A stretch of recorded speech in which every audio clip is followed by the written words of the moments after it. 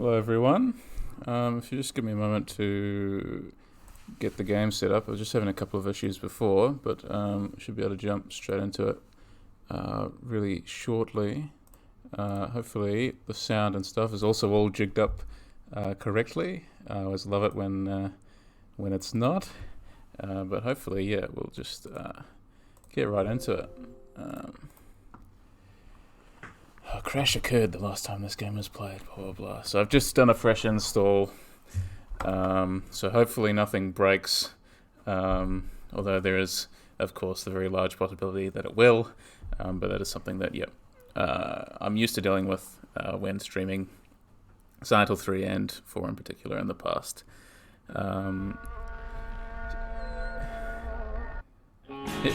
Hey, how's it going? Great to see you.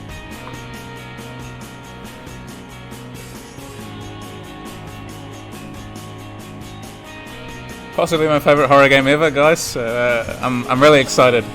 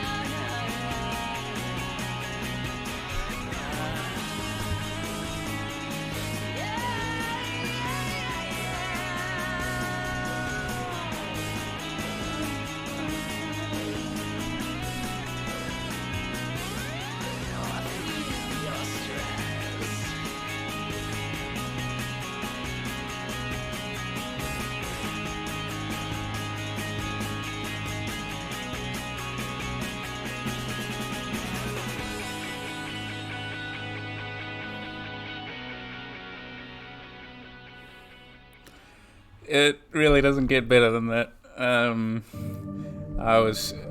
I jam along to that every time. It's one of the best opening songs. Hi everyone. Hi Yoverst. Hi BlueVoices. Yes, I am hype as well. Really keen to get stuck into this on its 20th birthday, which I think is actually officially tomorrow, not today. But I can't stream tomorrow, so close enough, it's the thought that counts. And today is basically, I'm going to try and try and play through the whole game. I'm not sure whether I'm going to achieve that, but I'd like to try. I really immersed myself in the game. I think it was December, January. And I sort of it was the game that I sort of played over that period of time, and I really came to appreciate it as a whole. Really, I already knew I really loved it, but that playing it then sort of for me really solidified its status, and it's, if not my favorite horror game, that can change, but it certainly will always remain one of them. And I was tempted to do hard again, but I decided probably err on the side of caution if I actually want to get this done. And we're just going to do a normal playthrough. Time is an illusion, especially post-COVID. Yes, I can totally agree with that. It's terrible. I don't know what happens, to be honest.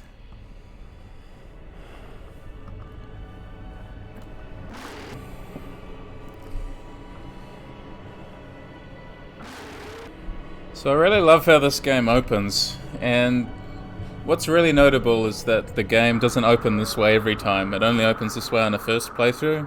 So if you hit New Game Plus, the game will not force you to play through this segment, which is a nightmare sequence, which I found very interesting. That the game sort of instead opens with Heather waking up, as though the entirety of the previous playthrough was the dream, or something to that effect. Gives each New Game Plus playthrough a real cyclical style, which I really like. Everything sort of feels like a medieval sort of that genre of the dream vision. Yeah.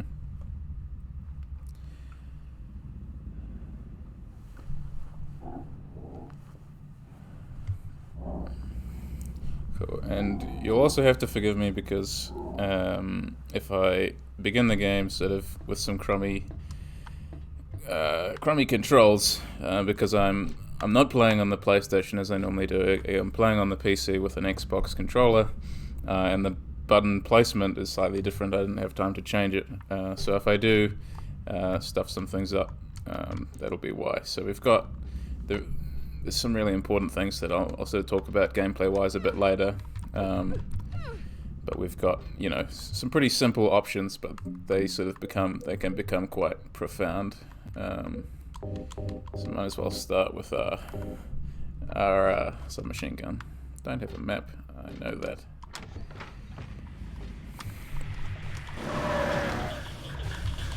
So I'm gonna have to get used to this. So I apologize.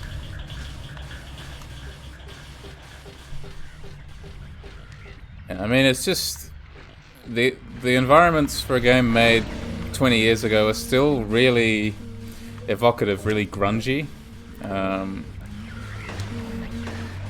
which really doesn't get old. They managed to really successfully carry this mood that so many modern horror games instead replace with darkness, just darkness. And of course, it's probably, I hope it's not too loud, I hope it's not overpowering my voice, but Yamaoka's sound design, really blaring in the ears there.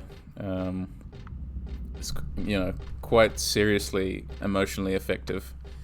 And here we have sort of all of the little Robbie the Rabbit, who's sort of, interestingly, is sort of become, alongside Pyramid Head, I suppose, kind of and the Bubblehead Nurses, kind of maybe, I guess you'd say, like the tertiary mascot of the series. But it's sort of interesting in that in this game he doesn't really do anything except exist to sort of be this stuffed animal that's been subverted in this really gentle way. So you can see that the pink ones, and the green one a little bit, it's got a bit of blood on his nose, but the pink ones in particular, their models have this blood smeared around their mouths.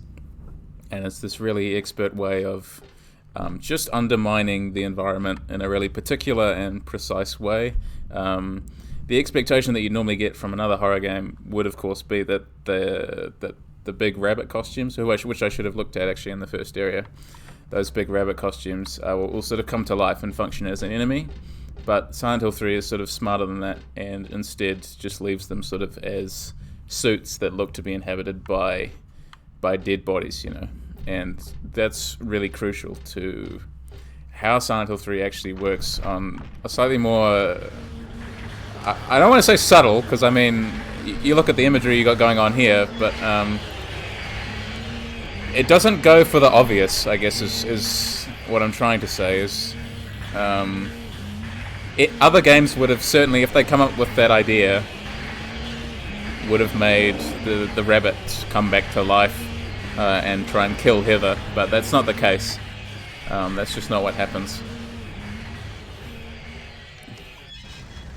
And I'm trying to, yeah, so the reason I actually became so immersed at the beginning of the year and the end of last year, and Silent Hill 3 in particular, was that I was going for the platinum trophy, because you know me, a completionist kind of style going on, and I wanted to get the platinum trophy in the HD version, which obviously is much maligned, and for good reason. I mean, it guts a lot of the atmosphere. And the really disappointing thing is the voice actors are all changed, and unlike Silent Hill 2, they didn't manage to sort of get the old voices in. So you have to sort of go with new voice actors who aren't bad necessarily. But the voice actors here obviously were chosen for this very specific purpose.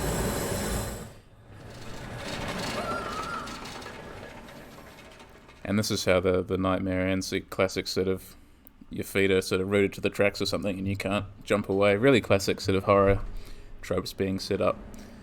And this scene, I think, sort of demonstrates, again I'm playing on PC, but demonstrates the power of the PlayStation 2, and actually it still remains one of the most beautiful games I've ever played. Like the way that they use lighting, and the character models themselves are really detailed and expressive.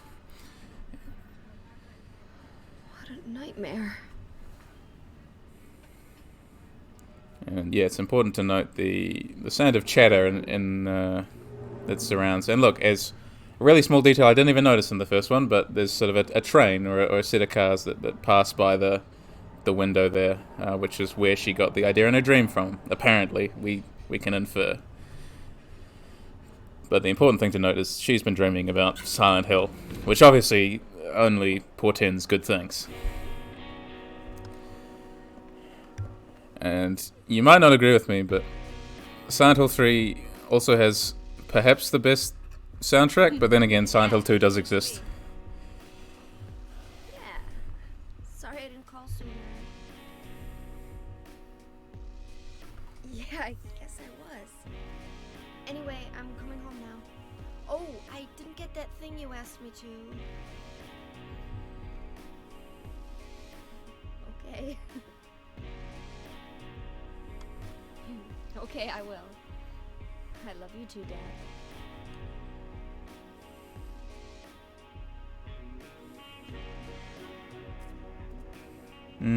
Yeah.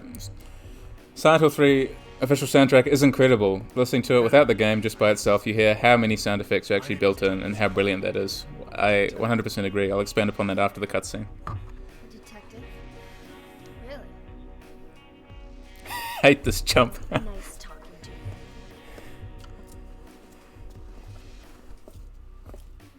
Hold on. There's someone that wants to meet you. Just let me have an hour. No, half an hour of your time.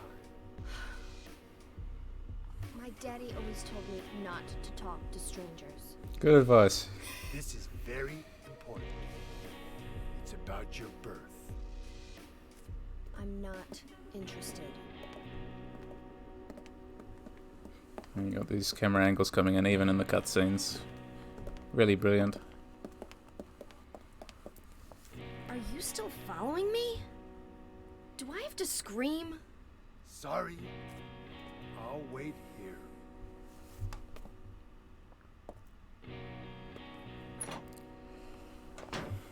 Yeah, so you don't like Douglas.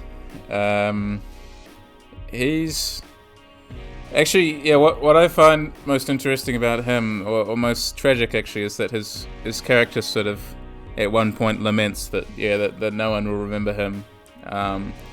And Douglas's voice actor actually passed away just before the game was released. So in some sort of bittersweet way, I think, despite his interesting character, shall we say, and and the fact that he inadvertently causes the events of the whole game. You sort of still get this same. You can remember him, right? For his efforts at voice acting this really interesting and nuanced character. And Silent Hill is really, really good at building nuanced characters out of sort of really small cutscenes and small amounts of detail. I'm just consistently impressed by how much information they're able to pack into a small set of lines, and even into the way the camera sort of hovers over characters.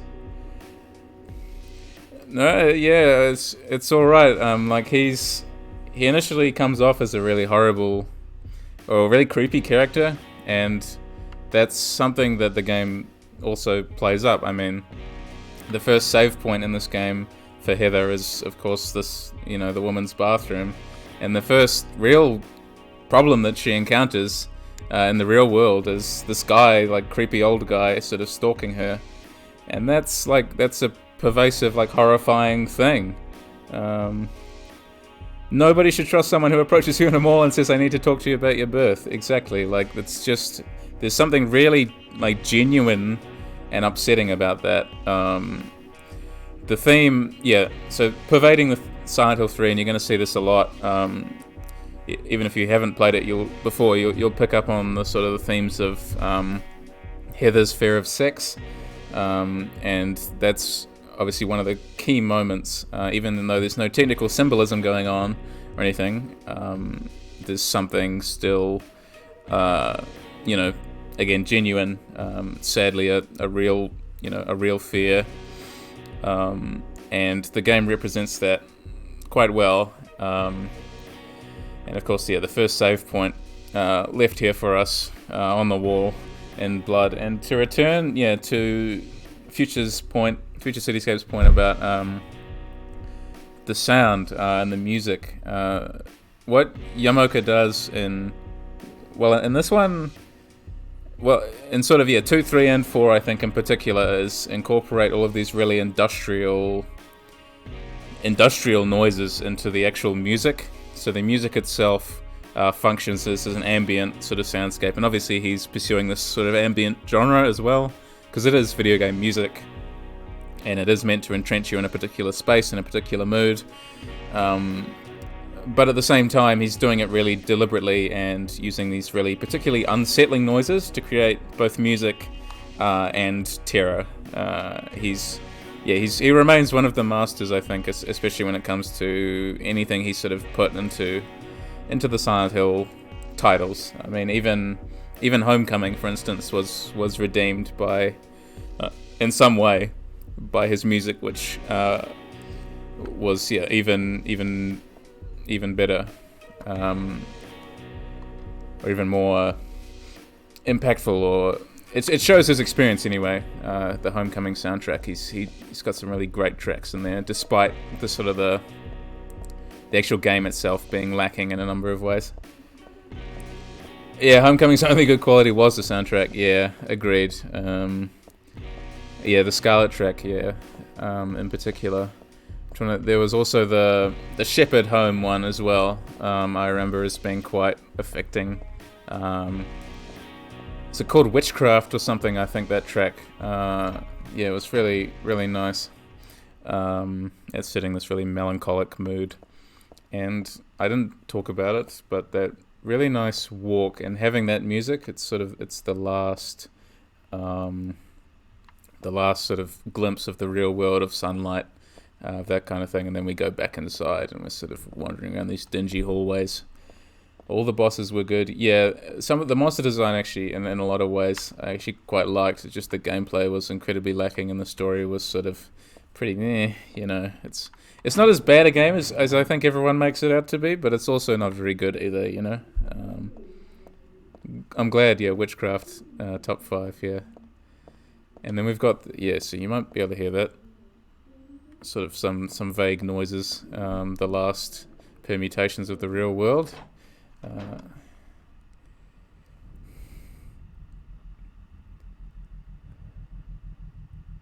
Started the Silent Hill problem of having multiple endings based on your choices. I hate that. Make the crime/guilt consistent. Yeah, if you're going to go with the Silent Hill 2 theming, you can't have it be variable.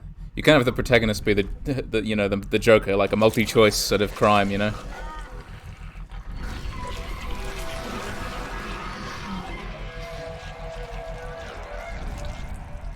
Exactly, yeah.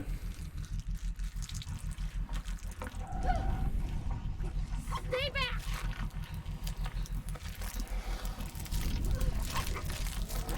Get the hell away from me!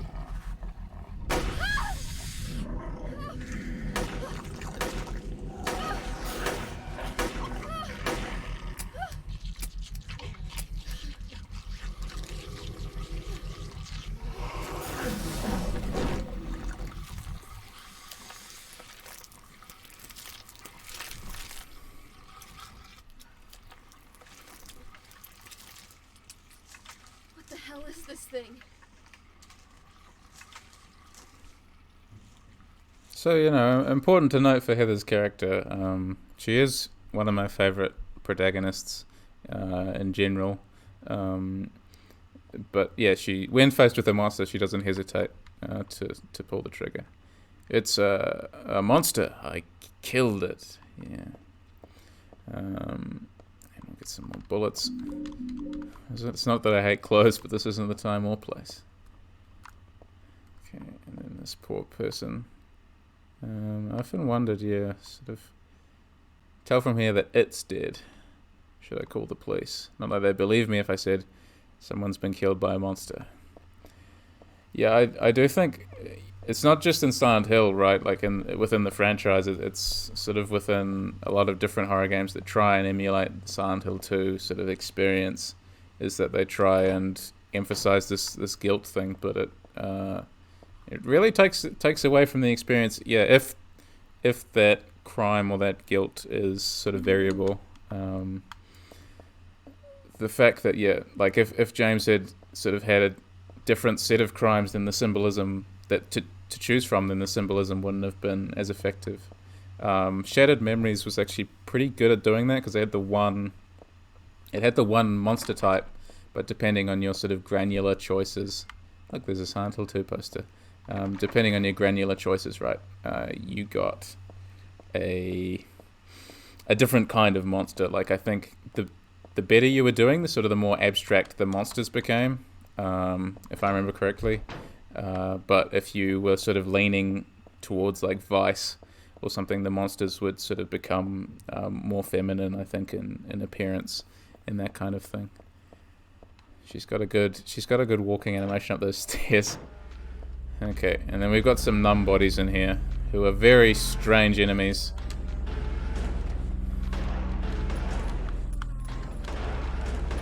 Heather, you have to aim. Thank you. And numb bodies are significant because the designer actually said, I think Masahiro Ito still designed the monsters for this game. And he said the numb bodies have no meaning. They're just a monster. Don't sort of look too deeply into them. But I mean, anyone who's at all interested in monsters knows that, and about monster theory, for instance, knows that there's a lot to be mined from any monster. And I think, I don't know, I read a short discussion or a short piece the other day somewhere, and it was talking about, is there anything else in this room? I don't think so. The kick has the same energy as a kid poking a dead animal with a stick. It absolutely does, yeah.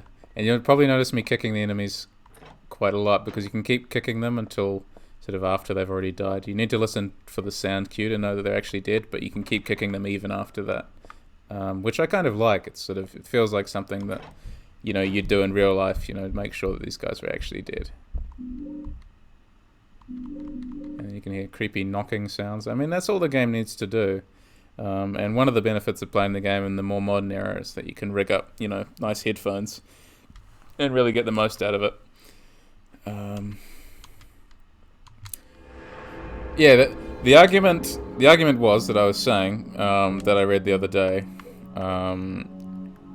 was simply that why should we look deeply into something, or why should we try and extract meaning from the meaningless? And I think that's sort of the point of art. And I mean, I thought it was a silly argument that it was in relation to Silent Hill 2. I might have mentioned this before actually, but someone sort of in response to like an academic essay or something had written, it was good, but why should we analyze low culture, and we can sort of really begin to unpick that really, really loaded term pretty quickly, and you can try and define it however you like, but the fact that it exists as a work of art, whether you like it or not, means that you can analyze it, and in theory means that we sort of have a responsibility to examine it, to sort of get meaning from it.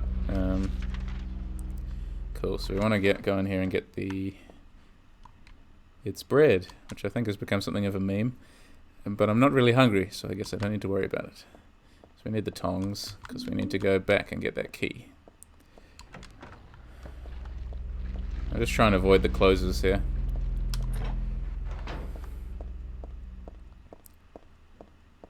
But yeah, I don't know, I'm a big fan of just this game's general rhythm. I had been planning to put out a video essay to coincide with this video, but sadly I just didn't have the time to put it together, but that's sort of what's next on the agenda. I think two in a row is the plan on Silent Hill 3, but at least I could still do this to sort of commemorate how awesome this game is, how special it is. Okay. So we'll go back out. And they sort of have a really strange mottled appearance as well. This sort of veiny, I guess you could say, sort of, I always interpreted them to be sort of phallic creatures, like even if we're just running through this with this theme of fear of sex, we can go real Freudian on it, right? As fraught as Freudian psychoanalysis is, we can sort of engage with material in that way, with the material on offer, because I mean that is, well, it does seem to be sort of the preoccupation of a lot of. Surprised the developer said that. I've read things about how closely they resemble a birth defect. Yeah, that's probably even a more valid angle, which obviously plays into some of the themes. Yeah, because the story is about this sort of prompting this birth. And it is. I did think it was interesting as well that this sort of, it didn't really mean, it doesn't mean anything. Kind of curious. So this is a puzzle. You just have to line up the numbers here. Part of the problem with calling traditional art forms high culture and newer forms low culture is that different mediums resonate better with different psychological perspectives. Considering video games artistic might be silly for someone who prefers opera as a medium, but other people might find that their emotions are stirred more by the interactivity of games than a traditional performance. I think that's really well said. It's totally a personal preference, and often when you find someone calling something low culture, it's really indicative of their own perspective, right? They're sort of dismissing it as an art form because they inherently find it not worthwhile, and it really does say sort of more about their interpretation than anything else. 9675, cool. So it's a nice simple puzzle. If it was, add to that, what happens when you like both? Take a death metal band that uses traditional Italian operatic themes and singing methods. Is that high or low? Yeah, exactly. And there was another piece I read sort of at some point, and it was talking about rappers. I don't really listen to very much rap, but I know that a lot of rappers use a lot of really they do a lot of research into their lyrics, and someone had sort of made a video essay unpicking a rapper's lyrics, and then it was really disappointing that this was a piece responding to the comments, I think, in the to that video, and they were sort of saying, what a shame it was that or you don't need to look that deeply, sort of thing. That there was all these sort of comments that were like, oh, he's, and it's like, where do you think they get the words from? It's quite curious. Just sort of how easy it is for some people to sort of find a division and say, this is where art stops, and if you like this, you're not as intelligent as I am, which is all very silly. Monsters? They have come to witness the beginning. The rebirth of paradise, despoiled by mankind. What are you talking about? Don't you know? Your power is needed. How should I know? I am Claudia. So what? Remember me, and your true self as well. Also, that which you must become. The one who will lead us to paradise with blood-stained hands. Claudia, right? Did you do all this? It was the hand of God.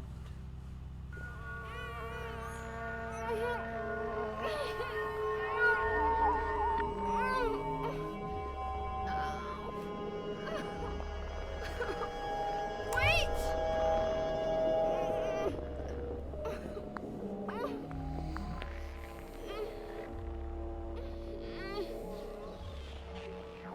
So yeah, that's the sound that opens the game, actually, that noise, before the song plays, before You and I Here plays. What do you want me to remember?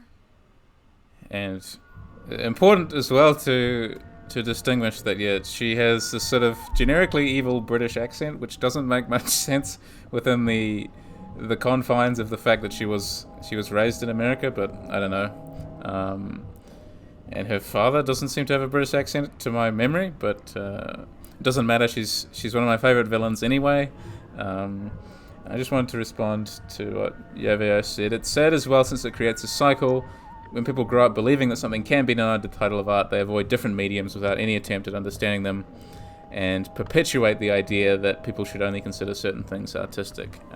Yeah, it really is. It's sort of this really damaging cycle. I agree.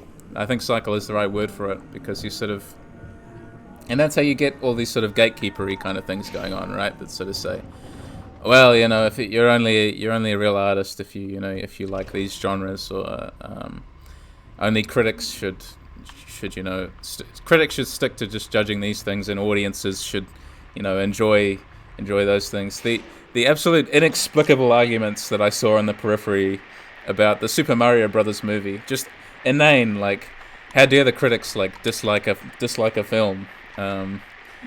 It's like that's their job to and it doesn't matter if they like it, if they don't like it, and you do. It's like people take this stuff way too personally. Everyone tries to get objective about it, which is part of the problem. When I say that this is one of my favorite horror games, I'm not expecting everyone else to absorb that and say, oh yes, this is now, how dare you say that, this is a terrible game, how can you like this? I don't care if you think that, that's your opinion, I have mine. But it's kind of insane if someone was to say, this isn't art. Yeah. People think that if you don't like something they like, it means you don't like them. And yes, people need to learn to split that. People take things far too personally. And actually, yeah, Claudia, she does have a real Walter Sullivan vibe. Or maybe Walter Sullivan has a real Claudia vibe. In Silent Hill 4, there's a cutscene where Walter Sullivan is operating on the model, or a model with the face of Claudia, which I always found was interesting. Hello, dogs. Just don't mind me. Just gonna walk. Ouch. I actually can't remember where I can go in this corridor, but I'm gonna see if I can. Oh no, I can't. What? I should demonstrate that in a more fitting area.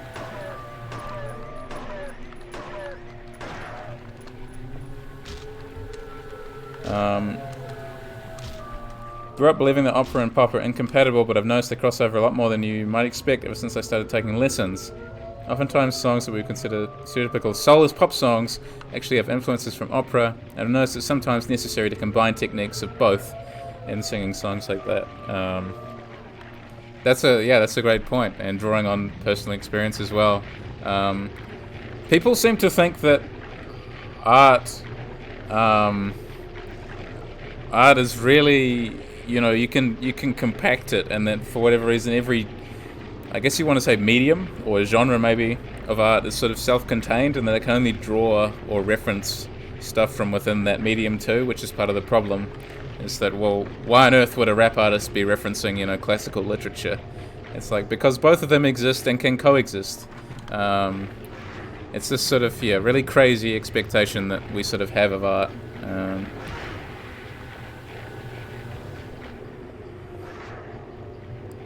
I always get where to go in this specific corridor. But I really like the ambience in here. Just the howling split heads. I don't know if you sort of noticed, but the dogs with their sort of heads split in half, and this giant maw down the middle, is really very clever. And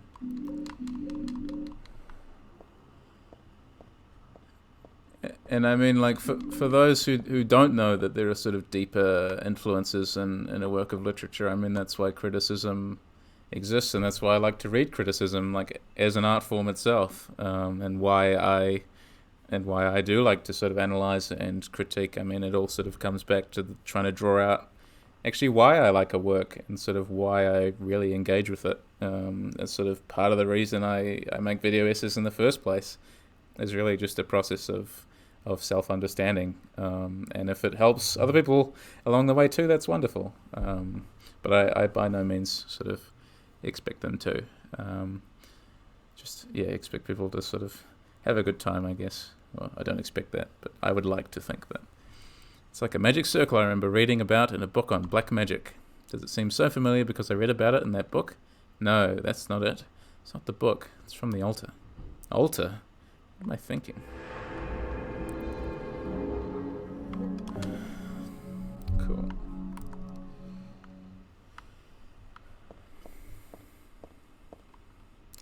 Books and magazines here, but I have no time to read them. Oh, come on, Heather, you're not that busy. Well, haven't I tried yet? Right, it's at the end of the corridor there, so just go straight.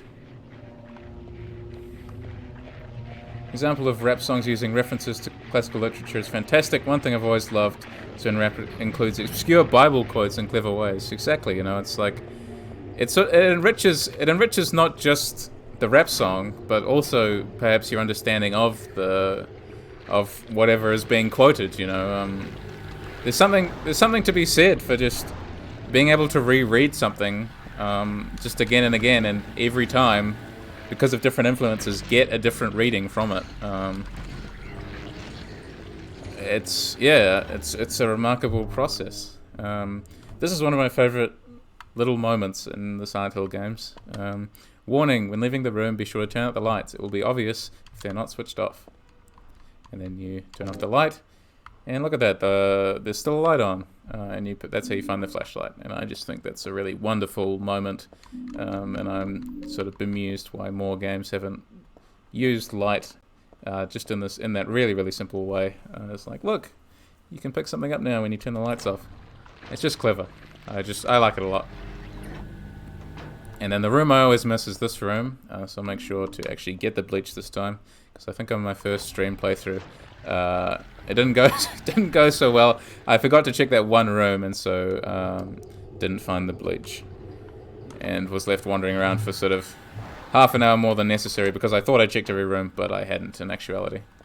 And in here we want to get the coat hanger and the bulletproof vest. Got the hanger. And there's a bulletproof vest over here, which sort of adds some more combat options to Heather's repertoire. I don't think there's any more ammunition in here or anything, as far as I remember. There is a nice little jump scare there, though. Again, just playing with sound is really all you need to do in order to sort of make people uncomfortable, and the over-reliance on just using darkness or just using visuals in modern horror games, and sort of the expectation that a zombie or something without skin is sort of inherently frightening. You need to do more setup than that. This is weird, but I feel like this looks better than the HD version. I only played the HD version, but I'm noticing the shadows in particular look better. Yeah, you're not hallucinating. This does in fact look better than the HD version. I'm not sure exactly what they did. The HD version does have problems. Aside from, losing the voice actors, who are really, really wonderful, really good at their job. I think, the sort of the biggest shame is that the visuals of the game was sort of, I don't want to say butchered, but reduced. It was definitely the lighting and stuff that was not as effective. Because they still, I don't know, I'm trying to think. They still managed to get to my knowledge, I think the faces and stuff still looked okay, but they really did something wrong with the lighting, and it's sort of funny that it ended up like that. So if we just use the coat hanger, we can lower this ladder down and climb up to the second floor. And I think we've got everything from the first floor, because I actually remembered to grab the bleach this time. Come on, Heather. There's actually this scene reminds me of, if anyone has played Silent Hill Downpour, which I haven't yet finished. I've stalled in sort of the before the final boss bit or the before the final dungeon sort of bit, because it's actually more of an open world kind of game, and I did want to go back and do all the side quests, but I sort of haven't found the motivation to do that yet. But there's several ladders around, and the main character Murphy, he needs a tool to jump up and sort of grab the ladders, and if you don't, he just sort of pathetically jumps about an inch off the floor. It's absolutely hilarious. It's so pathetic. Cool, and that's a really brief glimpse of Silent Hill 1. Cheryl, there's a bit in the mall again on this large screen where Harry sees his daughter Cheryl sort of crying out in pain, and that's the image that we just saw on that TV there. And what could it mean? Indeed, it's they do a really good job building up this sort of the mystery of what's going on. I liked Downpour, managed to get one of the endings. Never felt like replaying it though. Yeah, felt it was a good one and done. Yeah, even though I'd sort of be interested in seeing what the other endings were, depending on the one I get, possibly. I don't think I'll be sort of running back to play it, partially because it's really badly optimized. I'm playing on a very old PlayStation 3, which probably doesn't help. Maybe if I was playing on a slightly newer one with better hardware, I might not be getting horrible frame rate drops, but certainly it's something I'm struggling with a lot when I'm playing it, especially sort of not indoors but out and about. The game really struggles to have it be raining and have me exploring. What is this? Barbecued dog? Who the hell would make something like this? Furthermore, who the hell would eat it? There's something in the dog's stomach. I got a cooked key. And then this is another moment, actually a really quiet moment that sort of demonstrates Heather's character. Because if you keep investigating it, so the first reaction was obviously like outright disgust. But then she there's nothing else to worry about here, other than who the hell is sick enough to do something like this, that is. And even that, I'd really just rather not know. And then you can interact with it one more time, I think, and she sort of takes it one step further. It's just a roasted dog anyway. I shouldn't let that creep me out. So it's really interesting how we see her character progression step forwards in this way, or it's sort of a microcosm of her character arc throughout the game. Is that she starts off pretty terrified of what's going on, and by the end she's pretty hardened and sort of, I hesitate to say jaded, but she's sort of confronting it even more bravely than she is now. She's sort of getting over the disgust and approaching it on a purely practical level.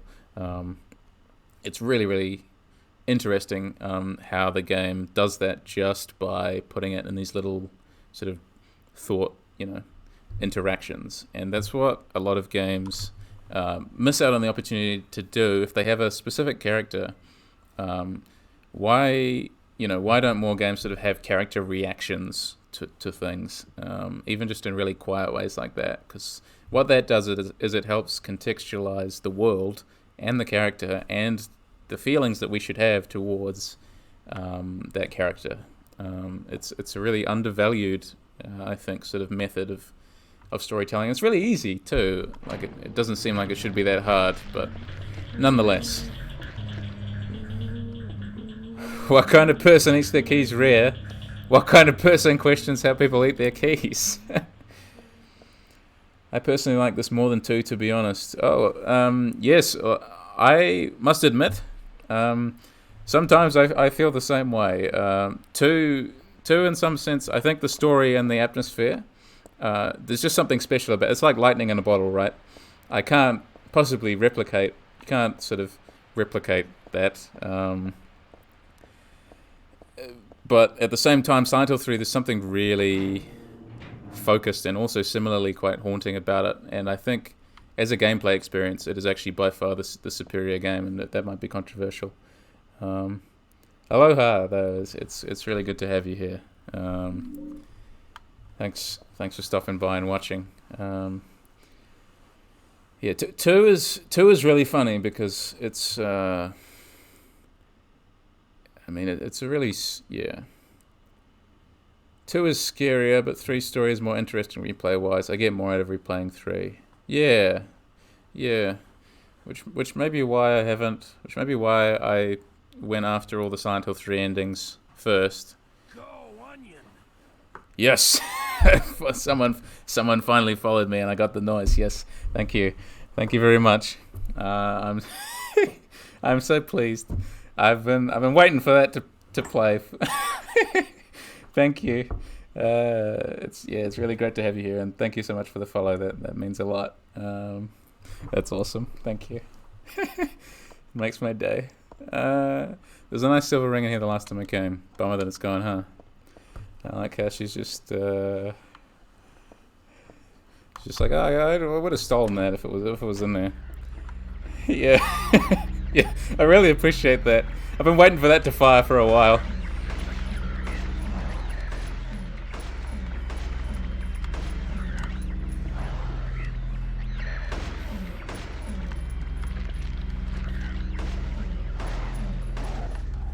And this hallway as well, really nice and grungy. Just a Silent Hill fan. I see the goods. I hit follow. I can respect that. I think I'm pretty similar, honestly, when it comes to seeing, well, you sort of video essays and that kind of thing in particular, or good, just good playthroughs. I'm like, oh, well, yep. Here's another person I should watch. Though I haven't quite had the time as of late to sort of indulge in what other people are doing. But I always love to see it. Okay, so we got the pipe, which is a much better melee weapon than the little knife. But if we just keep going, what we want to do is find the detergent, which is back here, right? Yeah. Okay. Was the door back here? I don't think it was. No, it is. Just blind. Hydrate, alright. You got it, thank you. I think you're right, the HD issue is the lighting. There are way more items on that bar than I could see in the HD version. Yeah. I would like to pinpoint if there were other problems. Like, I didn't look that deeply into it. But just implicitly, I think it is the lighting that is the problem. If anyone else had more technical know-how or any more technical tidbits that they could share, if anyone knew anything about it, I would be interested to sort of hear, because I know it gutted it technically on some level.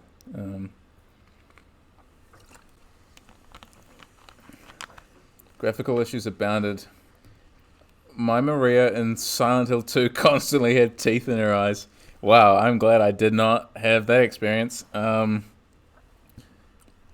Hill 2... I did have one really nasty glitch, actually, on Silent Hill 2 HD edition, which was... I was trying to play through Born from a Wish, which I love. That little the side Maria side content, side story. And I was trying to get through just the last hallway, but for whatever reason it would crash every time I went through that last hallway, and what I had to do was kill every single enemy in the area, which was really annoying. That I even had to do that, and for some reason that sort of bypassed the glitch. But it was, yeah, I don't know. It just seems sort of rife with bugs. There's just some lovely phrases there, you guys.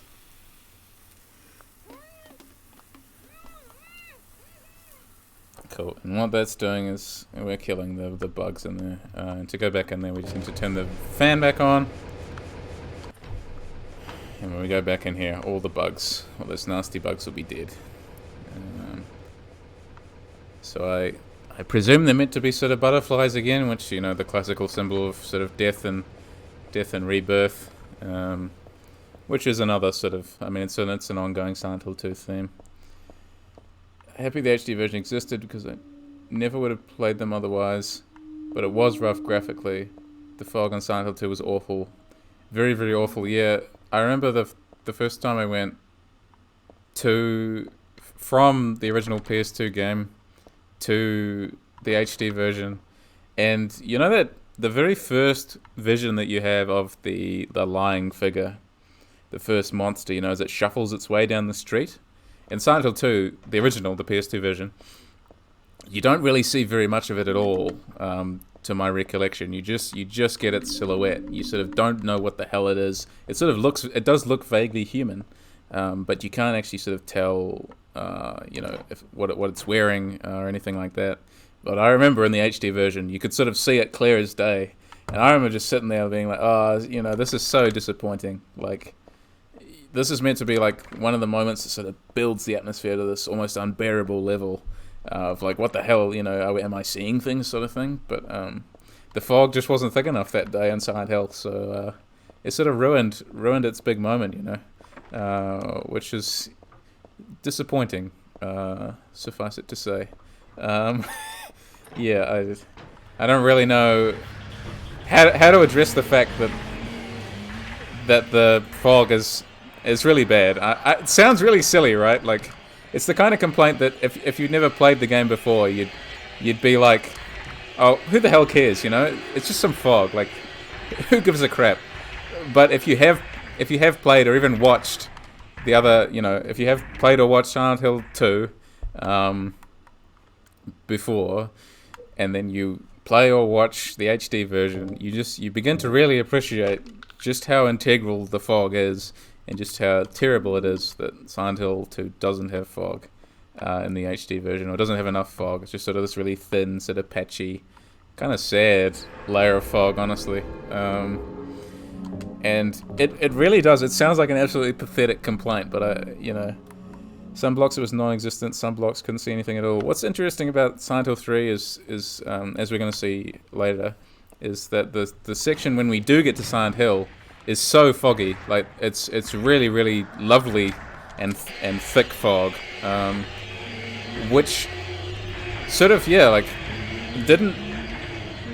I mean, it was thick in Silent Hill 2 as well, but at the same time it wasn't, to my mind, that oppressive, as we'll see in Silent Hill 3. I wish fog was real. I know, I feel your pain. It's not foggy often enough. Just love fog, you know. Just love it so much. Yeah, it's a shame around here. I'm trying to think around. Yeah, I just get sort of a sad drizzle, you know. I don't know about anyone else, but just sort of, yeah, miserable and cold and wet, but not atmospheric enough, you know. Why can't real life have my horror game atmosphere? It's just unfair. Life is so unfair. Never gets foggy where you live. No. You think we just have to move move into Silent Hill, I think. Fog was illegalized in Article 61 of the UN Charter. Damn. That explains it. I'm gonna have to report someone for generating all this fog. The Dutch just wouldn't stop complaining. Right, too much fog. Okay, I see. Yeah. So here we are complaining about a lack of fog, where people are just hoarding it elsewhere. Okay. UN saw the pathologic plague clouds and outlawed fog instead. Easy mistake. Yeah. I can see how that would happen. Okay, so we got the pearl, which means we just need to take it back right upstairs. I don't want to go into the clothing store because there's a lot of numb bodies in there and I really don't want to have to deal with them right now. You're willing to move across the country if there's more fog. Wow. I appreciate that dedication. Yeah.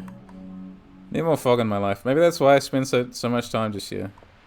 I like the ambience videos with the fog in them,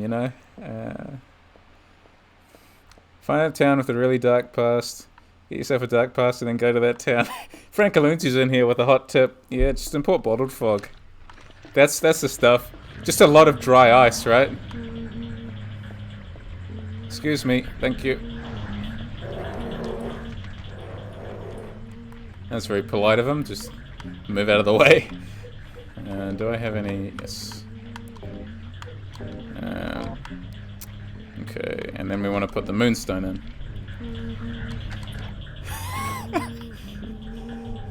Yeah, wow, I mean, we've got some real business ideas going here. Bottle fog.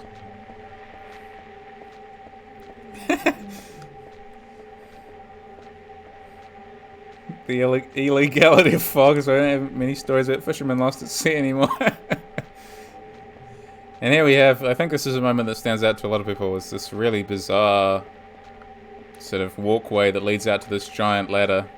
And you have to climb all the way down the ladder, sort of into the bowels of the mall.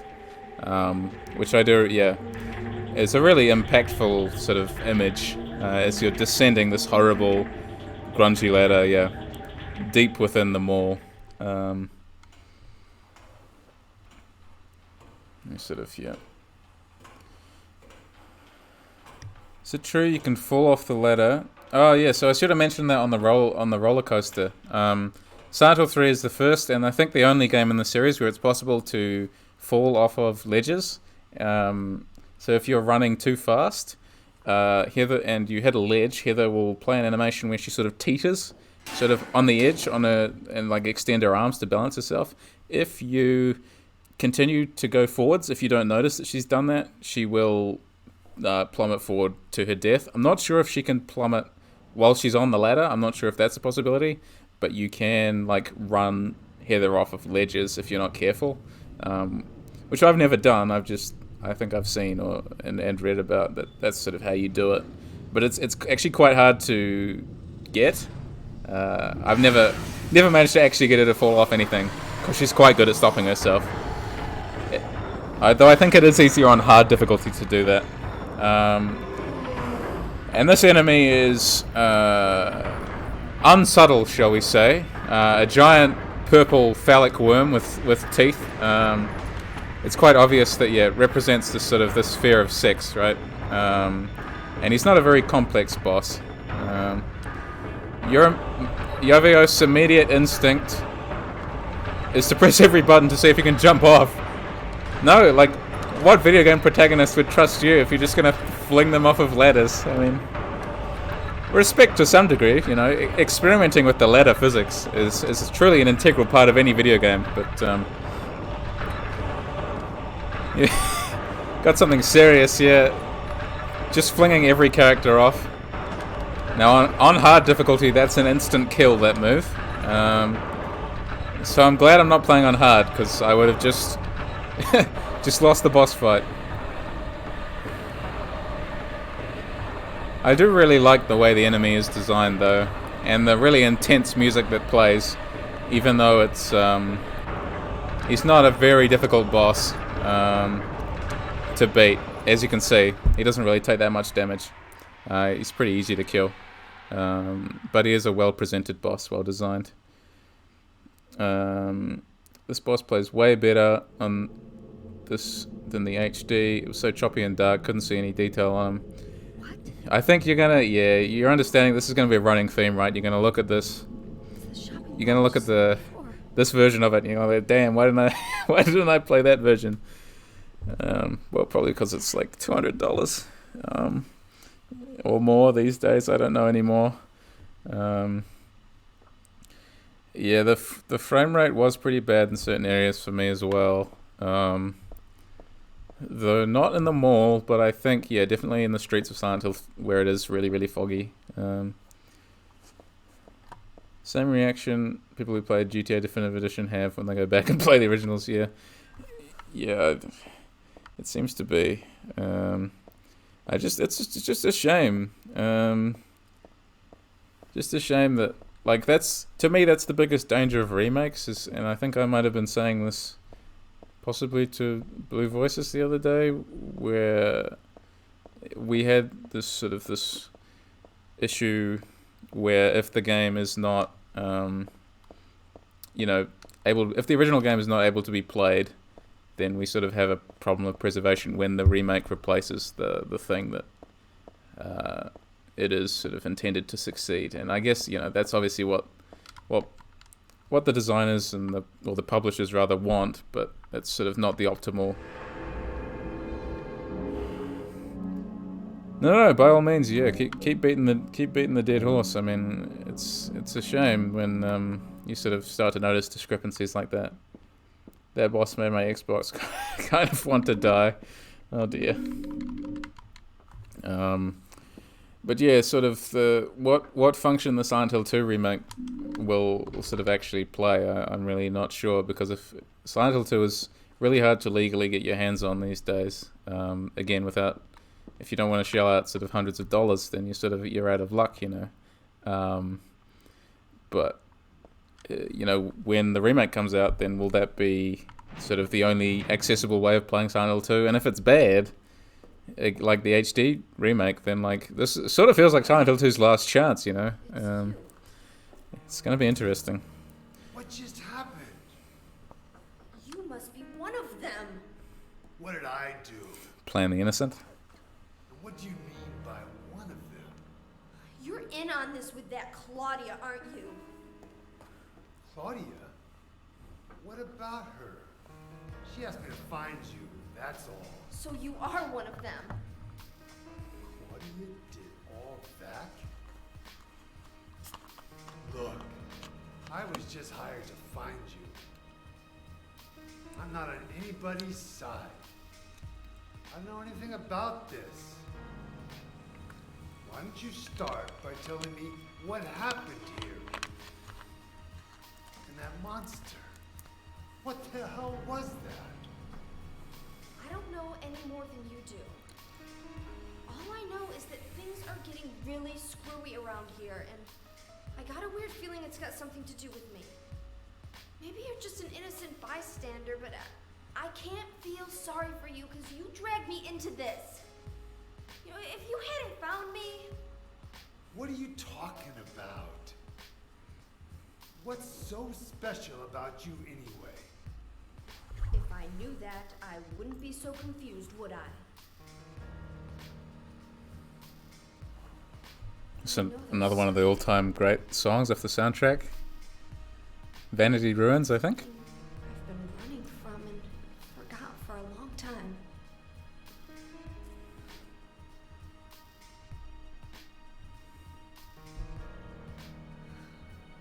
How did I remember that? What's wrong? Nothing. Where are you going? I'm taking the subway home. What should I do? Hell if I know. I love that. I love that answer. Hell if I know. Do whatever the hell you like, mate. You got me into this problem in the first place. But yeah, I don't like something that I continually notice about Silent Hill 3, like even on successive replays, is just how expressive like the faces are, and just how well done it all is. Though of course we must stop and appreciate one of my favourite little bits of Silent Hill trivia, I suppose you'd say. Minmo. It's just you can just imagine, like I like to imagine that whoever designed this just like posting it somewhere like around the office or something, and everyone just like having a riot, having a good laugh at it or something, and like it's just funny, like, and it just reminds you that like this is a game that was made by people, there's just something earnest about its inclusion in the game, and I just I just want to stop and appreciate that for a second. I think it's just wonderful. Yeah, it would have been interesting if he'd pulled the cop card out too. If he just was like, "Hey, did you steal that?" And then she'd probably just be like, "Well, you followed me to the bathroom, so like I don't think you have a leg to stand on." So, in the subway, I find the subway really interesting because it's a much maligned area. That cat needs to be this game's variation of the dog ending, lost opportunity. Yeah, that would have been interesting. Yeah, have Minmo as sort of the. It was you who did all this. Yeah. They had a good UFO ending instead. I don't know if you've seen the UFO ending, which is called the revenge ending in this game, but it's very satisfying. It's really very good. He just wanted the cat food. He was just waiting on Heather to bring home the cat food, and she never did, so he got angry. And that's when I got mad. So yeah, the subway is really, like, people don't like the subway. And it's partially because, the environments are really samey, and it's sort of hard to distinguish what's going on where and all that sort of thing. But at the same time, like, I think maybe part of it is you need to know where to find the map, right? But at the same time, I think it's kind of refreshing to explore this space, which, in contrast, at least at first, to the previous environment, is really stale. I enjoy that in a weird way, as at least just kind of a palate cleanser. And of course, things do get progressively more haunted. Obviously, there's obviously some not so friendly split heads again down here. But yeah, I'm sort of continually fascinated by the level design of survival horror games, and sort of choosing sort of what to punctuate areas with. Because I mean, like, the developers could like very easily have just decided, well, we're gonna just get through the subway, and then she's gonna like arrive at some building that she didn't want to arrive to, and that's when we get to the Hilltop Center, for instance. But the fact that we do have to play out the subway adds to this really growing feeling of isolation and uncertainty is probably the word I'd use. In that she's sort of like, it's a real sort of, it feels a bit like the Odyssey in a sense, or harkening back to those sorts of really similar sort of literary tropes. Of just wanting to get home, but it just being this really long and really arduous journey. And of course, when she does get home, she sort of finds out that, that's not where her journey ends, of course. So sort of an excursion from there. And in here we find the shotgun, which someone has. Happy birthday, Silent Hill 3. It's a gift wrap box. Could it be a birthday present? No, I guess not. Nobody I know would give me something this gross. But I'll take it anyway. It should come in handy against the monsters. Got a shotgun. And that sound was one of the largest enemies spawning. So we've got, the sort of the insane cancer as sort of the game's newest enemy. And they're really interesting because they start off, I think, every encounter lying on the ground, just sort of this big, fat, just this morbidly obese sort of monster who moves deceptively quickly. So the deceptively quickly stuff sort of relates to the twin victim. I am just going to try and see. You can sort of see he would be quite quick if I let him pursue me, but not really interested in that. And now that we've got the shotgun, if we just go back this way. But yeah, they're very interesting. They sort of, when you kill them, they deflate like an air mattress. And there's something quite strange about that. Sort of and it feels like that there is something symbolically significant about that, but nothing springs to mind. But they do sort of, remind me of, well, I guess their sort of whole thing again is relating to sort of fears of monstrous birth and that kind of thing. So they sort of represent that once again. But yeah, it's very interesting. I deflate like an air mattress when people say, when I hear people say rap is an art. Yeah. It happens. We all deflate like air mattresses sometimes. So that's the strategy. That's actually the strategy I wanted to talk about before, is the block and then immediately shoot. Silent Hill 3's combat, I mean, I don't want to say it's like complicated, but it's surprisingly like refined, and that the few options you do have all feel really elegant, you know. Although this dog is not a very good. Yes, so you sort of want them to actually hit you square on, and then in the middle of the block animation finishing, you just shoot. But you sort of do need the shotgun to make that actually useful. No, I've gone the wrong way. I need to get to a particular area. Isn't just this like the most demonic like noise you've ever heard? It's wonderful. They do such a good job building this sort of horrible atmosphere. I think this is the point where I do sort of, because you have to get on the tracks now. So I think it's on the other side. You have to get on the tracks really briefly, and there's a red light that you can see, and all you do is drop down onto the track and go through the door. That's what rap sounds like to people who don't rap. You're running with the rap theme. I like it. Yeah.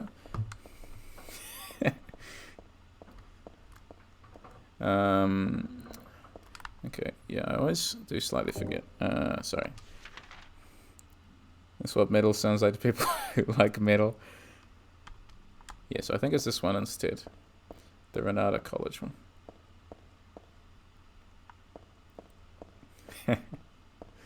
And we've got this. I don't know if I want to play this bit out, but we've got. I read this a long time ago. It's a nothing little occult magazine. Seemed like a bunch of crap to me. Not so bad if you just read it for fun, though. The souls of those who died suddenly by suicide or accident don't realize they're dead. Sometimes they stay put and haunt that particular place. These spirits have lost their human senses and memories and can only keep replaying the pain and sadness of the moment they died. The pain can get so bad that they turn to humans for salvation, or they begrudge humans their lives. At such times they can possess humans. Places known as famous suicide spots or high accident areas are often to blame. You should be careful when approaching such locations, especially on the day or at the time the death occurred. That is, if you don't want it to happen to you too. Yeah, Silent Hill 4, I mean, they developed the two games sort of concurrently as far as I understand it. I mean, there's a lot of references in Silent Hill 3. Well, there's a few, I don't want to say a lot, but there's a few. There's one article in Silent Hill 3 in the hospital, in the Brookhaven Hospital, that you can read. That's sort of a word-for-word copy of Joseph Schreiber's report that you can also read in Silent Hill 4. And that's the ghost noise. So I think the ghost can push us on the tracks around here somewhere, if I remember correctly. But I don't remember sort of how or when, or maybe it's sort of further down. I've gone to the wrong platform again, haven't I? It should be more obvious than that, but it's obviously the months that I haven't played this game have really left an impact on my mental map. Summon demons, but just for funsies. Yeah, just casual. quit the game for the night after the ghost hit me was enough for one day. You mean it was sort of too viscerally frightening? Or... Oh, what? My gamer card's been revoked. I just got that renewed. Man. Like, I remember finding that moment in the... when I first played it to be really effective, the ghost. Only play this game for 20 minutes or so at a time. Was the second or third horror game I'd ever played. Well, it's a pretty good one to start out with. It's really, yeah, just viscerally affecting. Is it? I think I should be going to platform 1, I think. Okay. I'll try. Just keep looking. I'll find it eventually. Just avoid these guys. Okay, that's locked. Wait, what if we... Keep pressing the wrong button to go into the map. So we've got that train car, which we've been to. Platform. So you see on the right there, we need to get into this long tunnel, and for whatever reason I've forgotten exactly the path to get there, but I will find it, rest assured. Is it from platform 1? Because that's the way I went before to get the nutcracker, which I don't think is helpful. But if I go back through here and then go down a floor again, I'm gonna see if that gets me anywhere. It's a really nasty horror game. First horror game I ever completed all the way through was Amnesia. I chickened out on all the Silent Hill games before that. Yeah, that's fair. There's just something really, yeah, really visceral and emotionally effective about it that works a lot to its favor. I really have forgotten where to go. I used to be really quick at this. Probably because I played it through sort of 3 or 4 times in quick succession. So, but now I've got myself all mixed up.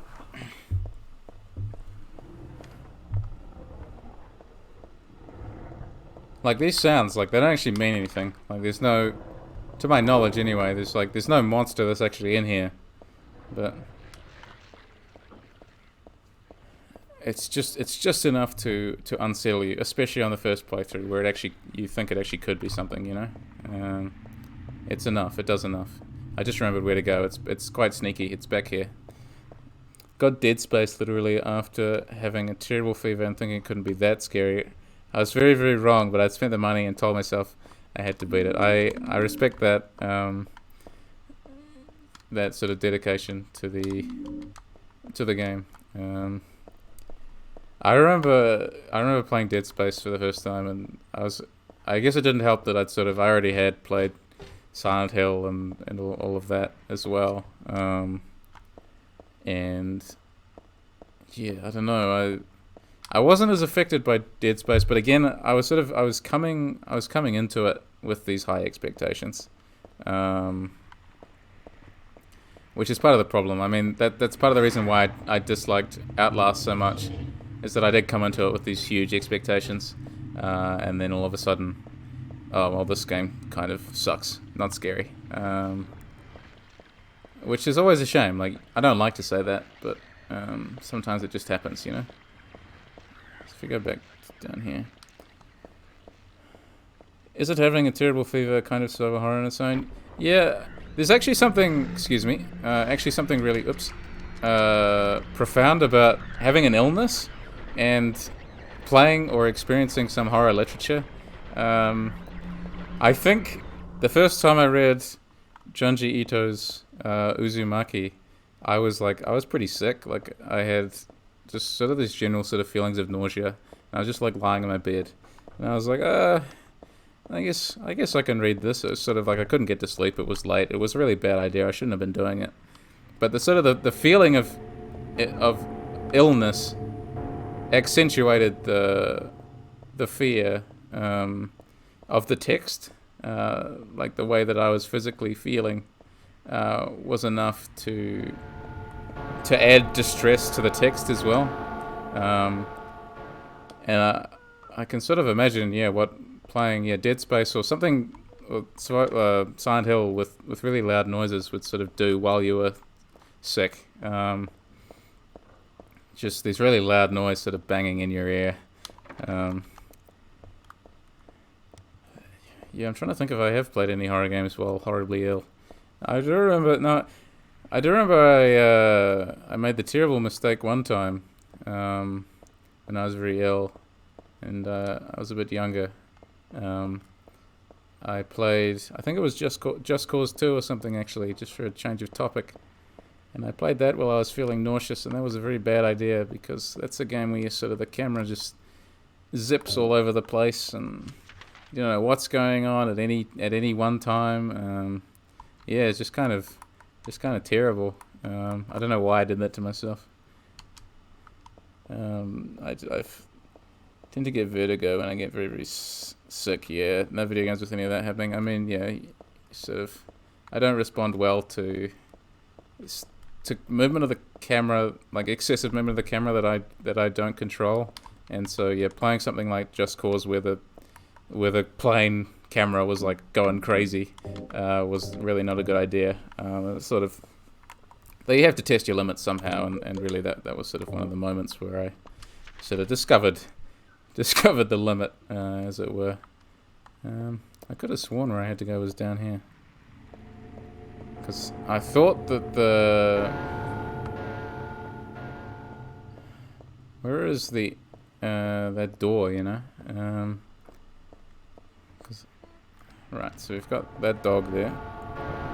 Mentioned Outlast. Can't even play because of the camera. It gives me whiplash. Look, you're not missing out on anything. Like, just... I've said it before, I'll say it again. Like, just don't bother. It's not worth it. It's really not worth it. Outlast 1, maybe, like, if you're into that kind of thing. It was at least sort of halfway sort of competent. There it is. Oh no, here comes the train. Oh no, here come the dogs.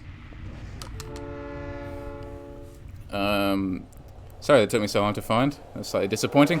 But Outlast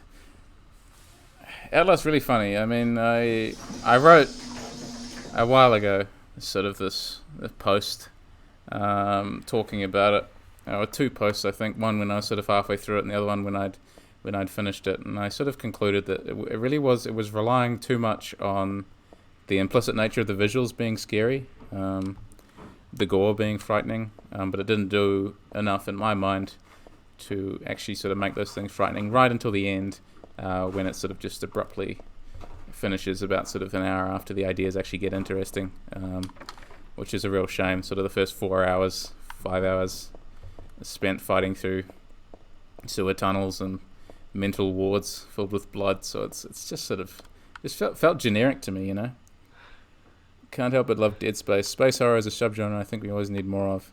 Yeah, just not Callisto Protocol. Yeah, which again, I don't like saying things like that. I don't like being like, oh, that this game's terrible. It's what a shame that this game is so bad. But sometimes you sort of do have to say it. Yeah. Outlast Trials. Oh yeah. I did see that it released into just into early access or something. I was interested to watch someone else play it before I touched it. I mean, I already don't have particularly high expectations for it because of my, previous experiences with the series. But maybe since my expectations are so low, that I'll be like, wow, they finally did it. I don't know. I'm not holding my breath. I think I just wait for it to go on sale or something, to be honest.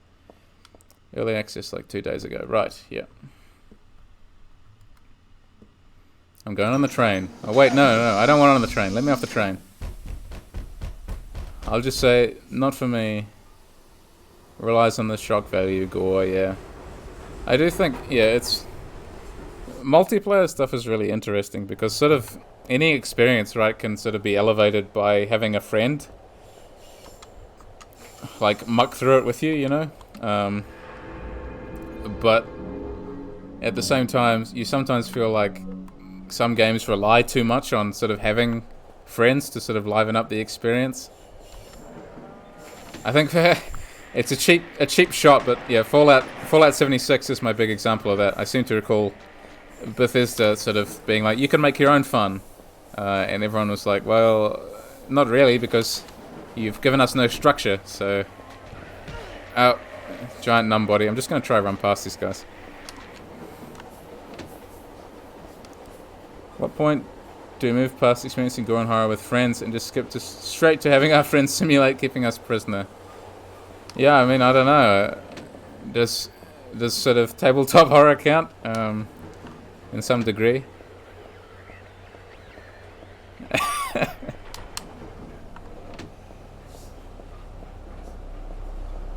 No, indeed. Okay, so we get to the front of the train. It's a pretty easy sequence. You don't actually have to fight anyone. And then we're just going to get out of the sewers quick as possible.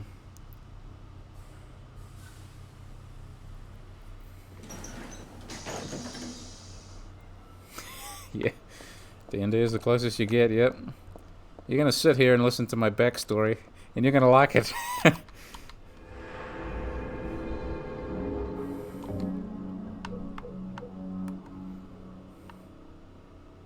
What I find really interesting about the design of a lot of these horror games is actually sort of like the ranking screen at the end of the older titles implies or emphasizes sort of actually how robust the mechanics are, or how robust they're intended to be.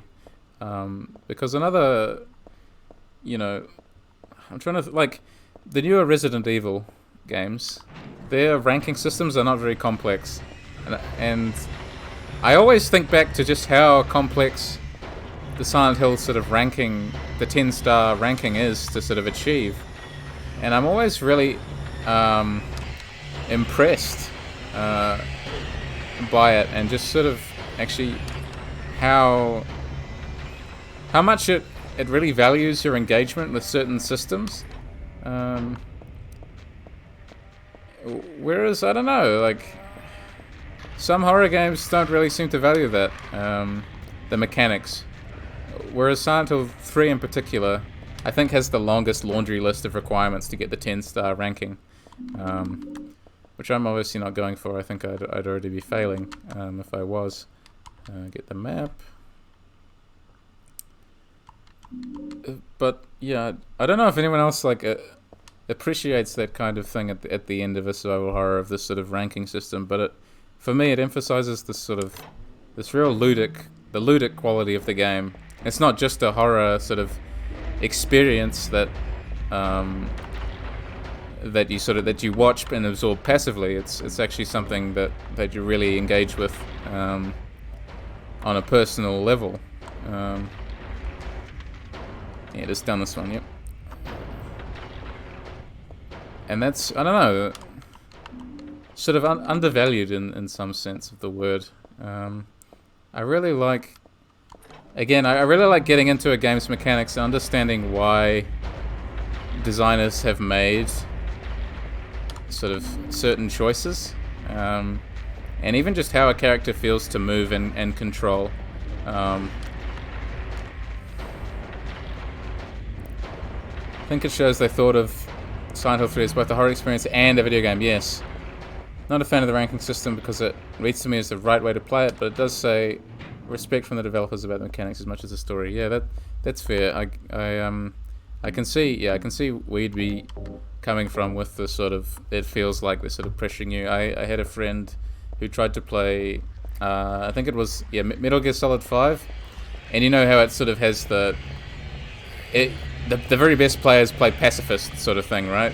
That idea going on, and he felt punished by the game that it wasn't allowing him to engage with sort of all of the mechanics that the game had actually put into the game. It sort of felt like a restriction, and I guess you could argue about that game in particular, because it is trying to make you feel guilty about killing these people, because they're at least all given code names and that kind of thing. When you Fulton balloon them up into the sky or whatever, and you are meant to approach each mission stealthily, because you're meant to be this, an actually stealthy commando operative, shall we say.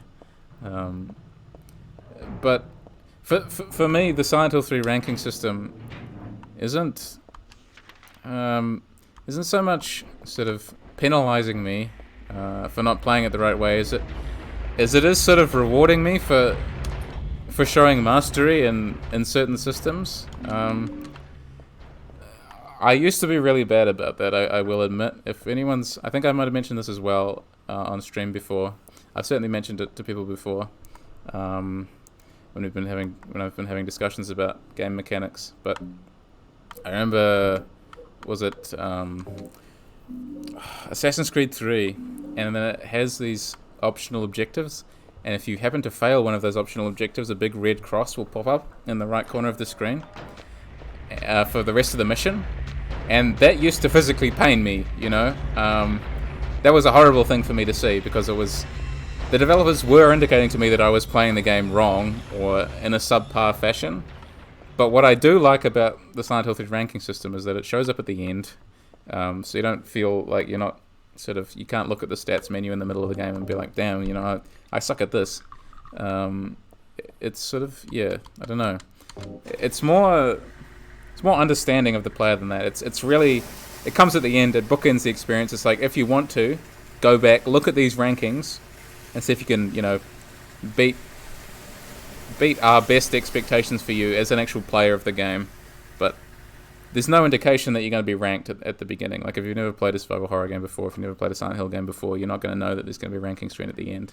I don't know. Does anyone else have any thoughts on the ranking system? Because I find it something really interesting, and I have a design document for a horror game and for a survival horror game, and certainly one of the things I actually was thinking about was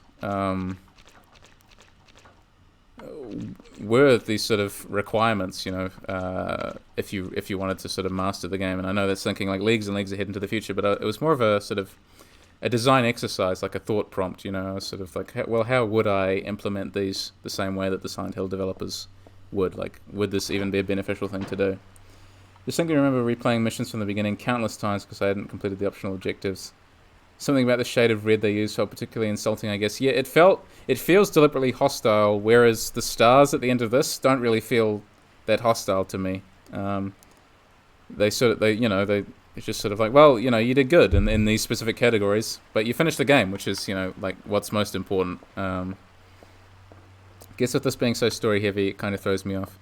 I get that, yeah, I get that. It can sort of feel a bit jarring to have switched from a really narrative heavy, quite emotional experience and a cathartic ending, and then sort of be presented with and here's how you did in the gameplay section. It does sort of feel, it can feel a bit funny, I agree, but there's also something to be said for having that as a challenge to work towards. Maybe it just speaks to my particular investment in a game. It feels a bit weird in a story-driven game. It's like they want you to think, wow, I survived the horror better than 73.3% of players. Yeah, I do think it's something that maybe shouldn't show up at the end of a first playthrough, possibly. But again, I don't think it's sort of... I don't think they sort of push it to you and be like, oh, look, here's sort of... you're really not very good at this, or wow, you did a great job, sort of thing. It's... I don't know, it's another mode of reflection, and maybe I just like sort of sitting there and sort of, it feels in itself cathartic to sort of look back and see the game broken down like that. But again, like, I think maybe that's just speaking to sort of my particular appreciation for how the mechanics of survival horror work in conjunction with certain stories.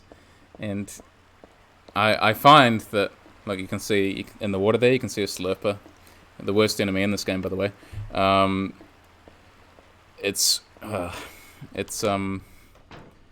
know. It's strange, but I do find myself really, really enjoying weighing up all these different options. It would be an interesting thought experiment to say in like Pathologic have a ranking system and try and indicate sort of the things that you could have done better. Like players should have finished the day one quest by like 2 p.m. or something, and then you sort of feel like you're getting really restrictive. But whereas with Silent Hill 3, maybe it's because it comes from this really particular era where sort of the game is recognized inherently as a game. Makes you paranoid about replays. You hyper focus on the mechanical parts versus the story, then you lose enjoyment from it. But that's just me. Yeah, I feel like we might inherently sort of differ in our approach to games, because I loved replaying Silent Hill 3 like over and over again at the sort of the start of this year and trying to get a really good score. And I think the highest score I got was like 9 point something. What do you mean my opinion's not objective? Yeah, how dare you? Yeah. Which, yeah, nice callback to the start there. I appreciate that. But yeah, I really do like the challenge, to see if you can master the game as well as understand it. And the thing about the ranking system is that there's nothing about it that punishes you. I think you get rewards from a certain ranking level, but you never get punished. You're never made to feel bad about it. Unlike with Assassin's Creed 3, which is I think the worst example of that kind of thing I can think of off the top of my head. It was really awful for someone like me at the time. It was like, damn, I have to do this right. And Yoveost, yeah, I really like to imagine just a really sad Dankovsky face. Do you like replaying the games? Once I finish these games, so I tend to put them down for a long time to shake off that hyper-focus on the mechanical aspect, like rereading a book just for the story again, not for the in-depth analysis. Yeah, and it really does depend. Like, you sort of, sometimes you're just in the mood to approach your work on a different emotional level.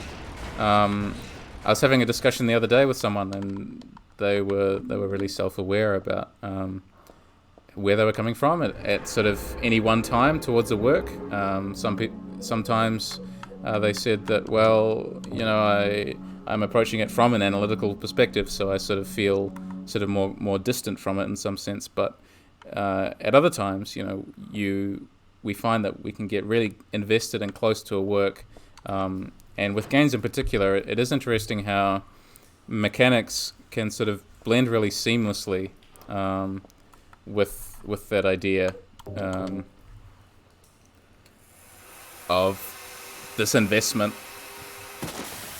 and changing the emotional register, I guess you'd say. Because yeah, sometimes I will just play like a horror game and just like get really sort of deeply invested in it, but not on an analytical level, on an emotional story level. Or sometimes I'll be in it to win it, as they say, and I'll go for the 10 stars or whatever, just because I feel like that's sort of a test of my sort of ability to play the game. And it really is like it's really just sort of a matter of mood and timing, right? Just sometimes we don't feel like approaching a work in a particular way. There's that lovely noise again.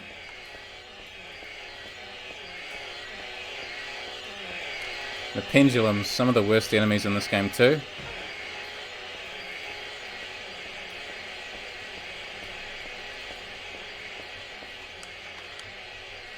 I'm going the right way, yep.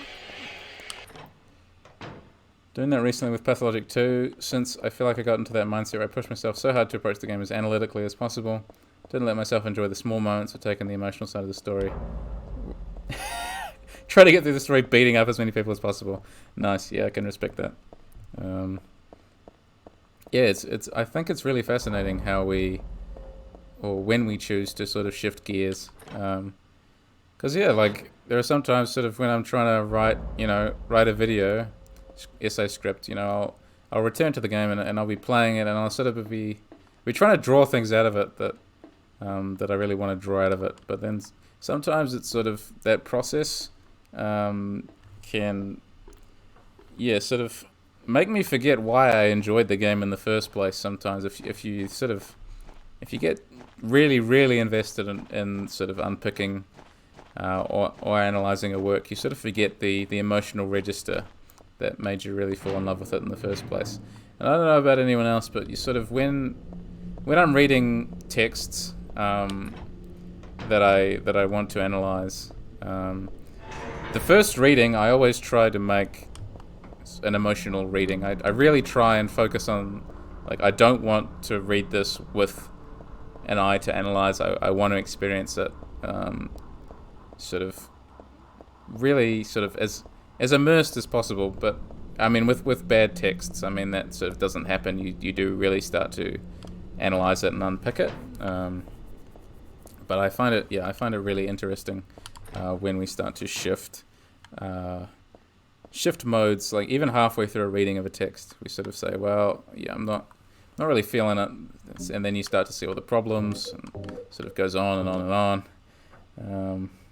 Depends on the genre. Hitman or some fun action games can go hard on the completionist aspect, even though I've never 100%ed the game, but with horror games, I'm there for the ambience and the story. I want to forget the mechanical nature. See, I find that very interesting, because I like one of the points I want to make in a video about Silent Hill 3 is actually how robust the... Am I actually hitting this or not? How robust the mechanics are. There we go. Get the silencer. And there's our friend Snake in the wall. Pair of legs to the broken part of the wall. Those are just mannequin legs, but I guess I'm not that lucky. Just like the black cat. Wish I hadn't seen that. Cool. Sorry, Snake. But yeah, the mechanics in survival horror games are really important, but at the same time, quite often they're sort of undervalued. And what I really want to get at, I think, is so much of game analysis, my own included, like a lot of the time, just because I'm writing comparatively and relying on other sources at times, but it's all representational, right? It's not ludic. And part of the issue with that, of course, is that games aren't just a representational medium. If you want to do like representational work on a game, that's perfectly like legitimate. But that's like, I'm so interested in how the mechanics work and how they function. Like, I don't know. I like to know information about sort of how long does it take each weapon to sort of wind up into a block or a swing or all that kind of thing. And while that doesn't always correlate necessarily to specific sort of representational symbolic analysis that I normally do, there's still really something to be said for sort of how important those decisions are, because they impact the mood and the feel of the game. Like, you're playing the game, and implicitly understanding it is something that can only be done through at least a understanding of the mechanics. Tabletop was covered with papers. Don't see any info that might come in handy. Okay. So again, we'll try and get through the Hilltop Center relatively quick. We'll see if I actually manage to do that though. But so we just want to go in here and in here, and the map. Cool. And then we need to open this drawer. So we'll save the game again.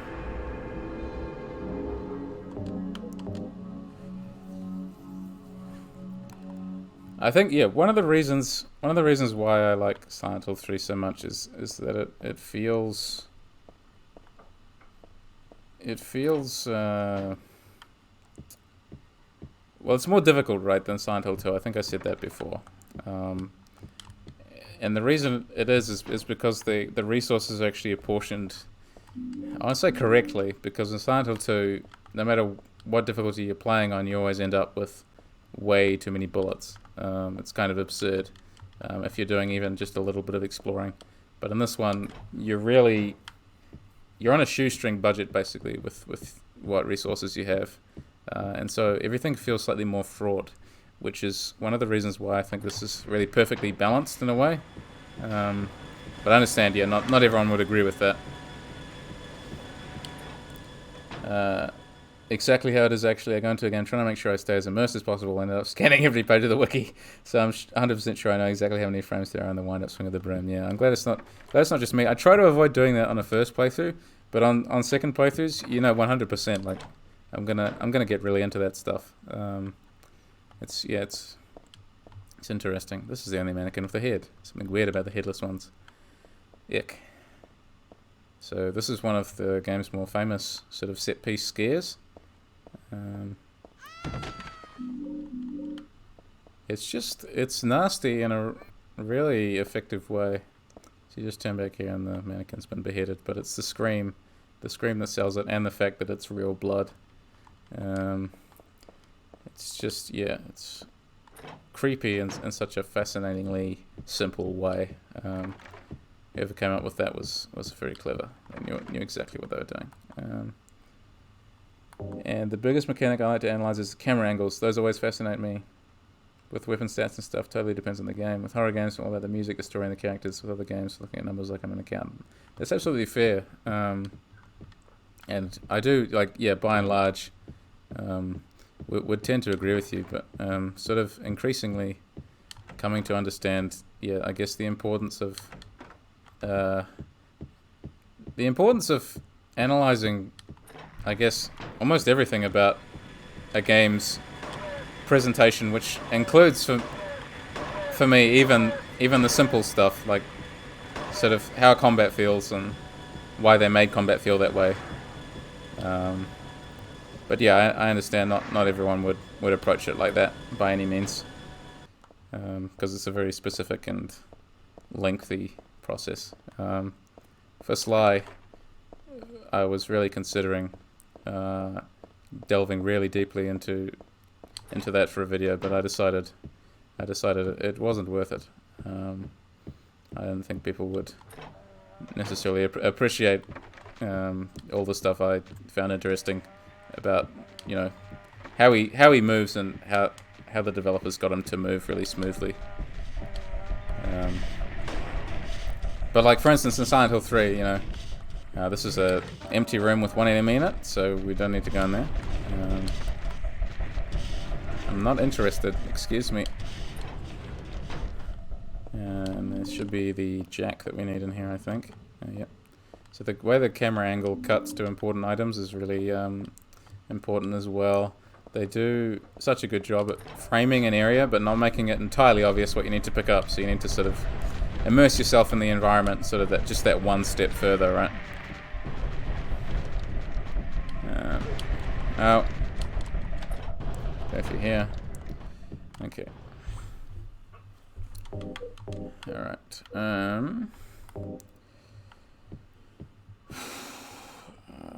So I keep the controls, and this is all slightly different than what I'm used to still. So if you see me randomly sort of doing that, it's because I'm using the PlayStation 2 muscle memory and not the Xbox controller setup that the game has decided to give me. But it's almost the same. Okay. So around here there's a katana, I think, in the office or in the storage closet. You don't have to lie. You wanted to look at that one particular room. We all know it. Yeah, okay, you caught me. Alright, yeah, you got me. I just really wanted to zoom the map in. Just really make everyone focus. And we need the screwdriver, which we can use to jimmy open the door there. Computer enhance. Yavios, you're projecting. Wrong way. Okay. Yeah, where's my Blade Runner computer enhance, by the way? Like, why isn't that happening?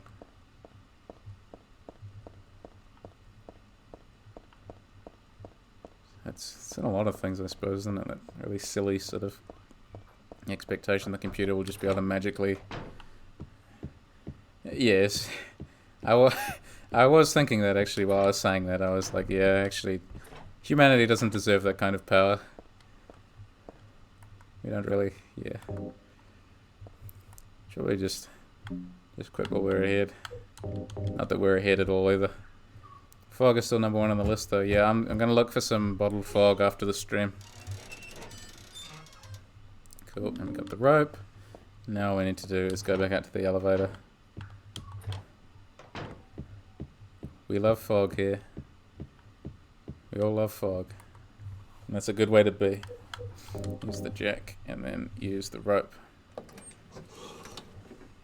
So it's really, as well, like, the fact that the developer took time to... They took time to animate this stuff, makes the game feel a lot more physical and sort of tactile, in a noticeable way. Like, they didn't need to animate that. And they didn't even need to draw these, or have these paintings done, of the area. But they add a lot, and I think I've mentioned it a lot in my Silent Hill 2 stream, and maybe I mentioned it in my video essay on the Baldwin Manor, but if they do choose to, well, they are remaking Silent Hill 2, but if they choose to remake 3 as well, then sort of what will happen to these wonderful paintings that sort of appear in the first, the first 4 games? They add a lot to the game. Like, I think they're sort of an underrated part, and if they weren't included, I think I really would miss them. They're really very cool. They sort of project their own atmosphere really, really nicely.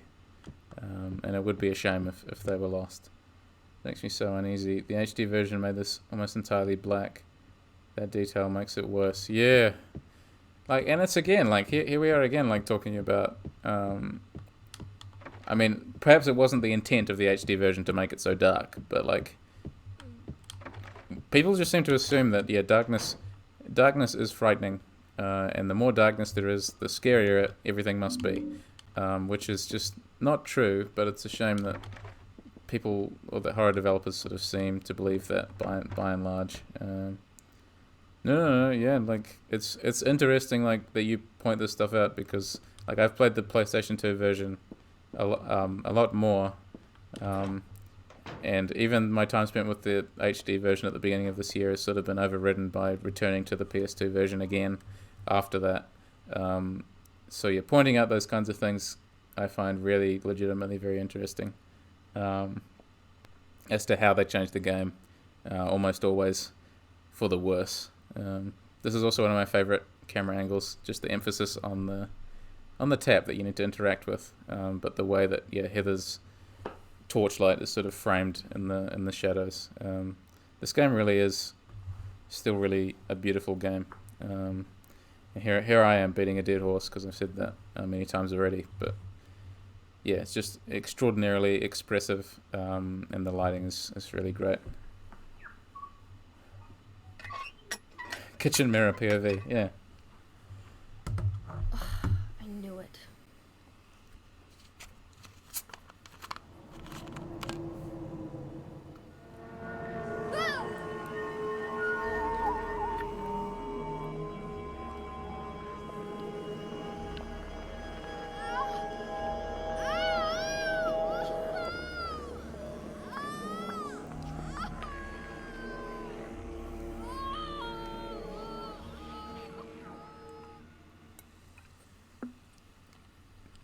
Like, the cries of distress feel really genuine. The voice acting in this game, again, just amazing. Especially for Heather, yeah. So I think the voice actress named the character, because the voice actress's name was Heather. No. I think. Not again. Did she do this too? And again, it's like there's the fear and the distress, but then also that sort of melds into Heather's, like, really very genuine anger, which is an emotion that, yeah, sort of more horror game protagonists could have, I think. A lot of them are very passive. It's yeah, I don't know, they need sort of more emotion. It's yeah, Lamentum. Yeah, yeah. It was terrible. Victor was terrible. We can all agree that. Otherworld in this game has to be viscerally the worst of all of them. I mean, yeah, like you just have to look at sort of this image, but also yeah, at just how bloody and eerie sort of everything is. But yeah, this the mother carrying her child with her belly split open there is like viscerally like a nasty image, and obviously it relates to everything that the game is about thematically, but it's also just distressing. Like it's just a distressing thing to see. It's just yeah, she has no comment to make on it either. It's just there, which is in part sort of why she normally comments on a lot of things, but she doesn't have a comment for that. I don't think. No, she doesn't. Which is here why it feels even more perverse. Yeah, the amount of blood is like yeah, it feels genuinely upsetting. Like it's just nasty. It's a really we're sort of Silent Hill 1's Otherworld was like more of an industrial sort of rust, and Silent Hill 2's was more like melancholy and water based. This one feels the most organic in a really disturbing way, and it's this sort of idea of the environment itself coming to life, but also being a dying environment that really appeals to me. The only other world I can almost smell, yeah, I think that's a really good point. It's sort of it transcends just visual and just audio, just sort of audio, doesn't it? It comes through really strongly and affects the player because it's just awful. Also makes Claudia seem even worse. Yeah, the fact that she wants this terrible place that's so off-putting makes her more off-putting. Yeah, by extension. And what's really interesting about Claudia is, I think, how she sort of recognizes, on some sense, not that the world that she's creating is bad, but that she herself is a bad person, which is not a confession you get often from these kind of culty, horror game characters. Like she's actually like internalized her own self-loathing, I suppose you'd say, and that makes her a really human character. It still makes her a very disturbing character, the fact that she wants to bring this world to life, but she's also a really strong human character. Yeah, she's got to be one of my favorite villains ever. Even in the few scenes that she does have, she's just sort of disturbing but also very human, which a lot of like Outlast 2 cult leaders, they have no personality beyond we're cult leaders sort of thing, whereas Claudia obviously does. She's got trauma sort of baked into her, and Silent Hill is sort of, I mean, the first 4 Silent Hill games, and perhaps all of them, I suppose you could say, I mean, they're all about dealing with trauma in some way. The theme of trauma sort of runs through them all, and Silent Hill 3 really is a game about Heather's trauma and her sort of dealing with that after she escaped the cult sort of thing, But Claudia never escaped the cult, and you have these two really different viewpoints, and one inflicts trauma on the other, and so on, and it really is all this really amazing narrative, just all about how trauma sort of affects these characters. Oh, there's something here. Find the Holy One. Kill her? That's me. Who could have taken this photo? That's really creepy. Okay. I'll go through here, and there's going to be a cutscene in here.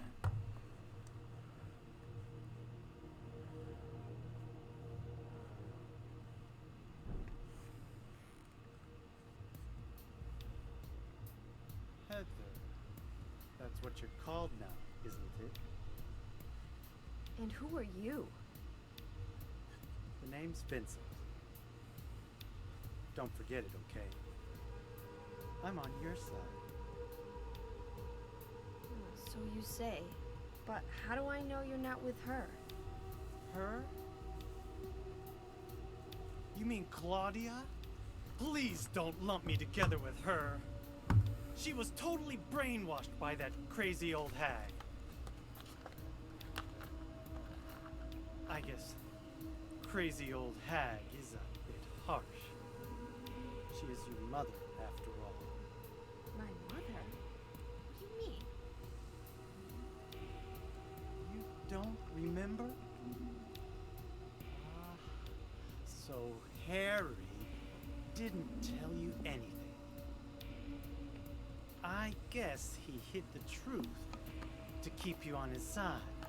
Eh? That figures. He's a pretty sneaky guy. Don't talk about my dad like that! Sorry. I apologize. Please, calm down. How do you know my father anyway? I know everything. I know about your past, too. Then tell me what's going on. You don't know even that? That's why I'm asking.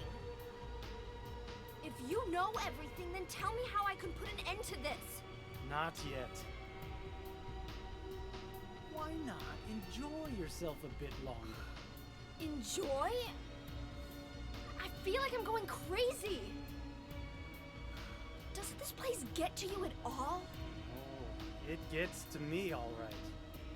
I find it most fascinating. Wait! I'm not finished talking! I knew you were on her side. How do you figure? There's something wrong with you, too.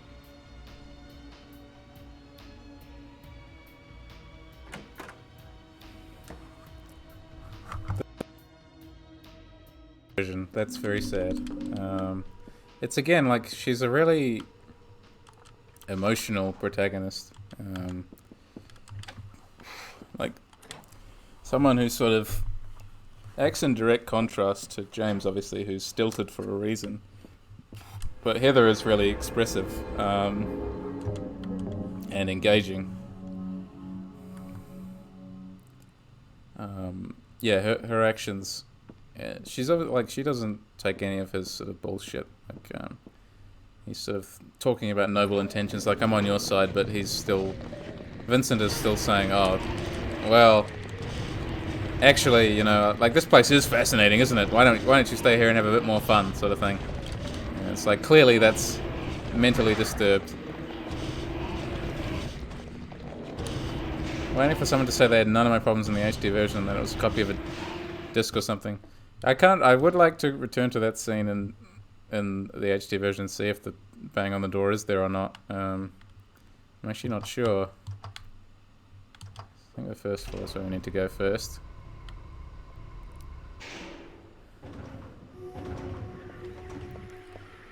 Okay.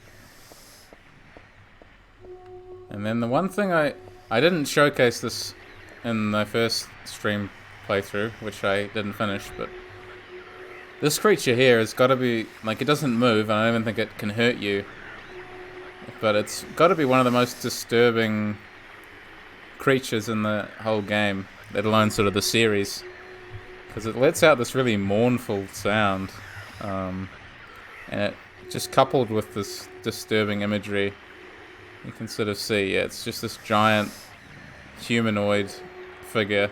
They just do such a good job making these things really disturbing,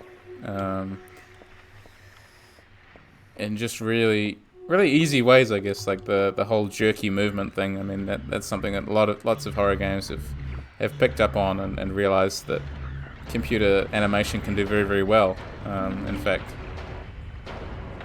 I'm gonna try and not aggro that guy and just pick the liver up out of the. Hope it's not rotten. Got the liver. Oh man, he's up. See if I can. Yep. Bait him out. Cool. But wouldn't it have been scarier if it had been pitch dark and you couldn't see any of it? That's what they'd like you to think, I'm sure. Yeah. It's much. I don't know. It's kind of scarier when they have the confidence to show something like this, sort of, you know, full on. I'm not saying that every, what was it, the Call of Cthulhu book or whatever, not book, game, was really bad at revealing its monsters, for instance. Like, they'd all sort of appear dramatically. But there's a happy medium. And, yeah, absurd darkness and making sure you never see the monster is just as bad as sort of keeping a monster in full view at all times. Twitchy bloody creatures over total darkness, 100%. Yep, agreed. Just so much more effective. Once upon a time, there was a monster living at the gates of a village. It was a very scary and very bad monster. It would catch people and crunch them up with its big teeth. The villagers were afraid of the monster, and no one would dare approach the gates. Everyone was stuck inside the village. When the king heard about this, he summoned his knights. The knights eagerly rode out to defeat the monster. Ha! Take that! Their swords slashed and their spears flashed, but the monster wouldn't die. The monster tossed the knights into its mouth one by one, horses and all. What was the king to do? He fretted and fussed and paced the floor, but could think of no solution. Soon after, the village priestess came to the castle. She was a very kind and good person.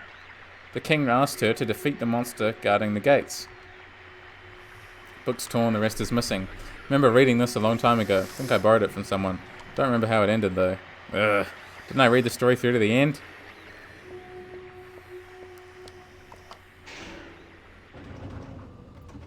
Thinking more about what you said regarding the Silent Hill 2 remake, we're absolutely losing everything painted, yeah. And you don't know how sad that makes me. Not sure if you're familiar with the Oddworld series. One of the great crimes of those games remakes is the loss of the pre-rendered backgrounds. You're right.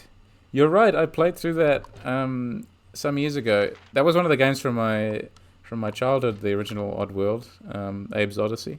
And I remember playing through the newer one, the remake, or the remaster, or whatever you want to call it, and being just so disappointed. But I couldn't put my finger on what it was. But you're right. It was the lack of character. Like, they lost that. Damn, yeah, you're right. They got rid of those lovely paintings and pre-rendered backgrounds and all that kind of thing that had their own mood and expressiveness. And at least, though, in the case of Abe's Odyssey, you can still buy it. I think it's like still, the original is still available from Steam. So at least for anyone who's interested, they can still get it.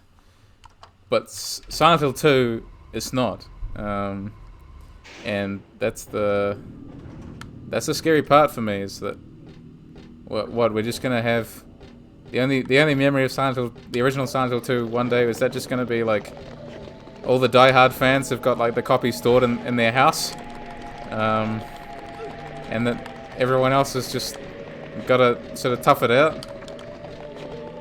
Like, the fact that games are not digitally preserved, I mean, it's shocking. I mean, that the state of games preservation, which is influenced, of course, by all the issues of copyright law and all this horrible stuff.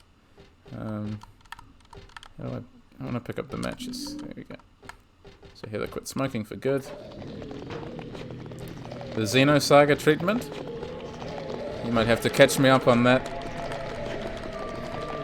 Get up.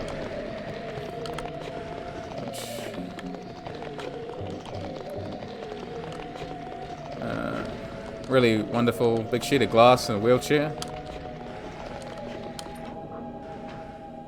Not sure what to call it, but I think it's something games have really lost nowadays. It's not even mixed media in Oddworld's case, because it's still digital.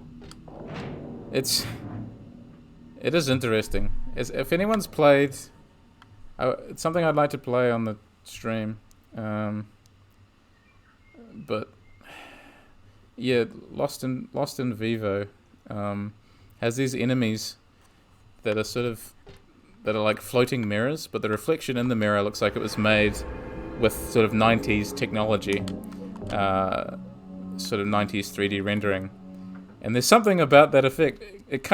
Surely it can't just be nostalgic, because I don't want to be that person who's like, old horror games are the only good horror games, and why doesn't every sort of horror game just obey these basic principles and go back to this sort of nexus point of the PS2 presentation, because that can't be it. But there is something indeed that we've lost from this sort of lack painting, or I don't know, something like that. Even just having in Silent Hill 3, the drawing of a book behind a book that you're reading is a really underrated visual feature. Yeah, it's a shame. Xenosaga, 3 games from the PS2 era. It's supposed to be 6 games. Series ended in the middle. It's 9 possible to find copies of it. Pretty great. Philosophical sci-fi JRPG. Yeah, well, I mean, yeah, like maybe I've heard the name, but I sort of know next to nothing about it. Yeah, it's very strange how bad we are at sort of preserving the digital. We seem to have no respect for that kind of thing. And while, of course, we can't preserve all works of art forever, we can still try, And the sad thing is that no one really seems to be trying. We're on the remake train. Hard copies of it run upwards of $200 to $300 because they are finite. Yeah, there are two big horror games from the PS2 era that I never got the chance to own. I'm not sure if I ever will because they're now so expensive. It's Kuon, which was one of From Software's survival horror games, and Rule of Rose, which is I think the most expensive, or one of the most expensive PlayStation 2 games. And the fact that they're not available anywhere except if you you have to either emulate it or shell out a crazy amount of money, which is a shame. It's a real shame that sort of no one's really trying to save any of it. Silent Hill 4 was almost one of those games. Found it in a random store that I only visited once in a back room. Silent Hill 4 was really unusually hard for me to get a hold of as well. Sort of seemed quite rare. I really like this sort of collage of ears, and the mouth there is Lisa's mouth from the original Silent Hill in that cutscene. It's really wonderful. You saw a copy of Rule of Rose for sale at my local retro game store and wondered why it was so expensive. How much was it, if you don't mind me asking? Because I know the last time I checked on eBay, which is already always quite expensive, it was just grossly blown out of proportion, just horrible. Frankaloons don't think it's just nostalgia. I'm a little too young to have grown up with those, and I still love that aesthetic. Yeah, I'm not convinced it's just nostalgia either. There's something else about it, something that really appeals. 200 to 500 USD. Jeez, that's about right though, honestly. Yeah. Shut up, you. I'm going to eat you up. The monster didn't listen to a word the priestess said, but she kept trying to convince the monster to give up. It's wrong to eat people, The monster grew very angry at this and attacked her, killing her with a single mighty blow. I actually haven't played Rule of Rose, and I haven't even read a plot synopsis. I know basically nothing about it. I think I'm going to have to bite the bullet and just emulate it, but I've gone all this time without having it spoiled for me, so I'm really hoping I can play it through blind soon. So I'm glad to hear that it's suitably disturbing and spooky, because that's what I'm after. Oh man, I hate these guys so much. Unlock that door. Go in here. There's an enemy hiding under that bed. Just ignore him. Not an expensive game. Partner surprised me with a copy of Parasite Eve. Oh nice, I was pining for that game for so long. It's still kind of expensive these days, I think, but not as horribly expensive as some of them. Fix your PS2, yeah. The golden gaming console, right? But I mean, what I'm interested with on my work on hauntology, is trying to find out why these aesthetics are so resonant, and why modern versions of that aesthetic fail to be resonant for whatever reason.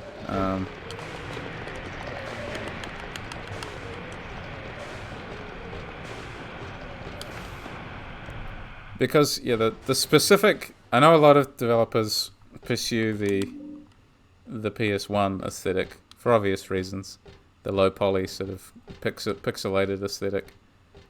But I would like, out of sort of any aesthetic. If I could just choose, if I could say to the computer, all right, let's make a game in this aesthetic, this kind of graphical style would certainly be where I wanted to land a horror experience, because it's just expressive enough, but also allows for my terrible 3D modeling skills to afford a little bit of low polyness sort of here and there, low detail.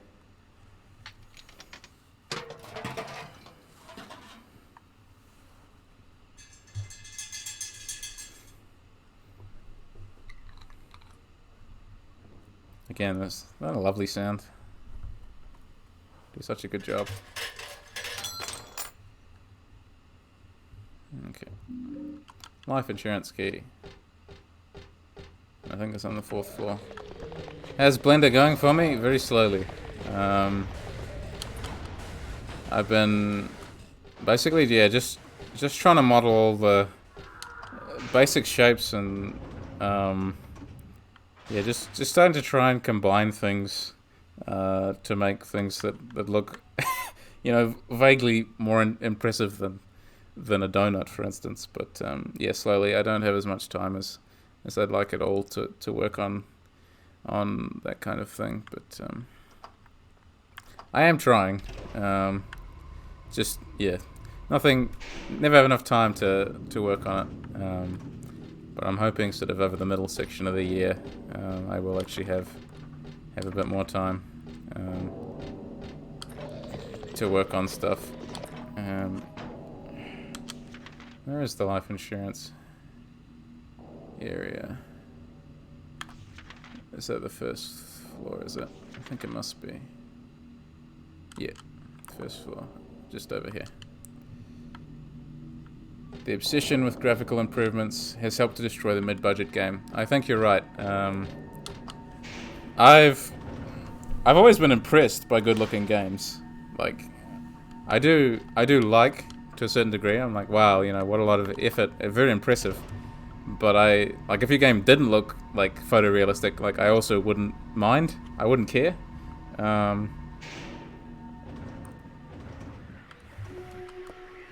Thoughts on the current versus older visuals?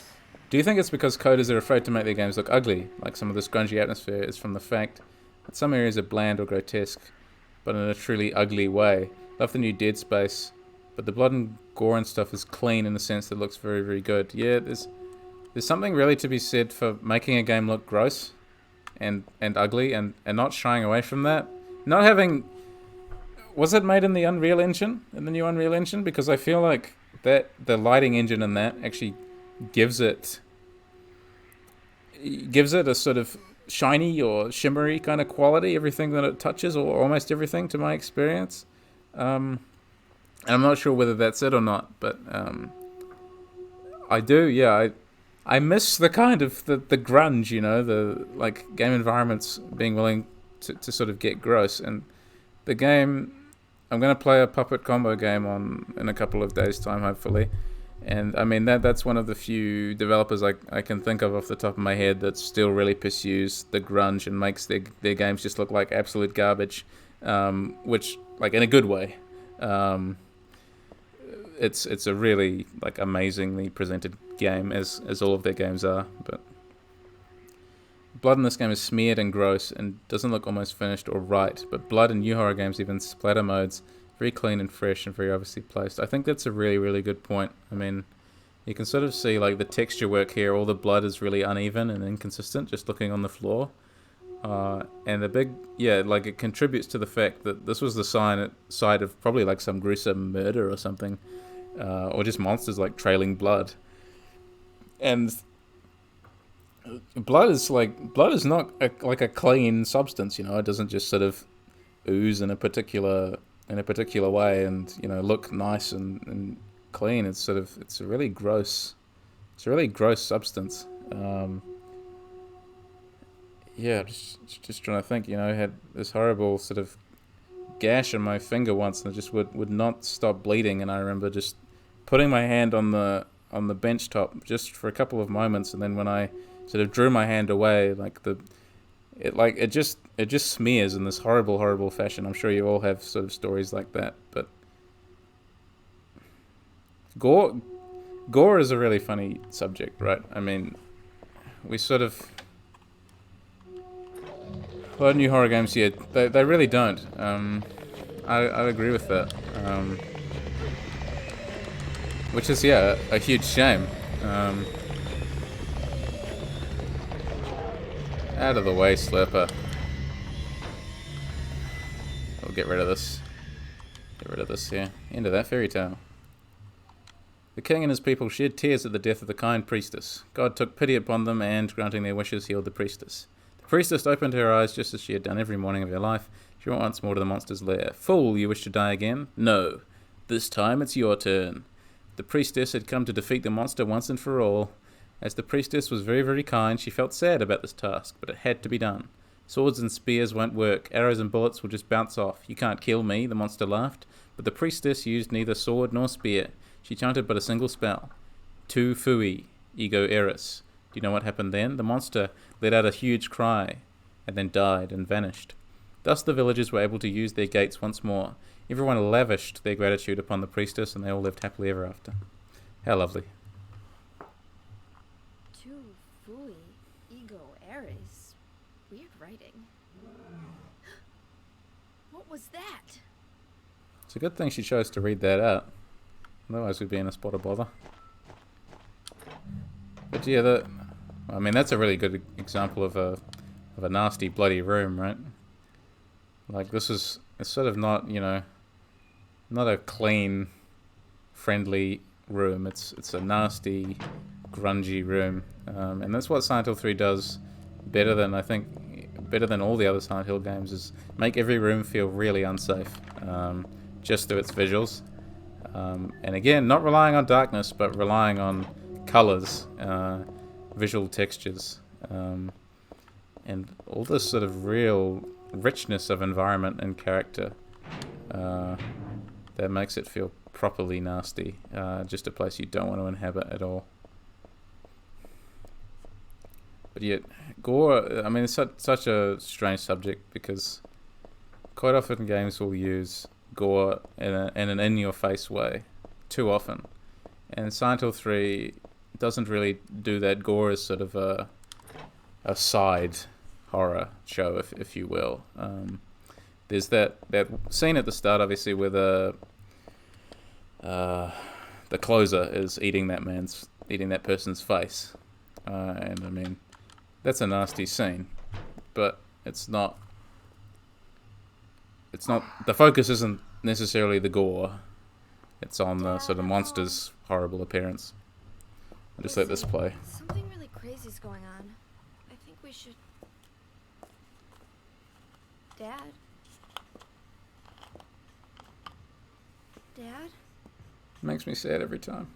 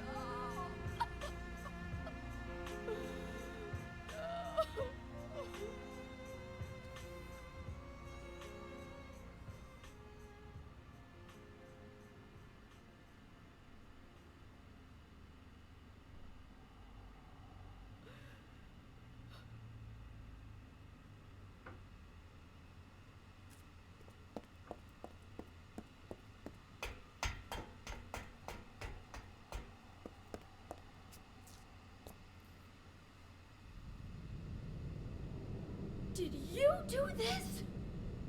You're late. But why? Why? Revenge for 17 years ago, for one thing. If not for him, our dream would have come true. And then he took you away from us. I'll get you for this!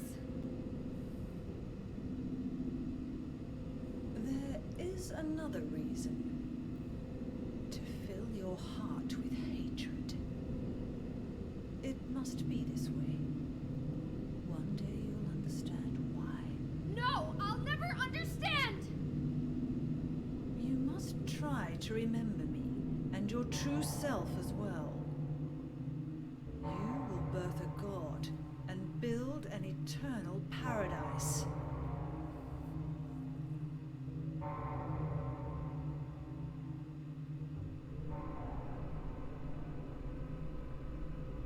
He's the one who killed your father. I merely gave the order. So, what will you do? I'll be waiting where all begins. In the town of Silent Hill.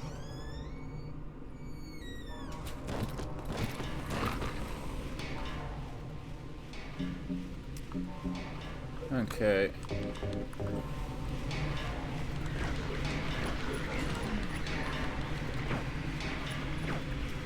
I think the silencer is the optimal weapon to use in this boss fight because to some degree, he relies on sound.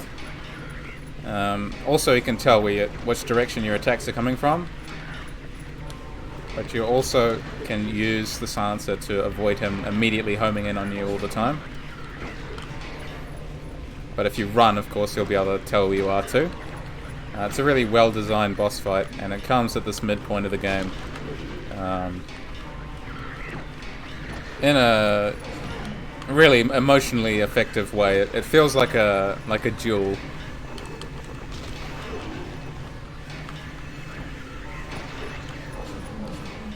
So I kind of don't want to get killed here, because otherwise I'd have to go back a bit.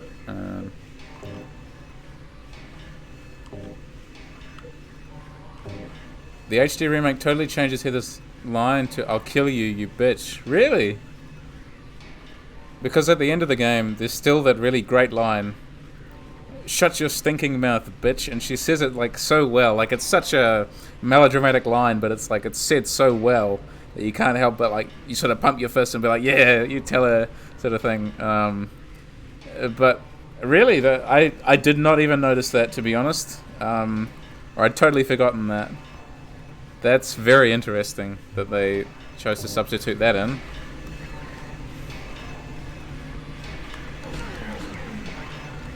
The subtitle is different from the line spoken. Yeah, that's very interesting. Stop running. Just get shot instead. Thank you.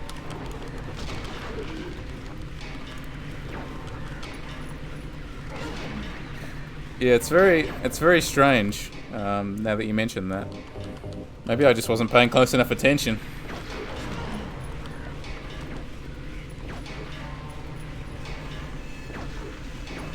Just die, please. Thank you. Yeah.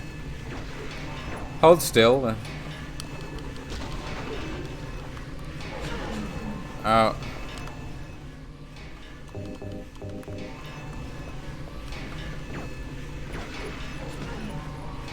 I should be blocking more. Probably.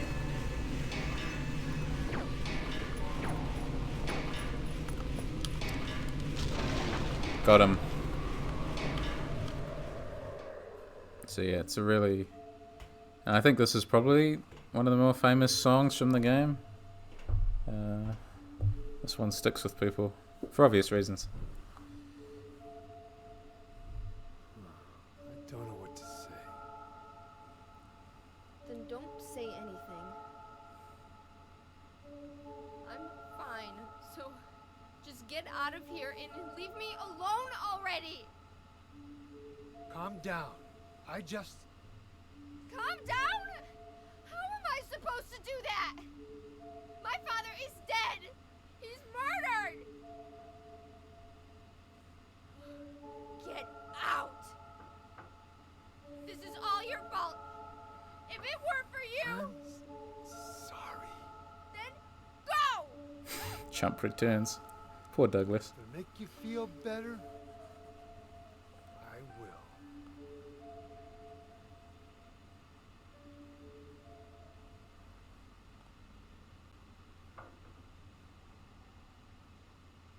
he okay like this? What else can I do? There's no one here to give him a decent burial.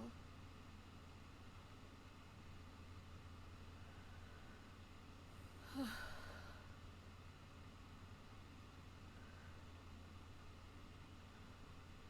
sorry, Dad.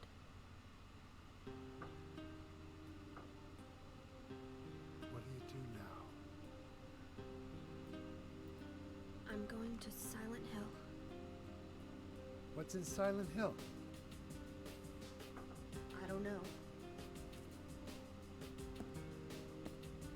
Do you think it's safe? Of course it isn't. I don't know what kind of hell is waiting for me there, but I've got no other choice. I don't care about God or paradise. If that's what she believes, then fine. But she won't get away with what she did.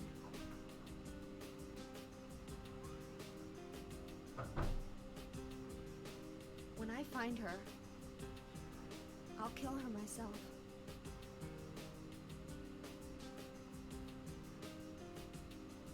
Revenge doesn't solve anything. Maybe not, but that's what I'm going to do. How are you gonna get there? None of your business. I'll give you a ride. I don't need your help. Yeah, but it's too far to walk. Besides, I'm partly responsible for this. I'll bring the car around back. Come by and we'll finish saying goodbye. You know, you might die too. That's fine. Nobody's gonna cry over my grave.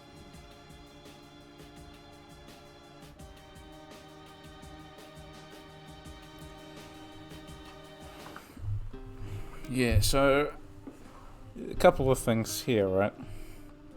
So, I mean, the big, it's not really a plot twist these days because we sort of everyone knows about it, but the fact that it's Heather Mason, daughter of Harry, who's the protagonist from the first game, was intended as quite a big twist. You know, no one before release knew that Heather would be connected to Harry in any way, or the plot of the first game, for that matter. So it comes out of nowhere, and it's really important to sort of understand that when you're returning to and playing this game, that the expectation wasn't there that you'd be seeing Harry again, or that Harry would cark it, even.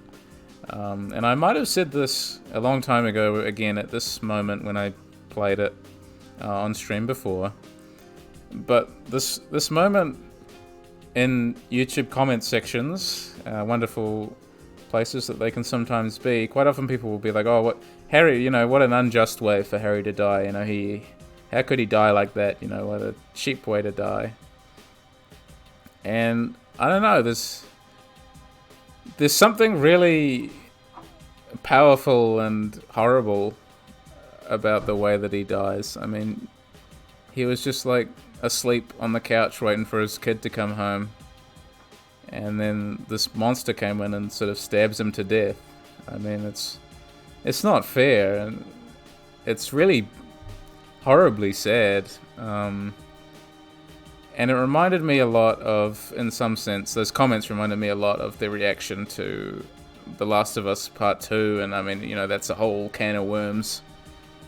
But the sort of venerate, like, we have this preconceived idea, right, about how characters should go out, especially sort of our gruff male hero protagonists, that, you know, there should be at least some sort of conscious, valiant self-sacrifice on display, and that there should be something that we engage with on a sort of a more heroic level.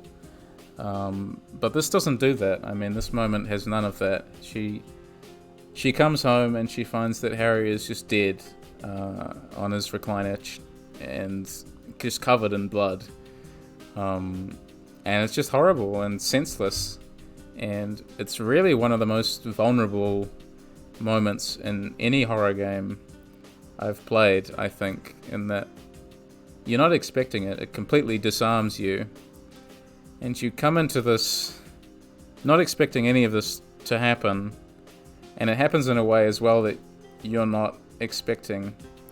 And I don't know, that was one of the moments which solidified for me just how good this game is. A small detail that Heather will carry with her for the rest of the game is the fact that she's got her father's blood on her chest and under her flashlight there.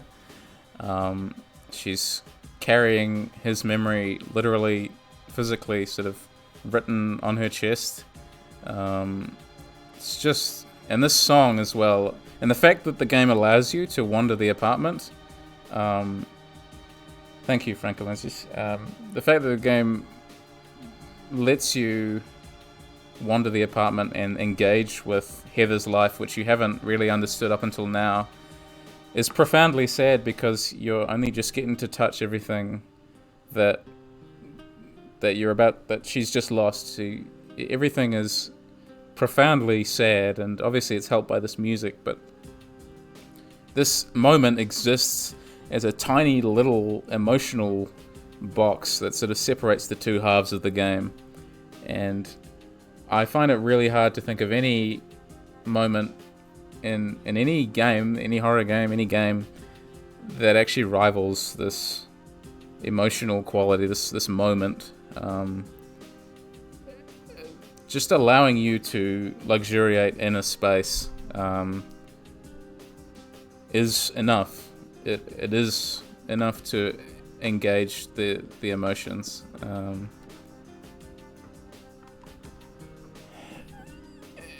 And yeah, it's exquisite. There are books on the table. Just as usual, detective novels. My dad loved them. I think the saddest bit, I think this was the bit where I was like, Silent Hill 3 is just one of my favorite horror, games ever. Is this really raw emotion, I think, that comes through just from interacting with the chair. Dad, why did you have to die? You told me you were the strongest man in the world. Liar. And I mean, like, that still brought tears to my eyes. I mean, that's what... I hate to say this, but that's what the YouTube commenters didn't get, Like, life isn't a narrative. Life is not a narrative, and this moment encapsulates that. And as you say, like, it's a passing of the torch, but it's also emotionally resonant, and just how vulnerable the game allows itself to be, and how close you can actually get to the game and interface with it psychologically. If you can think of a more powerful moment than just this image, in horror games there are not very many. And this is a moment that most people probably, I guess, didn't engage with, because they might have just gone straight to the front door and left. I don't know. But I did this, and doing as I did now, I just had to sit there and absorb that, because it's devastating. Sorry to wax on about this, but I just think it's brilliant. One of the most important moments of any game. This one for me. Yeah, it's a special something. I'd probably stay here for the rest of the stream if I could, but I don't think I can. So I'll have a bit more of a wander around. This is Heather's room. Don't remember exactly when, but I think I got this doll at a garage sale. I still like it, but there's nothing I can do with it right now. Exhausted, but I don't think I can sleep. I should be waiting outside. And what we really want is a stun gun. So even if you're not interested in exploring the apartment emotionally, you're actually rewarded mechanically for doing so. But I'd be interested to see how many players actually interact with this chair, and just get that that really simple line, really simple, devastating. Everything, yeah, just feels.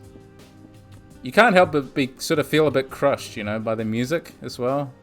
And when you leave, it really feels final. And it also helps to appreciate. It helps you to appreciate Heather's just righteous anger, that she feels towards Claudia, who's really cemented as just horrible, evil person for doing that. I just met some guy named Vincent. Vincent? He's a friend of yours, right?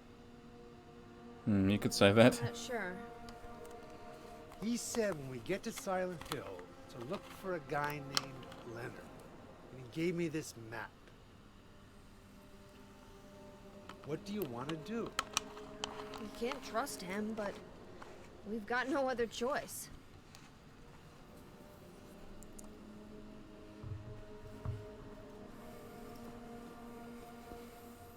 Here, take this too. What's this? Your father was holding it.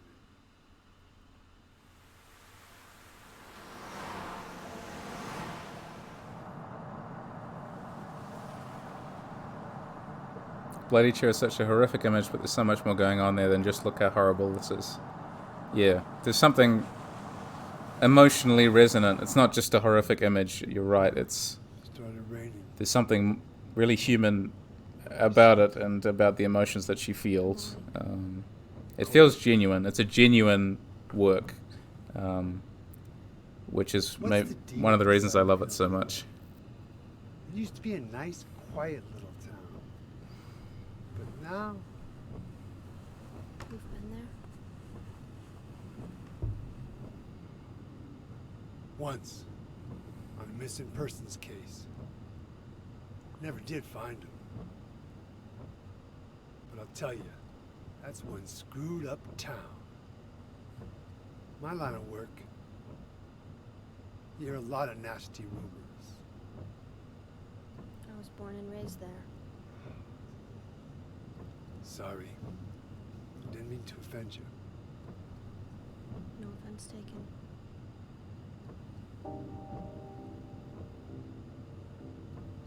It's one of my favorite scenes as well, just how it's framed and the song as well. It's another wonderful song. Anyway, I thought you grew up in Portland.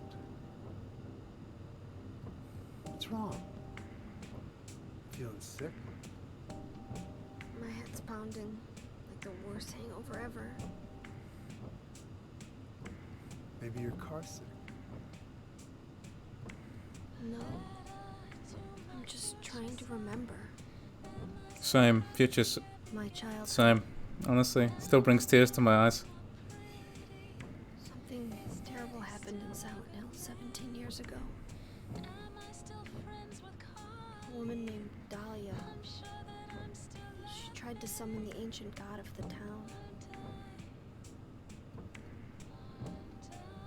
She offered up her very own daughter. That's crazy. Maybe so, but it worked. The girl gave birth to a god. You see, that girl had special powers. Powers? Her classmates called her a witch. She could make things happen with her mind.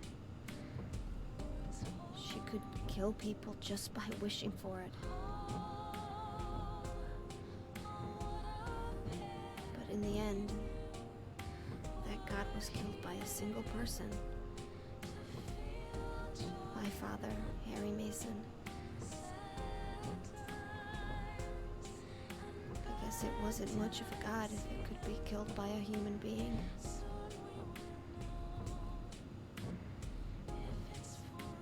But I think Claudia's trying to do the same thing again.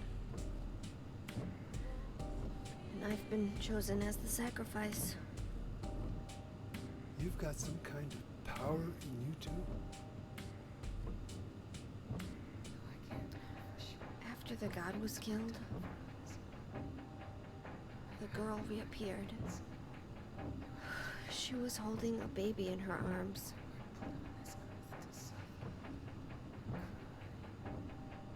Before she died, she gave the baby to my father.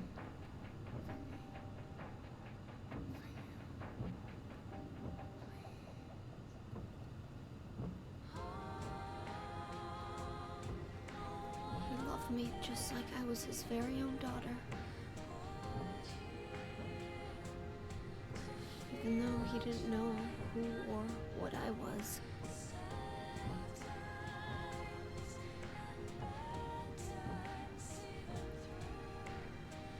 It was so sudden.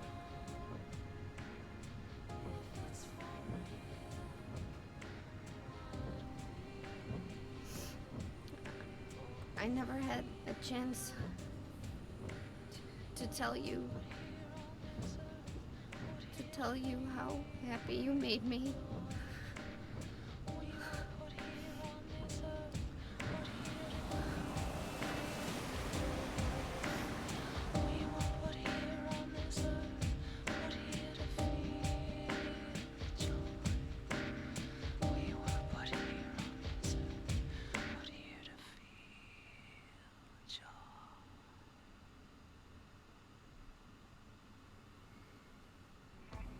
I'm gonna head for that Leonard guy's house. You check out the hospital. Got the map, right? Yeah,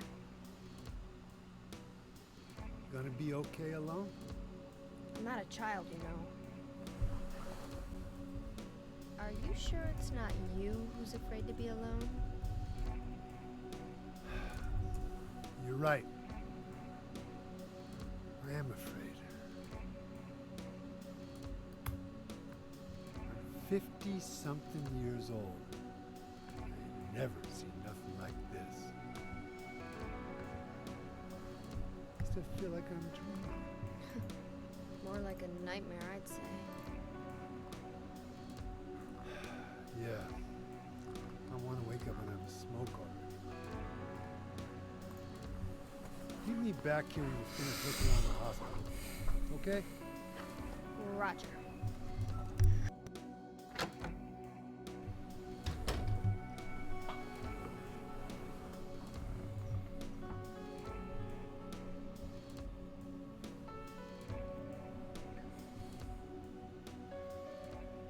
Yeah, it's suffice it to say, incredibly emotional midpoint of the game.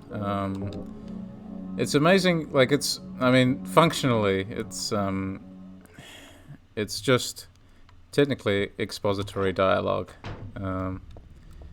but I mean, it's not really, because it's elevated by, again, the genuine emotion that the game allows Heather to show.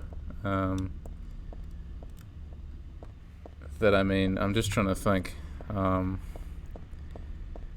Again, like, James's emotional register is fairly subdued, and again, for obvious reasons.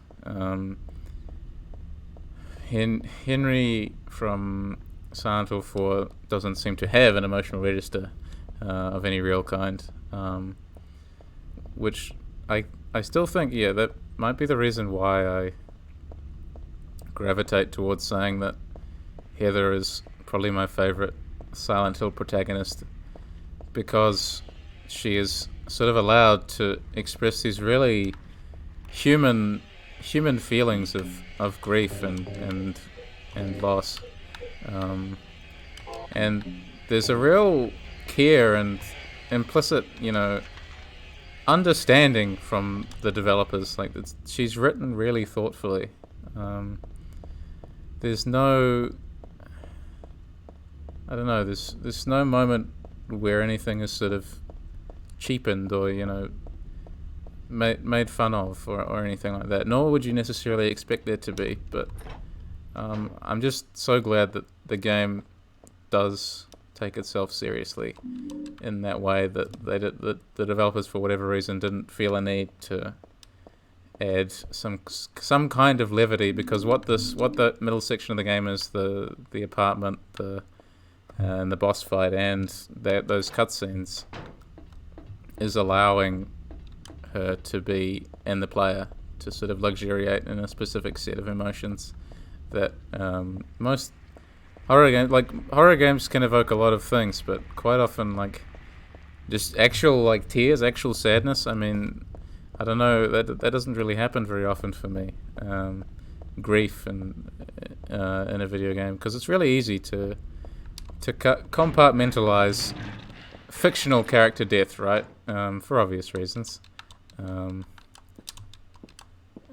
But you know, there's something about the way it's presented in Silent Hill 3 that makes it much harder to compartmentalize, because the characters are allowed to have these really real feelings. So we've got to turn that on before she can interact with anything. And so this area is filled with a lot of nurse enemies who are pretty hard in this game to beat, because they've got guns and a lot of health, and they move pretty quickly. And you can hear them stomping around outside.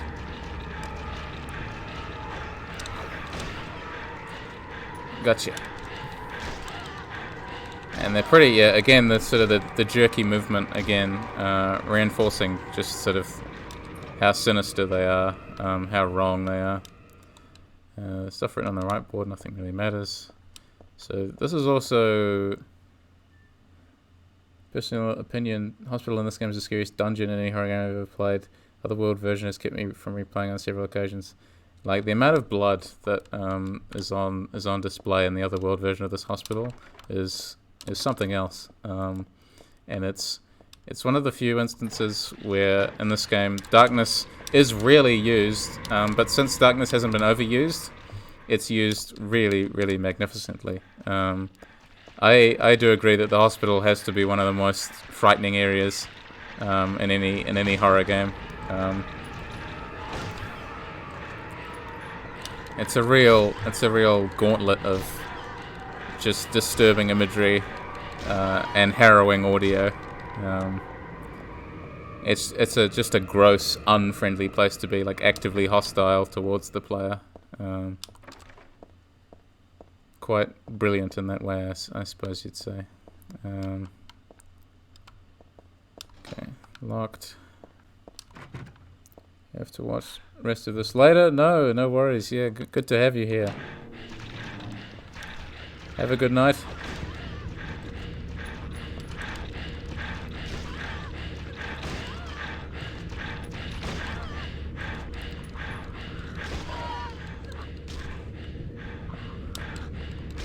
Okay.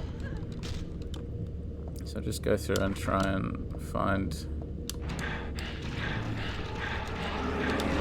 Probably should have reloaded my gun before I stepped into that room. Classic mistake. So we need the nail polish remover, I think, to get the thing. There's a thing on the wall here that we need to get off. A lot of things stuck to the wall. A cookie, a toothbrush, a spoon, a Christmas card, a clock. Whoever it was probably used glue, but why do this in the first place? And then again, you've got a painting, which gives you a nice close-up. There's a key glued to the wall. I'd love to take it with me, but it's really stuck tight. Can't even pull it off. Yeah, so we need, I think, nail polish remover, I think is what we need. But it's really just a case of me remembering which door I have to actually go into. But I think it is, yeah, it is back through here. And just trying the right door. Which one is it? Where have I not been? Storeroom and the visiting room. One of those has a note in it, at the very least, from a creepy stalker guy. Stanley. Must have been kids here too then. I played with dolls like this when I was a child too. Really takes me back. So that's an important distinction, and then she's going to read this note. This day has finally come. That's right, the day when you and I will meet. I was always thinking of you, here in this gloomy cell. Never even knew your name or face until today, but now I know. I know you're the one I've been waiting for. And haven't you been waiting for me too? That's why you came to rescue me. Oh, how I love you, Heather. I want to give you my prized doll I made to commemorate our meeting, the start of this everlasting love. Ah, I can see your already smiling face. Stanley Coleman. And then if she examines the doll again, disgusting, I won't touch that with a 10-foot pole. Just a nice detail. Picture of a flower in a vase, nice, but whatever. So there's nothing else in here except that moment. Nice to have the context change on before and after reading that note. I didn't catch that in my first playthrough. That was actually a feature or a thing that they accounted for. Right, it is the elevator here.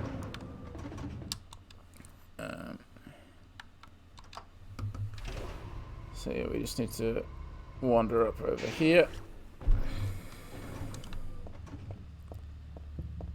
And there should be like nail polish remover and that kind of thing in the... Is it in the nurse's station or something, which is meant to be down around here? Doctor's station? Locker room kind of thing? This is where we find the bear, right? Yeah, nail polish remover, perfume. Cool. So we go back down this way.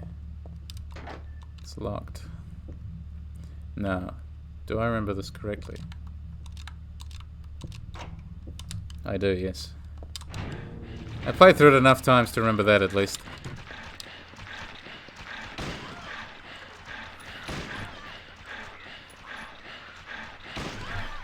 And there's one with the gun. Oh, the way that they get back up is really freaky, right? It's the way they sort of bend their spine as they stand back up. Again, another really effective moment. Locked, locked, locked. And then we're looking for the time of death on the clock. Yes, turn off the alarm. What is it? 7 something. So 7:37. Do you think?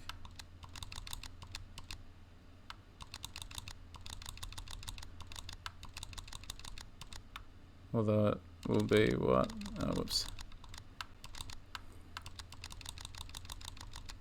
Oh,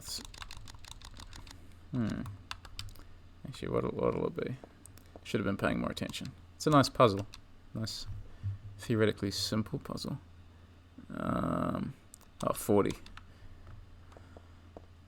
42. It would help if I didn't press it one too many times. Or does it want 07? Yes, it does. 0742. Okay. Got the camera, and then when we get access to the basement, we need that to solve another puzzle. I'm just going to leave that room. Don't think we need that room. I'm questioning. Yeah, it'll be interesting to see how close I can get to the end today. I was hoping to finish it. I still kind of am, but we'll see. I still have to make it through the amusement park and the church after the hospital, so we'll see. I do like, yeah, how the game spawns new enemies as you solve puzzles and complete certain objectives. I back down to the first floor, use the nail polish remover on the wall, get the key.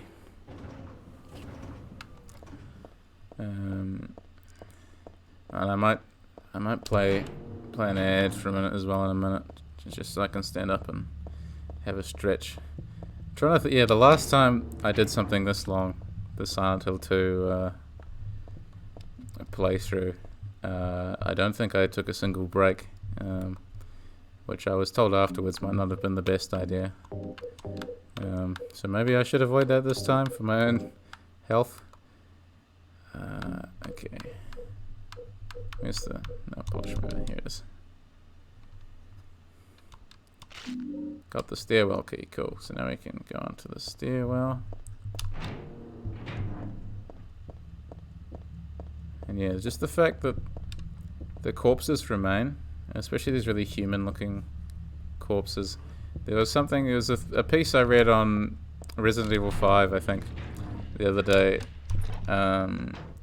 which indicated sort of the the failing, I guess, of that game to really drive home just how many like people that you'd killed, because the bodies would vanish after they died. But having permanent bodies really reinforces just the impact that you have on the game world. And I know not every game can do that, especially on older hardware. But it does add something for sure. The blood trail continues into the elevator. Part of me wants to peek in, but then it's a little creepy too. Really effective moment there. The wheelchair wheel slowly coming to an end, and the submachine gun not being enough to kill whatever it is that did the person in the wheelchair in. A fascinating little horror moment that you sort of are expected to fill in the blanks by yourself. Don't need to shake the Polaroid. That's a myth, isn't it? 3652. Okay. So if we can just take that up to somewhere. Can't remember which bit exactly, but we'll remember soon enough.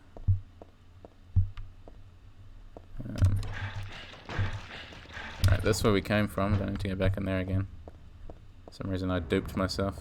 We want to collect, before we go in there, we want to collect the only clips of submachine gun ammo in the game, which are located on the roof, in this corner.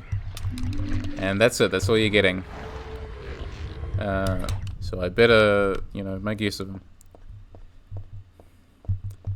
And back down we go. Okay. Right, and this is another good moment. There's a memo on the wall. Punishment for brutality towards patient. 12 hours confinement in the special treatment room. Dismissal policy no longer in effect. Contact the chief if you have any questions. Something handwritten on top of the typewritten sentence. The trick is not to leave any marks. And one other thing. This looks like it was written by a different person. The chief is a pervert. Christy would have been better off if she had been fired. So yeah, it's implied that there's a nurse in one of these rooms that was sexually assaulted by the chief. And the thing is that you can actually go in here and meet that nurse and sort of put her out of her misery, I suppose. But it's a nice little storytelling moment that lines up with an easy to set up moment in the game. I don't think there's actually any value in entering that room in the first place, but is there any value in entering this room either? Or is it just sort of a... Yeah, it doesn't look like it. It's just sort of a room that you can go into just to add atmosphere and explore. Is there anyone else, I don't know, always interested when games introduce or a single enemy and use it like once. Have to log off and watch the VOD too. Great seeing everyone again. Yeah, great to see you too. It was great to have you here. I really value your input as always. Thanks for watching.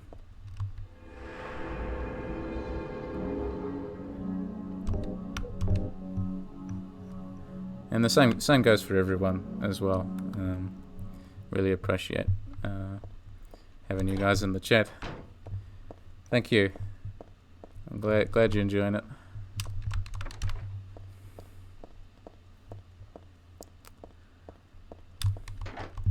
Locked.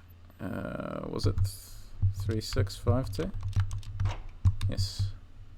Didn't look like I hit the 5 there. It looked like it looked like I hit the 5 twice, but I didn't, thankfully. This is where you can read the note that's from Joseph Schreiber, who for some reason is writing in this gossip magazine. Teaching despair, Hope House. Hope House, orphanage on the outskirts of Silent Hill. Behind its false image is a place where children are kidnapped and brainwashed. Hope House is managed by the Silent Hill Smile Support Society, charity organisation sometimes called 4S. True that 4S is a well-respected charity. It takes in poor children without homes and raises them with hope, but at its heart it is a heathen organisation that teaches its own warped dogma. Yes, thank you. Thank you for following me, Hannah Sillin. It means a lot. I'm glad also that you triggered the Go Onion again. That's wonderful. That's 2 times in one stream. That's unprecedented. Amazing. Thank you. That means a lot. Its own warped dogma in lieu of good religious values.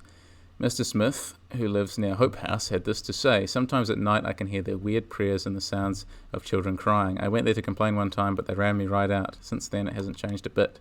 In fact, this reporter was refused admission when he attempted to take photographs in the facility. What exactly do the folks at Hope House have to hide?" During my investigations, I was able to discover, however, a suspicious-looking round concrete tower which appears to be part of their facilities.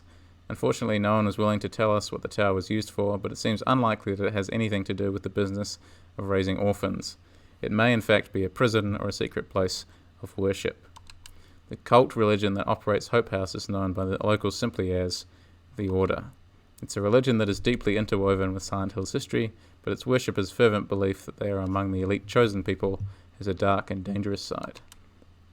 I intend to continue my investigation of Hope House and the cult behind it. I always believe that telling the whole truth and showing the children the true path is our most important duty. Joseph Schreiber, Hope House. I feel like I've heard that name before. If you've played Silent Hill 4, you have. Although I don't... Is it actually called Hope House in Silent Hill 4? I feel like the name is slightly different. But I might be wrong about that. I feel like they changed names at some point during development, just a little bit. But I can't remember exactly what the alternative name was, unfortunately. Just a little attention to detail, like toothbrushes on there. Wish House, that's right, thank you. I couldn't remember off the top of my head. I knew it was slightly different though, so thanks for that.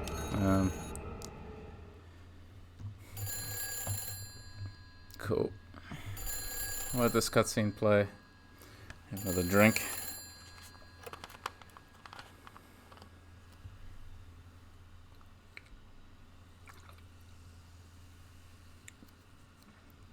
Hello? Claudia, No, I'm not. don't lie to me, Claudia. You're always trying to run from your responsibilities. Have you come to apologize? Or maybe you still don't realize how foolish you've been. The salvation of all mankind. What a ridiculous dream. Wait, just listen to me for a second. I've heard enough from you already. How did you turn out this way? Where did I go wrong? Listen to me already. I'm not Claudia. You're not Claudia. Oh. My name is Heather. Who are you? Leonard Wolf. I'm sorry. I thought you were my daughter.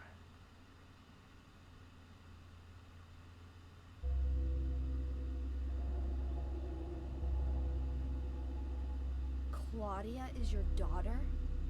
Oh, so you know her, do you? Are you one of her followers? No, never. When I find her, I'm... I can feel the hatred What? behind your words. The anger. You plan to kill her, don't you? I'm sorry, but she killed my father. She's a fool. But she's still my daughter. I was going to forgive her if she changed her ways. But I see it's too late. Heather, will you help me?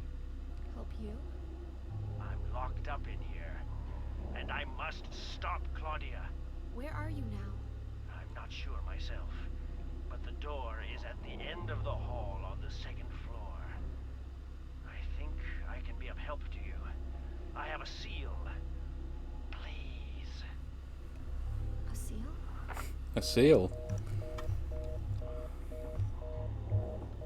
Okay. So I really like... It's really, I guess, an understated moment, but in the middle of that cutscene, when he says that he's Claudia's father, and that musical tone sort of comes in really strong in that middle section. I like that bit a lot. Okay, so if you just hit to the second floor, then we're going to enter into one of Silent Hill's sort of more surreal environments, which is saying something. This really awesome sort of labyrinth section that sort of appears to come out of nowhere, really, which is another really great sort of transitional area into this game's Otherworld. And you really feel like you're being herded and corralled. It's a really effective use of environment that sort of makes the area feel sentient in a way. It's sort of you're only going where we allow you to go, which by extension is, I guess, sort of an imitation of the broader themes of actually playing Silent Hill, and that you can only go where the game developers allow you to go. So all the doors that are locked, I mean, that is in some sense Silent Hill telling you where you can and can't go. I mean, it's really very clever the way that the game directs you, and also makes you feel like there's a sentience to the town that it's allowing you to go certain areas. Now you can see that the entire sort of layout has changed a little bit. We just need to find the right way out. Really, fascinating that you sort of have to walk up to these doors and just hope that one of them will be the right one to sort of open up and let you through.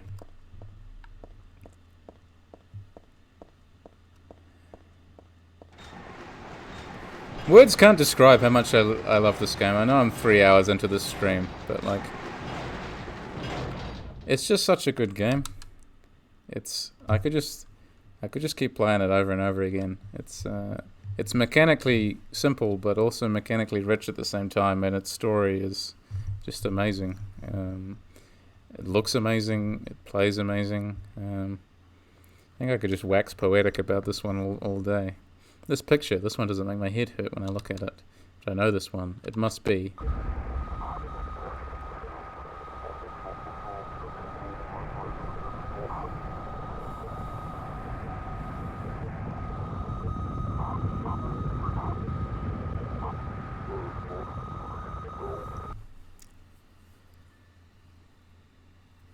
What the hell? Was I daydreaming?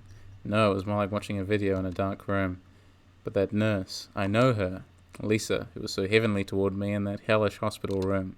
She did get a little weird, though. And here we have one of the best transitions into the other world for certain that Silent Hill has ever done. Is the ascension of this ladder. And you see Valtiel, one of the sort of minor deities in Silent Hill, turning the valve to sort of pour blood into the hospital, or make the whole hospital organic and move. And you have this really disturbing giant nurse that's all bloody and is sort of suspended by string from the grill there. And then everything becomes horribly loud and everything is just terribly bloody. It's an assault on the senses, this area. And this as well, I really like this. You can't feel safe even in a save room. Like in other games, there'd be like soothing music playing, you know? But Silent Hill 3 is not interested in that. It's not interested in making you feel comfortable or safe at any point. Even that middle bit when you're in your own apartment is offset by just how emotionally crushed you feel. So we need to come back in there with a plastic bag. It's just, I'm just always struck by how effective this segment is. Just how nasty it feels, you know.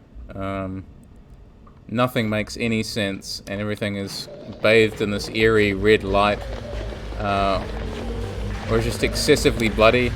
I don't think I showed this scene off in the last stream, but if there's anyone who does end up watching this, whether now or in a VOD, I feel like this is the game's one of the most famous scenes out of the game. It's totally optional, you don't even have to come in here, but it's fiendishly clever. So you can see all the blood in the opposite room pours into that tub, and then you sort of start to see Heather's image deform, and the blood starts seeping through. It's just nasty, and the whole room is covered in the blood. And she freezes as well. That's probably my favorite bit. She sort of freezes. She's out of your control on that bit. Probably freaked you the most out of everything. Yeah, it's a nasty bit. Just like these enemies, actually. Just loathsome. I hate these guys.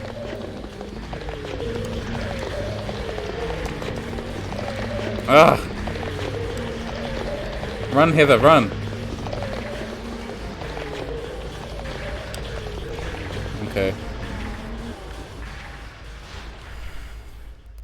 And what I didn't showcase is that as the animation initially starts, the door behind you is locked, which actually, on my first playthrough, led me to believe that there was some other way out because I didn't keep trying the door. So I ended up being killed by that hallucination, or whatever it is. The blood is really effective. I think it being completely optional somehow makes it nastier. Yeah, it's not the kind of thing you'd expect from a random side room. Exactly, especially when the game has already, in some sense, cued us to think that, like, just like before in that side room that was totally optional, like, nothing bad happened to you in there. It was still uncomfortable, but nothing bad happened to me in the little sort of sanitarium ward kind of thing. But, when you walk into one of those rooms that doesn't have any enemies in it, you expect to be safe, because we've been cued to think that, but we're not, in actuality. So this is a puzzle that I remember it took me an embarrassingly long time on stream last time, because the orientation was all wrong. I don't know, I was just having a bad day. But the idea is that we follow the order of these. So 1, 2, 3, 4. And we just need to look for the numbers on the gurneys. And I don't know if we can hear it here actually, but yeah, we can. So it's the fellow who wrote the note before Stanley. There was a number of other notes that I neglected to read this time around just because they're creepy and I wanted to move on, but that was his dying gasps coming from this gurney here. So wait, let me just double check. So it was 1, 3, 2, and wait, so we need to like tilt the room on its side basically. So 1 is going to be 1, I think. 1. 2 is going to be on the bottom one on the third row. So 9, 4. So 1, 9, 4. 9, 4, 7. Cool. Yeah, we can just brute force the last one. If we open this now, there should be a little key in it, another cooked key. Cool.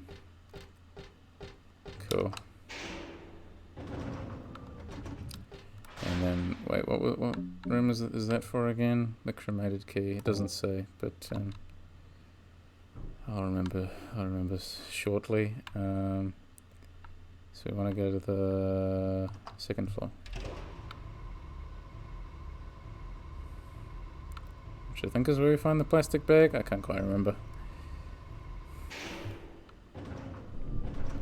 Again, I used to be at the start of the year. Maybe I should have played this at the start of the year, even when I was like acknowledging I'd played it like way too much. Maybe I should have played this at the start of the year, just so I could have moved through it a bit quicker. But I still vaguely remember where everything is, where the important stuff is most of the time. Here's a good scene. Happy birthday, Silent Hill 3. Let's celebrate it with this.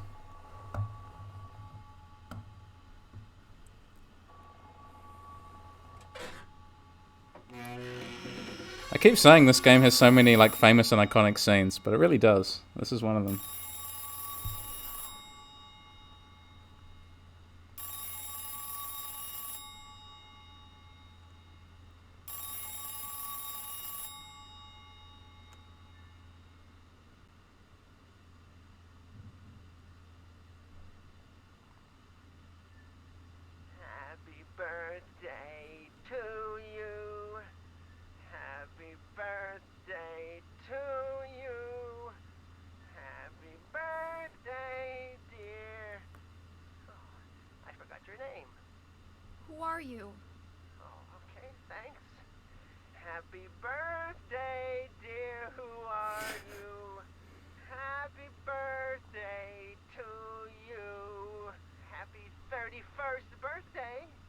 Is this Leonard? That's the murderer's name, not my name. I'm not your beloved Stanley either. He's underground now. His new name is Number 7. But don't worry about that now. It's time to celebrate your birthday. You've got me mistaken for someone else. Today's not my... I'm not mistaken. Today is your 24th birthday. And I have a present for you. Which do you prefer? To give pain or to receive it? You can have the one you hate the most. Happy birthday to you!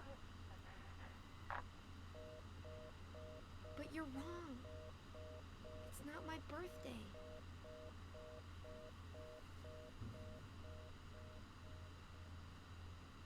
It's like, it's creepy and it's funny at the same time. Happy birthday, Silent Hill 3. I just like the, at the end, just like the, but it's not my birthday, you know?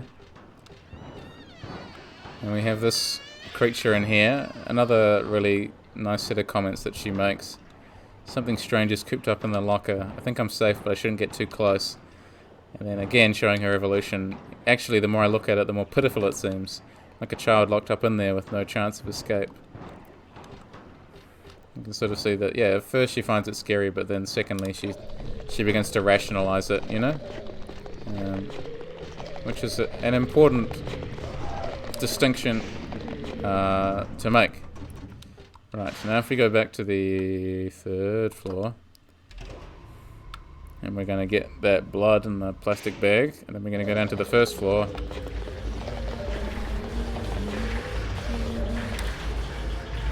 It's just, yeah, it's just harrowing. The sound is just harrowing. You sort of feel like, yeah, your own sort of mental state is being drained by it just by listening to it. And yeah, that's, oh, I've got myself all turned around now. That's what's so amazing about Silent Hill 3. So we get the blood in the plastic bag. And as well, even the puzzles are sort of off-putting and gross. You sort of don't know of any other franchises really that deal with puzzles in such a they deal with puzzles that revolve around bodily fluids even, you know. Like it's pretty like confronting stuff. Like it's a bodily game. Obviously, because it's concerned with pregnancy and sex and these kinds of things, and obviously blood too. Use the cremated key. I think I'll get my pistol out now.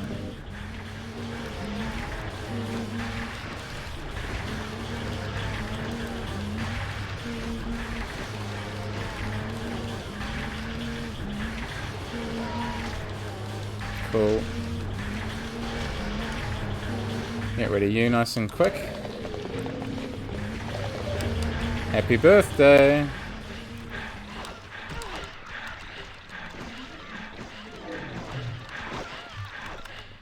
think now I'll get my shotgun back out, huh?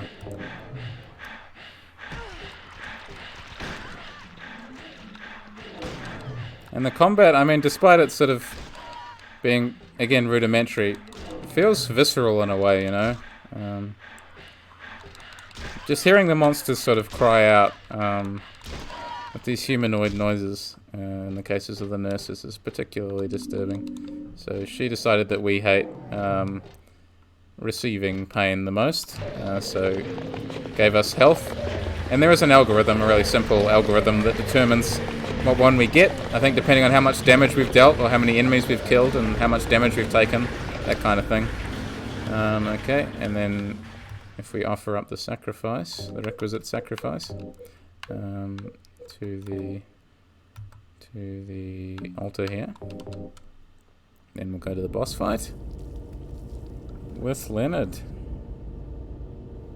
Because of course it always ends in a boss fight, because no one ever understands Heather properly, or Heather always puts her foot in her mouth, does something embarrassing, or says something offensive, and the monster takes offense. Just like James, though, when he says, you know, have you gone nuts? And just when he'd finished having a conversation with this person who'd said, I'm going to shoot anyone who, you know, looks at me funny or calls me names. So yeah, James, not the sharpest tool in the shed. Heather is a bit smarter than he is, I think.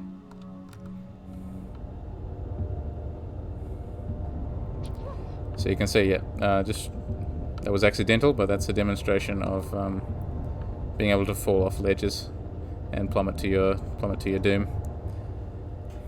Down another ladder again. A Silent Hill running theme of descending, going down into things.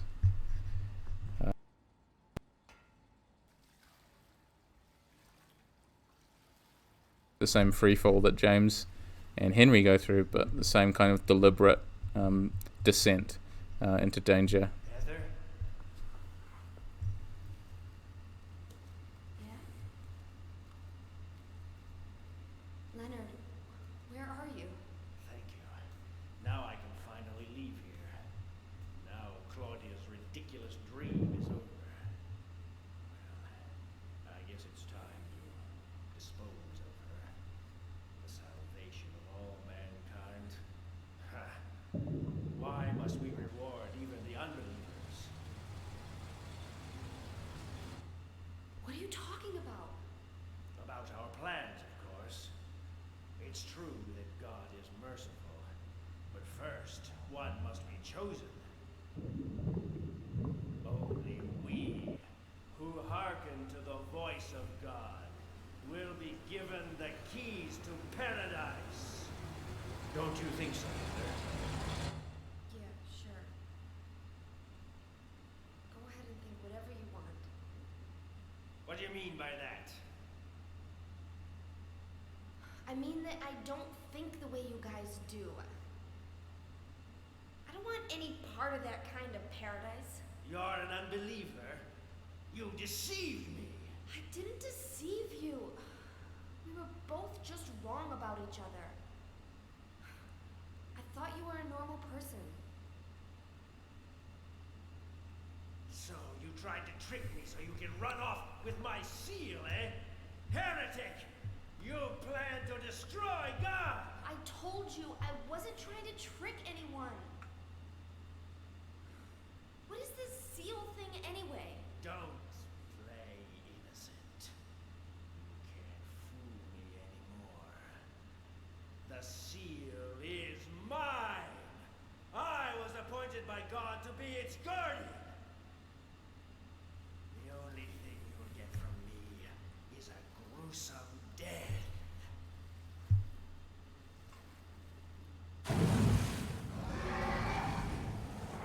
Leonard?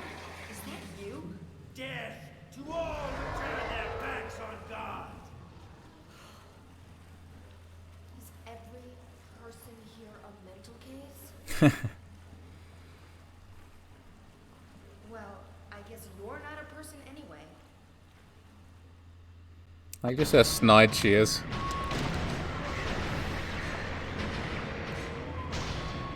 But yeah, he's a really interesting enemy because he seems to be, like, it's really unclear whether he's actually alive or not, or whether he is literally just a monster. If he's already dead, you know, and this is like his last, this is his soul or something embodied, this really hateful creature. It's very interesting presentation of an enemy, as he still has, you know, human diction, human speech, but this really truly monstrous appearance, presumably from living down here in the sewers this whole time, or being confined to, you know, if this is sort of a part of Claudia's other world, you know, He's not exactly the world's most engaging boss fight, however. He's kind of just there. Where'd he go? What's he doing? Just fishing, I guess. Oh.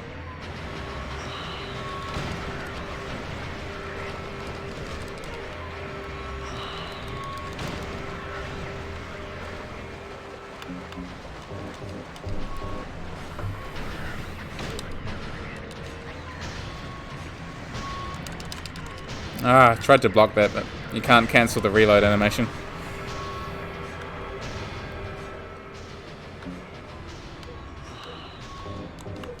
How much ammo do I have, anyway? Quite a bit. Not much shotgun, but a lot of other ammo.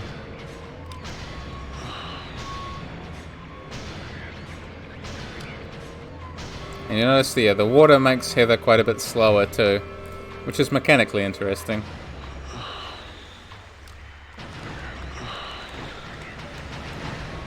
And you see he's got sort of gills or something going on, which I guess makes sense for how he lives underwater, submerged in his own beliefs and unwilling to accept anyone else's, you know?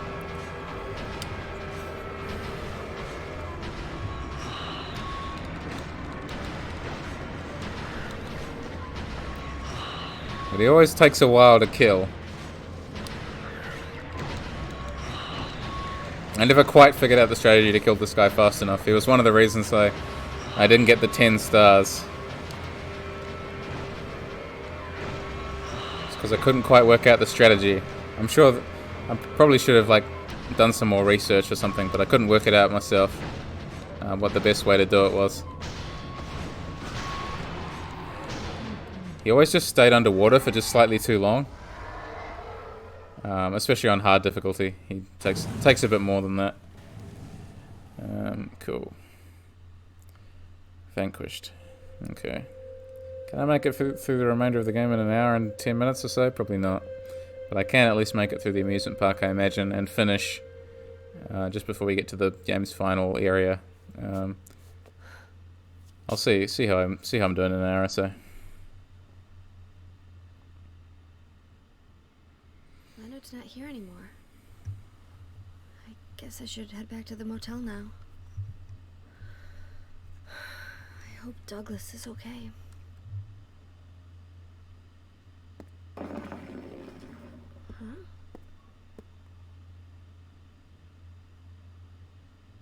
What's this? It's the seal. Disappointingly not an animal. Got the talisman. I really like the way that the game sort of cues us that we're back in the other world, in the real world rather, with the calmer, gentler lighting. Suddenly everything sort of doesn't feel okay, but it feels a bit better.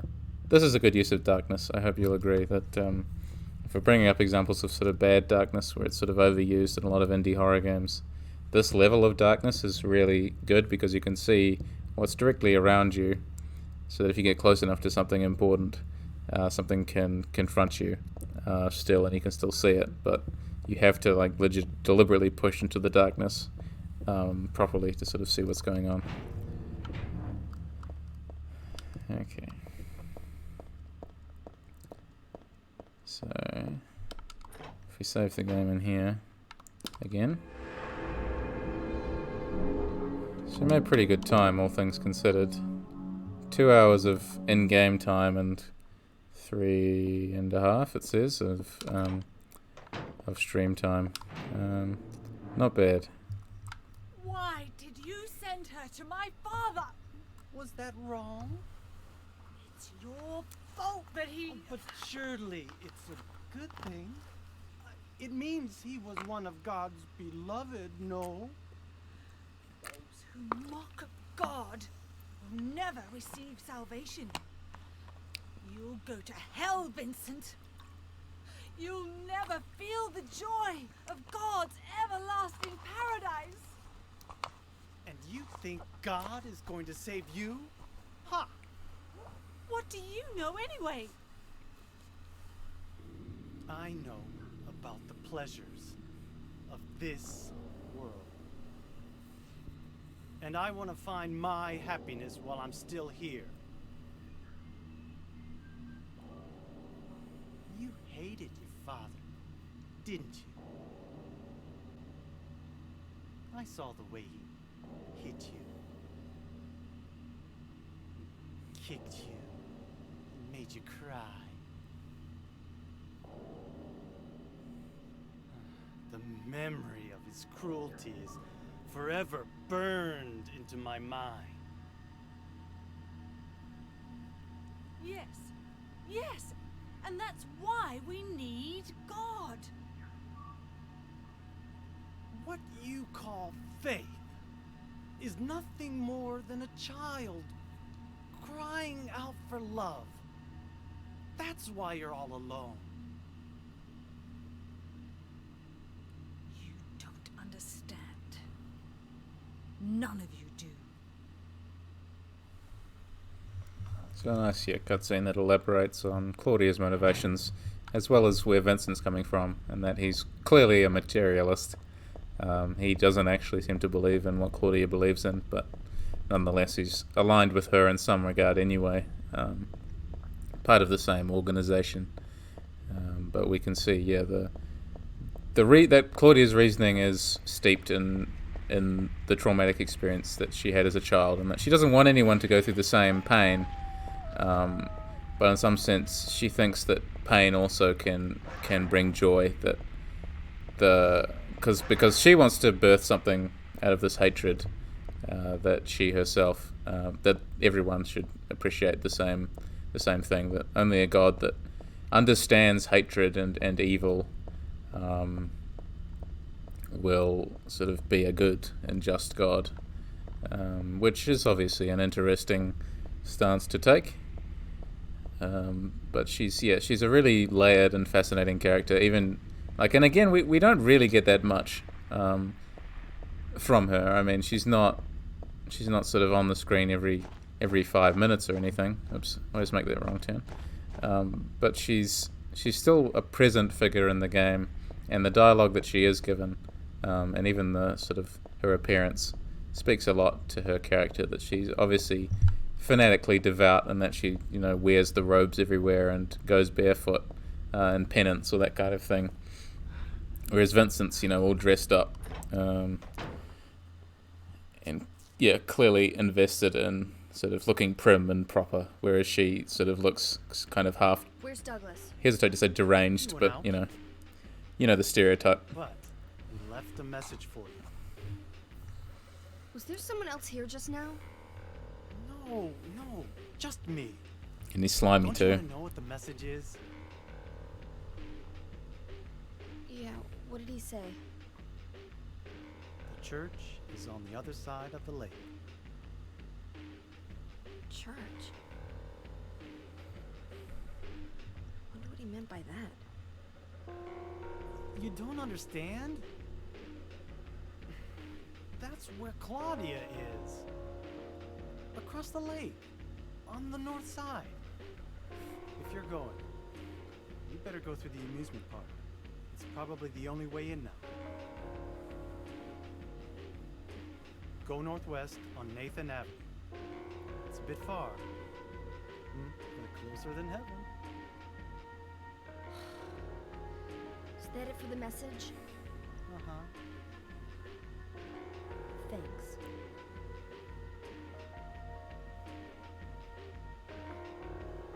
Douglas really said that? What's wrong? You don't trust me? He really is. He's just wonderfully slimy. He's, you just, everything he says, you just have to second guess. Which is, of course, evoked in his most famous line that we might get to today, we might not. But everyone talks about that cutscene for a reason. It seems to be one that, well, not that cutscene, but the cutscene that we might get to. They look like monsters to you. Everyone talks about that as a moment that stuck with them, because it sort of made them rethink things. And even though Vincent sort of tries to disarm what he said afterwards when he sees Heather's genuine sort of horror at the implication that she might have been killing real people or real animals, for instance. There's still this really nagging uncertainty that he might have been telling the truth, or that even if he wasn't telling the truth, that it might be true. And it's that lingering doubt and uncertainty that is what Silent Hill is so good at evoking. Cutscene you're talking about is one of my favorites in the series. Yeah, it sort of encapsulates the uncertainty present in Silent Hill, just in one fell swoop, in one line even. And that line is also partly why the setting of Silent Hill is underused, or is not underused, but I guess to approach it from a different angle, it's like the perfect conceit for psychological horror, to have a town that manifests things that people can see. But at the same time, you don't want every game to just rip off Silent Hill 2 and emulate Guilt or whatever. But you can sort of see that it really is a perfect conceit. It's a giant rabbit costume. Isn't this the mascot from the local amusement park? I don't want to look inside. Something in there smells terrible. So yeah, fun fact, I got a couple of Robbie the Rabbits. Not giant life-size suits, obviously, but a couple of little plushies sitting on my shelf. Got a similar feeling to the one where James meets Laura, and I forgot what she says. She sort of insinuates that he's insane. Yeah, I know the one you're talking about. Yeah, you sort of it undermines your faith in the game and the story that it's trying to tell you.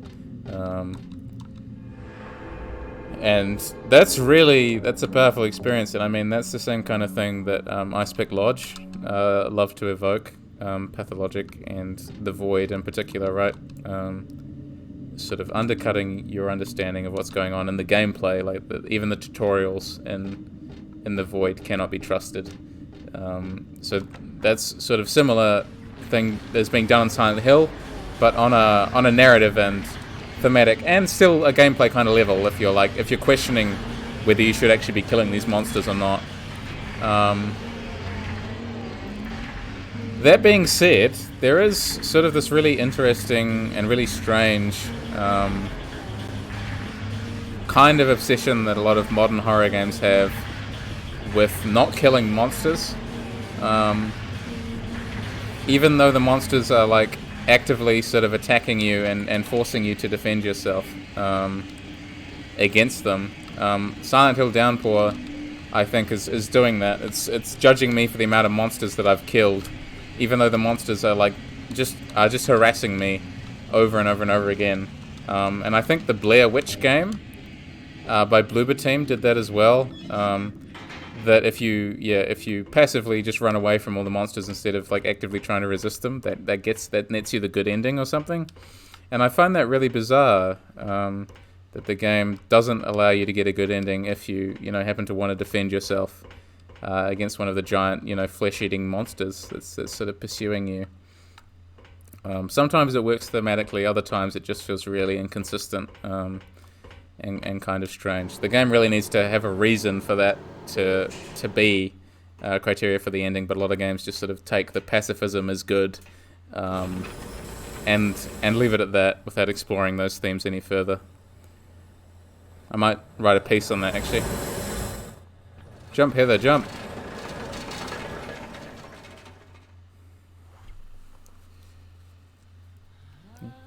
Yeah, it's kind of a strange phenomenon. I hired you to find the girl, and you performed serviceably. What is it now? You lied to me about Heather, lady. I don't like being used. Lie? What lie? That Heather was kidnapped from you. But it's true. She was originally one of us. That man, Harry Mason, stole her away and kept her hidden from us. Yeah, but she says she was happy. She was brainwashed by him, deceived, because her true self had not yet awoken. She carries God within her. But when a lesser, Mother of God, truly awakens, Yeah? What's gonna happen? She will usher in the eternal paradise. What kind of place is that? A place with no pain, no hunger, no sickness, no old age. There will be no greed or war, and all will live by God's grace alone. No this, no that, no nothing. A paradise? For castrated sheep, maybe. Sounds pretty boring. I pity you. You still don't understand.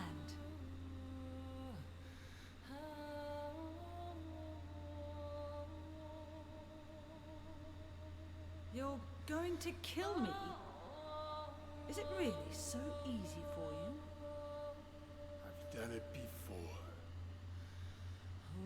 Then I truly do pity you.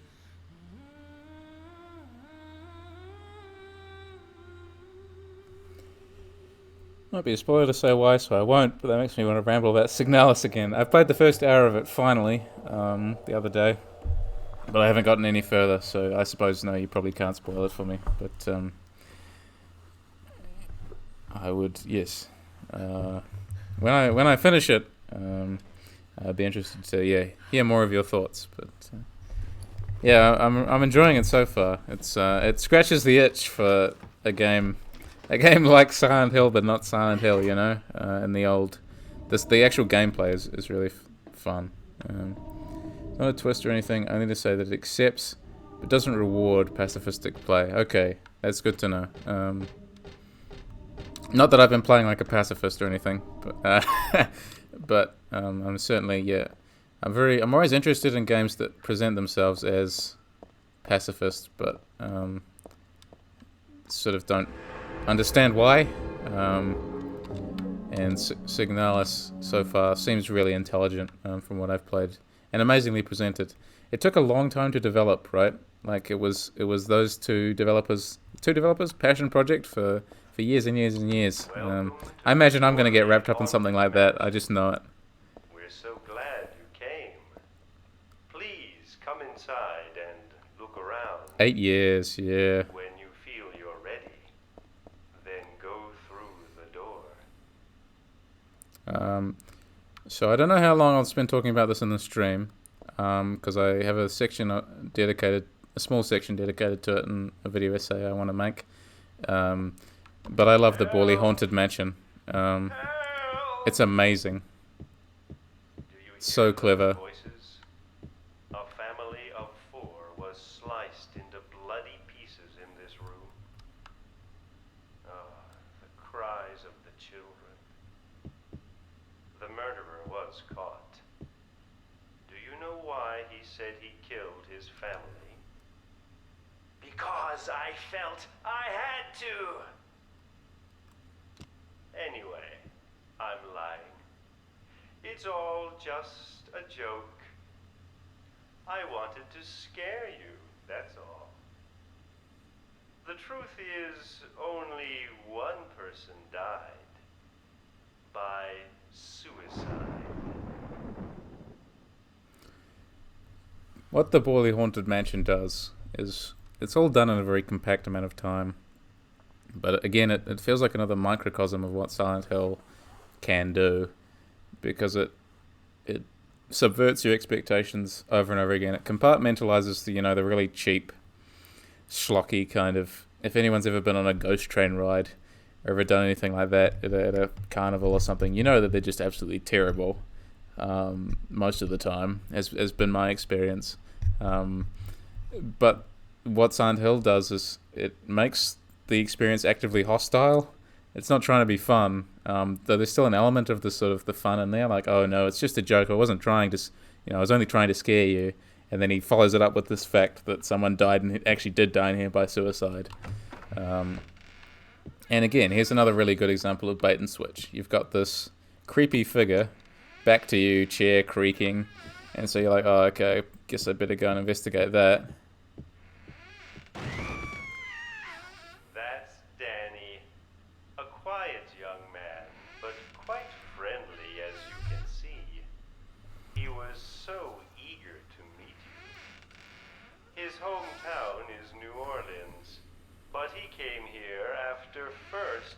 losing his way. Oh, maybe you might know. Where is the path to heaven? And I like, yeah, how it's real. This is a real dead body hanging here. I don't think they meant for this to be part of their attractions. Who would have done this? So first of all, it's a good bait and switch. It's a good scare. And secondly, it's disturbing because you've got like a mannequin sort of character over there, but then you have an actual dead body, and the guy, the commentator, is actually speaking to Heather. This mansion is quite old, so please watch your step. Sometimes the floor suddenly gives way, and I'm so sorry, this place is just falling apart. The mechanism is broken, you see. It wasn't supposed to stop there, I assure you. Like, it's just sinister. There's the exit. I hope you enjoyed your tour. Please come back anytime. Or if you'd prefer, we could come and visit you instead. It's the perfect subversion of sort of all the ghost train tropes. I think it's the name the Borley Mansion. I think it's based on like an actual industrial accident or something. Supposed to be the exit. And this bit here is unexplained and scary, you know. This giant red light that makes this horrible droning noise pursuing Heather, totally unexplained. Really quite freaky when it comes down to it. It's never referenced again, and it just comes out of nowhere. If she makes contact with it, she dies. Whatever it is, it's one of my favorite gameplay segments to top off one of my favorite sort of frightening areas from Silent Hill. The Borley Haunted Mansion, short and sweet, really amazing. They did a great job with that area.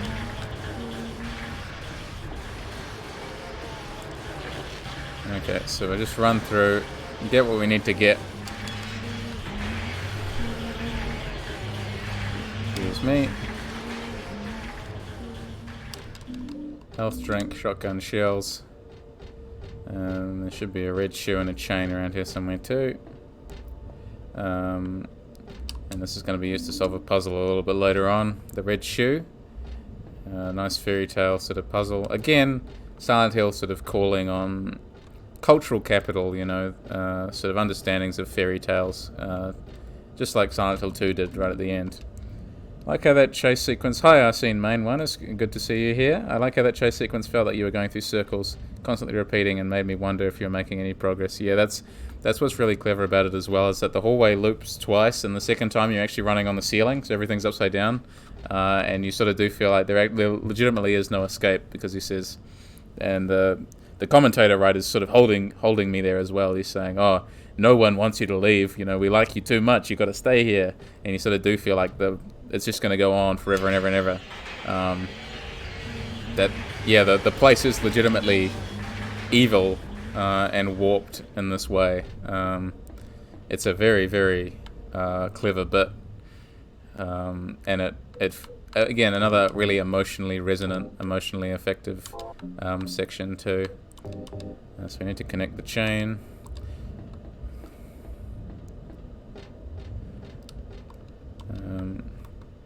Have you played Silent Hill 3 before? It's always... I'm just curious if this happens to be your first experience with the game, because I'm always interested to find out if people are experiencing a game for the first time through my video, through my playthrough of anything. Kind of honored if anyone, for instance, chooses to experience... No, I haven't. I hate being scared. Only horror game I have is Pathologic 2. Oh, very nice. That's fair. If you hate being scared, then yeah, this is one of the nastiest horror games, I guess you'd say. At least ideas wise. Are you hurt? One of the best though. One of my all-time favorites. It's broken. I'll call an ambulance. What?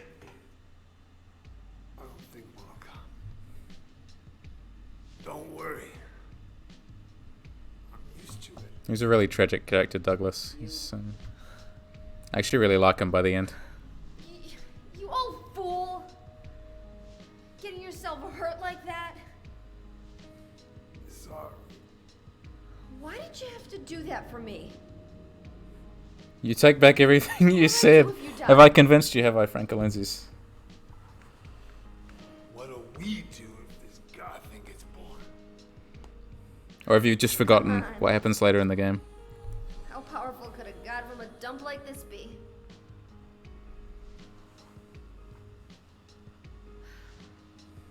I'm sure it'll be no big deal. But anyway, something's gonna happen. Who knows? Maybe we'd all be better off if it did. But if this is how God of Mercy acts, I don't want to see any more of him. That's a pretty good reason to risk my life, don't you think? Plus, I'm just an old fool, right? You think you're Superman or something? You know, I always wanted to be him. Besides, Yeah. I want to help you out. You don't have to feel responsible. I know it's not your fault. You remind me of my son. You said nobody was going to cry for you. Dead people don't cry. Stupid kid got himself shot robbing his bank. But why? Maybe because his pop was a penniless good-for-nothing. Who knows? Anyway, now I guess I'll never find out. Sorry. I shouldn't have said you reminded me of a guy like you. Well, maybe if you had compared me to your daughter. Listen, I'll take care of the rest. You stay here and I'll be back when it's over. You'll be okay by yourself. Hey, no problem.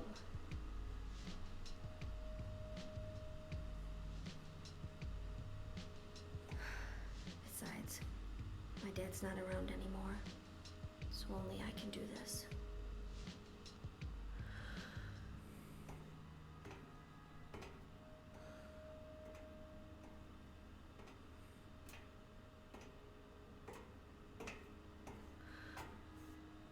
What are you doing?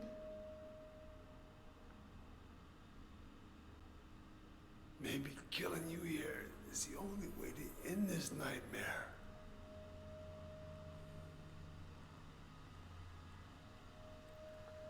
Yeah, you might be right.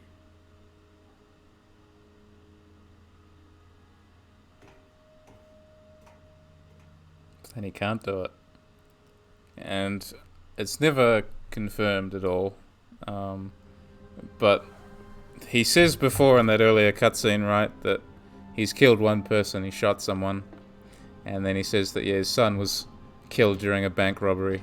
And you sort of wonder if he was the cop who sort of came on the scene and then shot the robber or something, and then realized that he was his son or something slightly too late. Yes, I do. Again, it's never confirmed, but it adds another sort of tragic layer to this character, whose story would be sad anyway, even if someone else had shot his son. Yeah.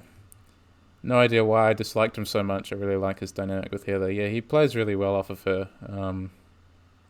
They're two characters who sort of grow closer together. But yeah, I really like that. He's something like a father figure, but he's kind of tragically incapable of looking after Heather. I think that's really well said. Actually, I think that's a big reason why he's so appealing. So he doesn't diminish her agency at all. Yeah. He's a character who supports Heather, but who can't hold her back, or even sort of help her in any significant way beyond giving her a car ride. and all of his efforts are to make up for the horrible blunder of leading Claudia to her in the first place. So in some sense, he sort of instigates the whole thing, and the story, him fleshing him out, is sort of allowing us to sympathise with this guy who really didn't know what he was getting anybody into, and who's just genuinely really sorry for the tragedy that he's caused. Client Claudia Wolf requests searching for then infant Alyssa Gillespie, kidnapped by a man named Harry Mason. No word from police. Kidnapped location unknown. Old Silent Hill newspaper article. Alyssa Gillespie 7 dead in fire. Links to current case to be investigated. Priority low. Using alias Heather. Neighbours do not know real name. What is she hiding? Got Douglas's notebook.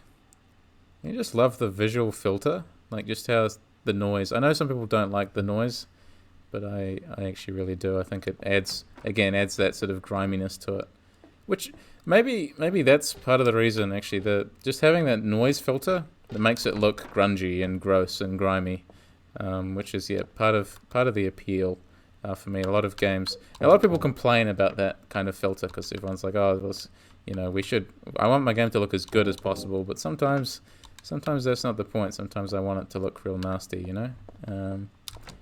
and I think, in some sense, the nastier a horror game looks, to a certain degree, the more effective it is.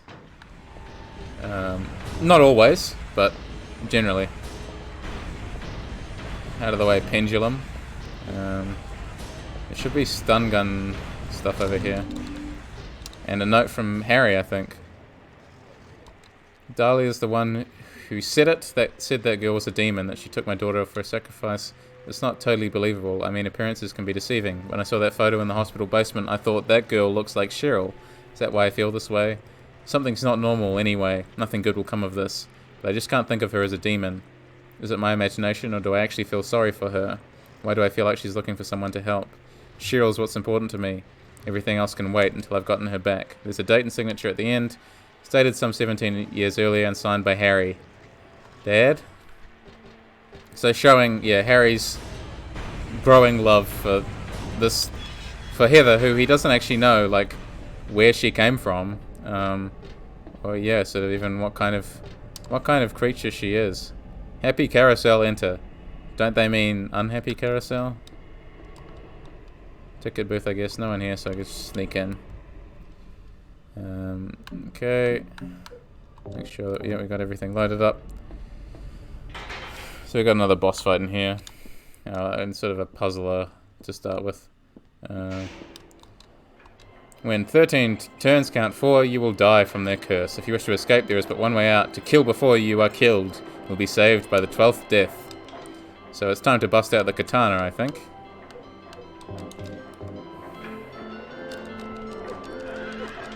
And it's really disturbing, just hearing the sounds of the horse whinnying as you hit it.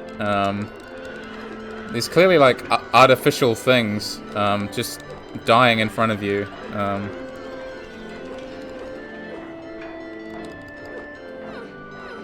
It's really quite grim. It's another moment that sticks with me a lot. This game has so many good ideas, and it doesn't sort of waste any of them.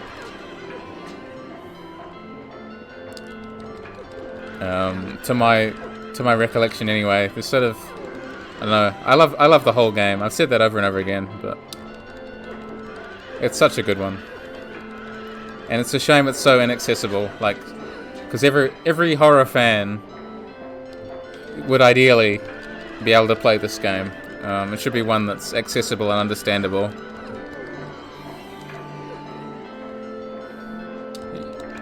Yeah, I don't know. I'm so sick of hearing Outlast is the most imaginative or the most scary horror game, and it's like, this exists. This and Pathologic exist.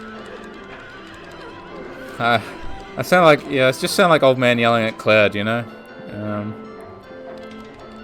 But there we go. It's just what I end up doing. Just being grumpy that things aren't looked after well enough, that new generations don't really get the opportunity to play these unless they're really dedicated in some way or another, which is A big shame. So we killed all 12 horses. And I think we just sort of wait for it to spin another couple of times. And everything starts up again. Even this one that we got before. And then we have this really nice change of arena. It's very clever.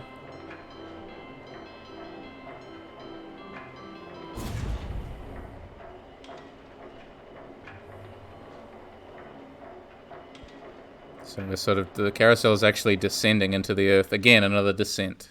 Again, a running theme. And this recurring sort of song called Prayer that comes up again and again.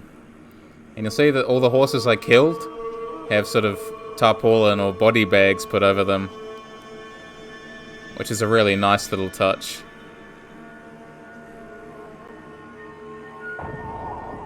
And here's the boss that I always struggled with initially. Memory of a Lesser. A lot of people say she's really easy, and I guess she probably is, but I suck, so... Spent...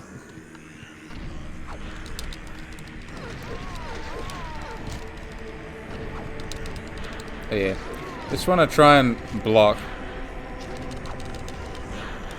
I sucked at this too, thanks, that makes me feel slightly better. I've heard a lot of people say like, oh yeah, she's one of the easiest bosses in the game sort of thing, but it's like, I'm not in the mood for your get good attitude, you know? I want tips on how to 10-star run this, not like, oh, she's easy. Which wasn't the only thing I got, I did get actually helpful tips. But yeah, she's an interesting boss in that she's a reflection of sort of everything that Heather has in her inventory. You sort of have to fight yourself, which is always an interesting mirror match in video games.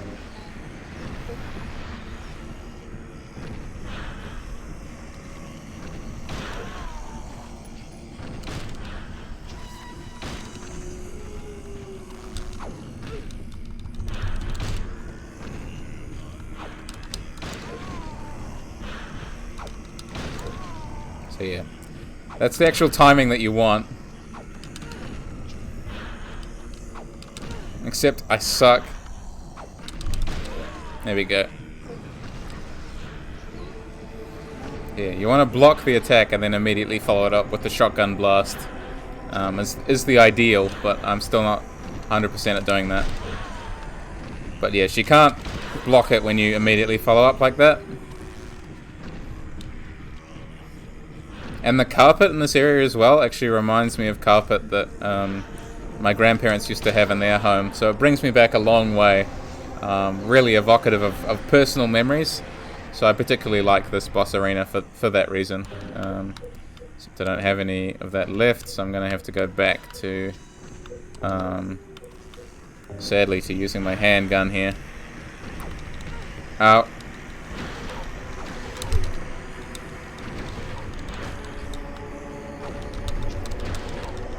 Which is never as effective as the shotgun, for obvious reasons, but should still be doing the same kind of thing. At least it would be. Ow. Stop hitting me. Just because I'm shooting you. And you want to stay close to her, because otherwise, yeah, she does use the ranged weapons pretty lethally, actually. So you just always want to try and bait that melee attack.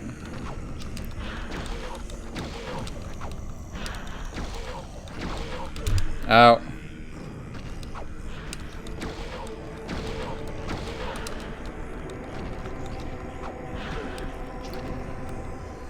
Not doing so good, am I?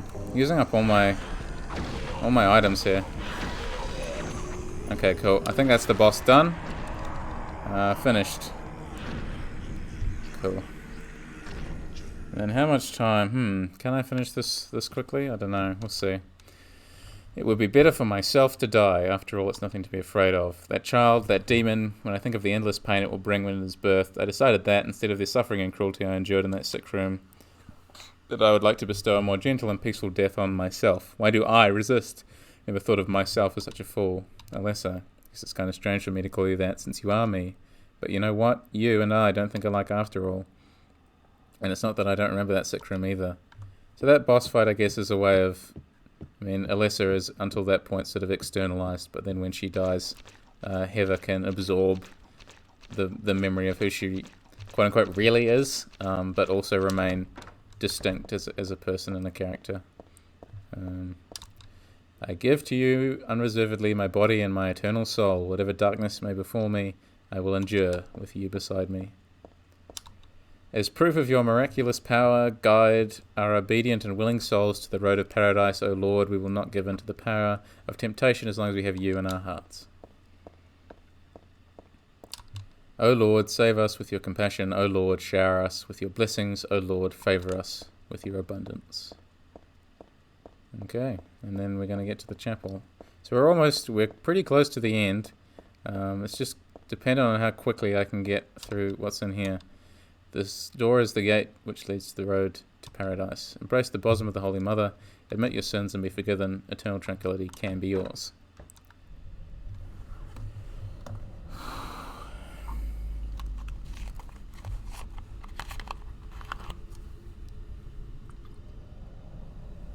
How did you get here? Carousel. It was Vincent, wasn't it? He led you here. When will he cease his meddling? But it's just as well. Hearing you here also serves my purposes. Checkmate. Not yet. The time is not yet at hand. The time when all will be forgiven their sins. When the paradise we have long dreamed for will arrive. After the judgment and atonement, an eternity of bliss. Oh, Alessa, the world you wanted is nearly here. That's not what I want. Not you. Alessa, your true self. But I am Alessa. My little Claudia, my dear sweet sister. Alessa, is it you? Oh, how I've missed you.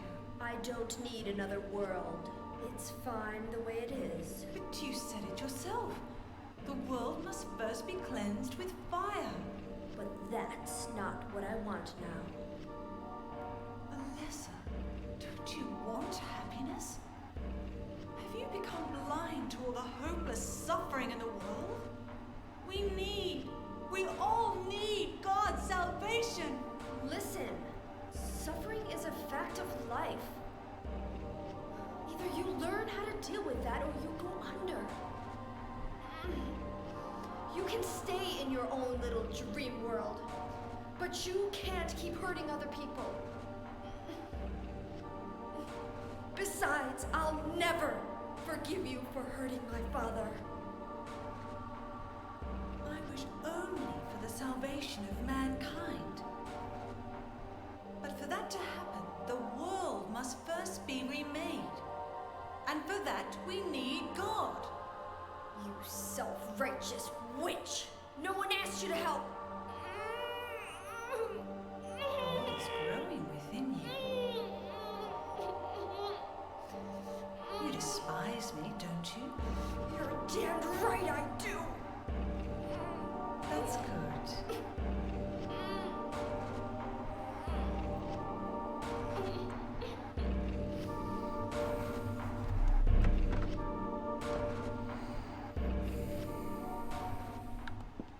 So one thing I didn't mention before, I really liked the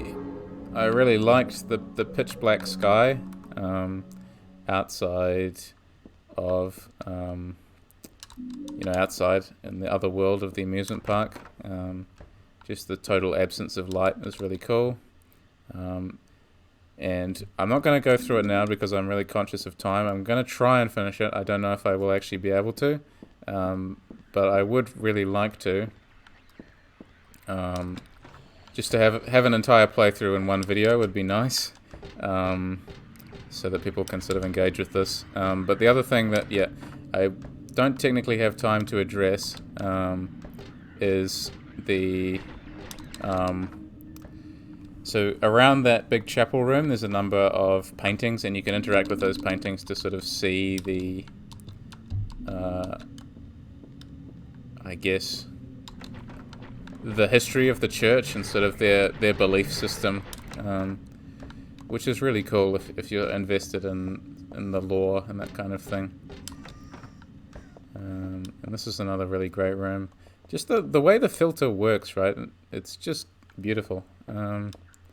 Saint Alessa, Mother of God, Daughter of God. This picture, that's me. I'm holding the baby, and I'm the baby being held. The me that wanted death and disappeared with God 17 years ago, and the me here and now that sought life. Yeah, really fascinating dichotomy. And then we have St. Jennifer, Unwavering Faith Under Death's Blade. I don't think we ever find out who these other characters are. St. Nicholas, Miraculous Hands, and a Doctor of God. Yeah. So if we run back through here, so yeah, the church is itself just this horrible otherworld construct. It's hard to know whether exactly this is how the church sort of actually appears, or whether this is all just, the other world.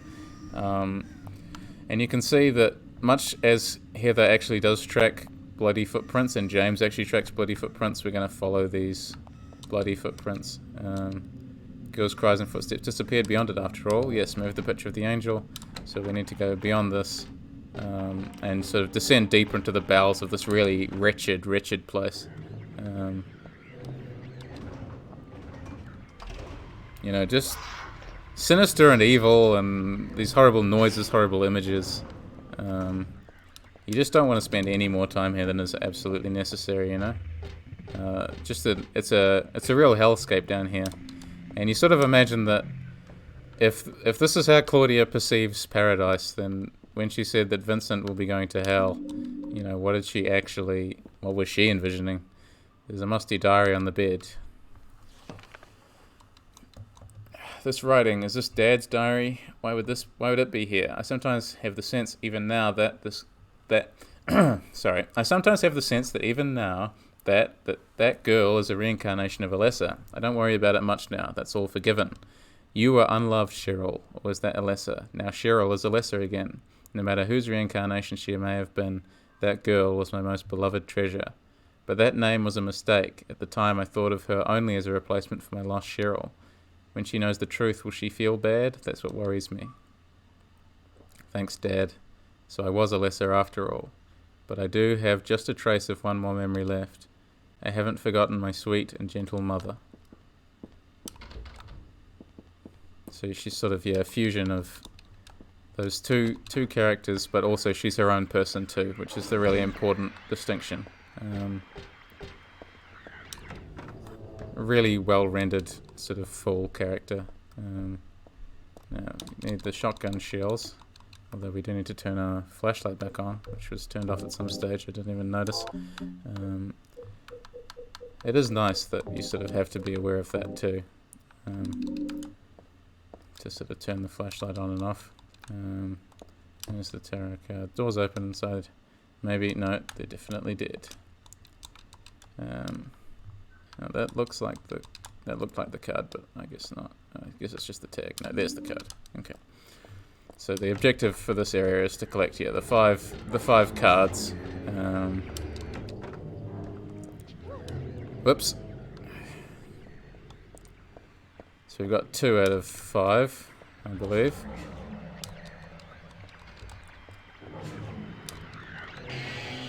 And we just want to keep going. Now, if you were going for the revenge ending, you want to be killing all of these enemies. But I am not going for the revenge ending because we can't. Because we can actually only get one ending if we're starting from a new game save file. We can only get the standard, the normal ending. the revenge ending. No, the possessed ending is the other one that we can get. The revenge ending is the UFO, this game's version of the UFO ending. And we just got to follow this other trail of footsteps here. Follow the weeping again.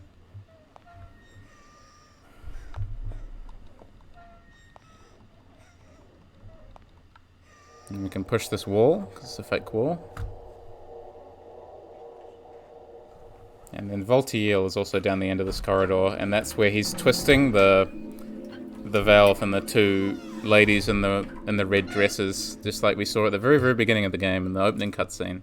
That's what that's from. This is from this corridor. Which, can we look at that now? Yeah, we can see him there. Again, one of the game's creepiest images by far. One of the most disturbing images in any video game, as far as I can see, that I've played. Just this sort of endless torture seems to be what's going on. Something stuck in the book. Got the full tarot card. And then this is a hint towards the final puzzle in the game, which connects to the pendant, which I should have spoken about earlier, that Heather has always been wearing about her neck, which comes back right at the end. I feel like I have to read it, but at the same time I don't want to. Aglaophotis. Red liquid or crystals resembling blood. According to the Kabbalah, the name is taken from an herb with the power to dispel evil spirits. It's said to grow in Arabian deserts. It may be vaporized or applied as a poultice to guard against demons. It is powerful, but as it is rare, it is extremely difficult to obtain. And somehow, so this pendant was a gift from Harry, which is why she's been wearing it the whole time and sort of treasuring it. Picture of me when I was 7. I looked bored and sad. Well, of course I do. I was always like that back then. Okay, so we have the tarot card, and of course, since we have to get the tarot card, we always get that hint about the Aglaophotis, which means, yeah, we can't actually miss it. Okay, and then we've got a number of... I always found it was interesting, the closes in there are all sort of highlighted green, or have this green shading over the top of them, which I always found slightly curious. Okay, and in here, there's a save point, a key, another one of Harry's notes, and then this is where we put all the tarot cards. So maybe we will actually be able to finish this. Feeling pretty good about it. It will be nice. Have I ever finished a single game in a... well, not one as long as this. I'm just trying to think. Yeah, I finished Search Party last week in one video, but that was a really, really short game. So it will be nice to have a sort of a complete archive of a game for someone to watch, especially considering that when I first attempted to play this in the first instance, I was not successful in finishing the playthrough because I didn't know this game well enough, and playing it on hard difficulty was slightly too punishing for what I was trying to achieve, which was also an analysis playthrough at the same time. Which is why I elected to play this on normal difficulty as well this time. Oh, that's toggle flashlight. I should have remembered that. Oops. So yeah, you can see that that boss that we faced before has been reduced to sort of a normal mook enemy. And here we're going to get the Vincent cutscene that we were talking about before when we pick up this tarot card. And let this play.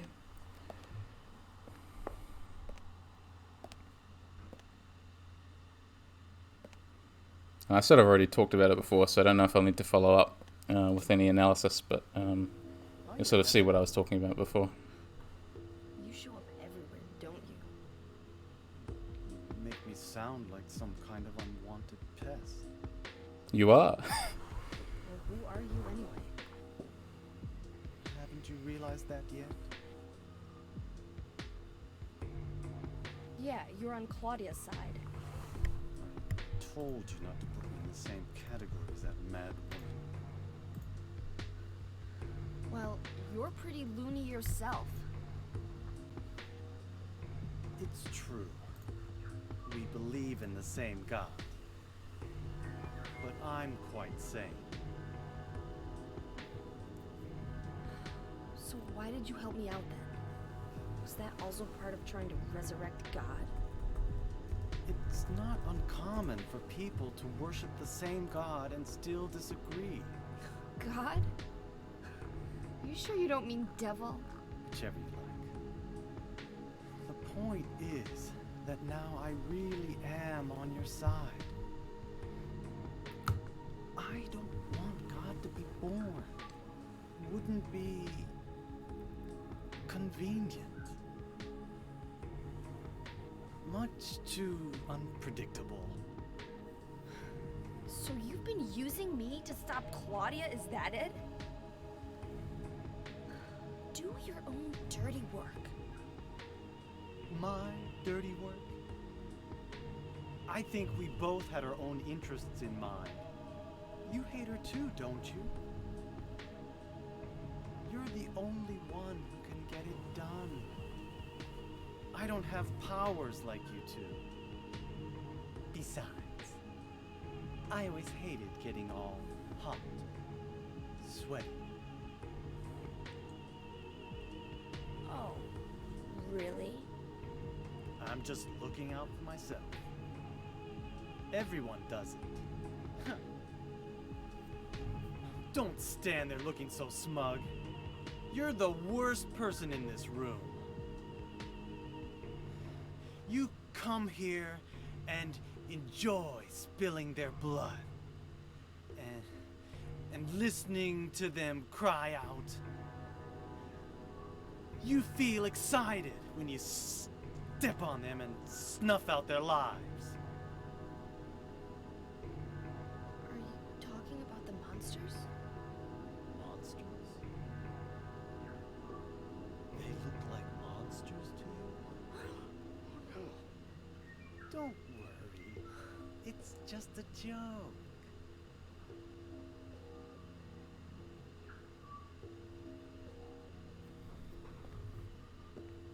By the way, I forgot to ask you. Did you get the seal of Metatron? What's that? You don't have it? Leonard was carrying it. You mean this thing? Interesting that he acts all superior until Yes, that's it. until she's like, what? And then he's like, oh no, then my plan might not work. Here, take this.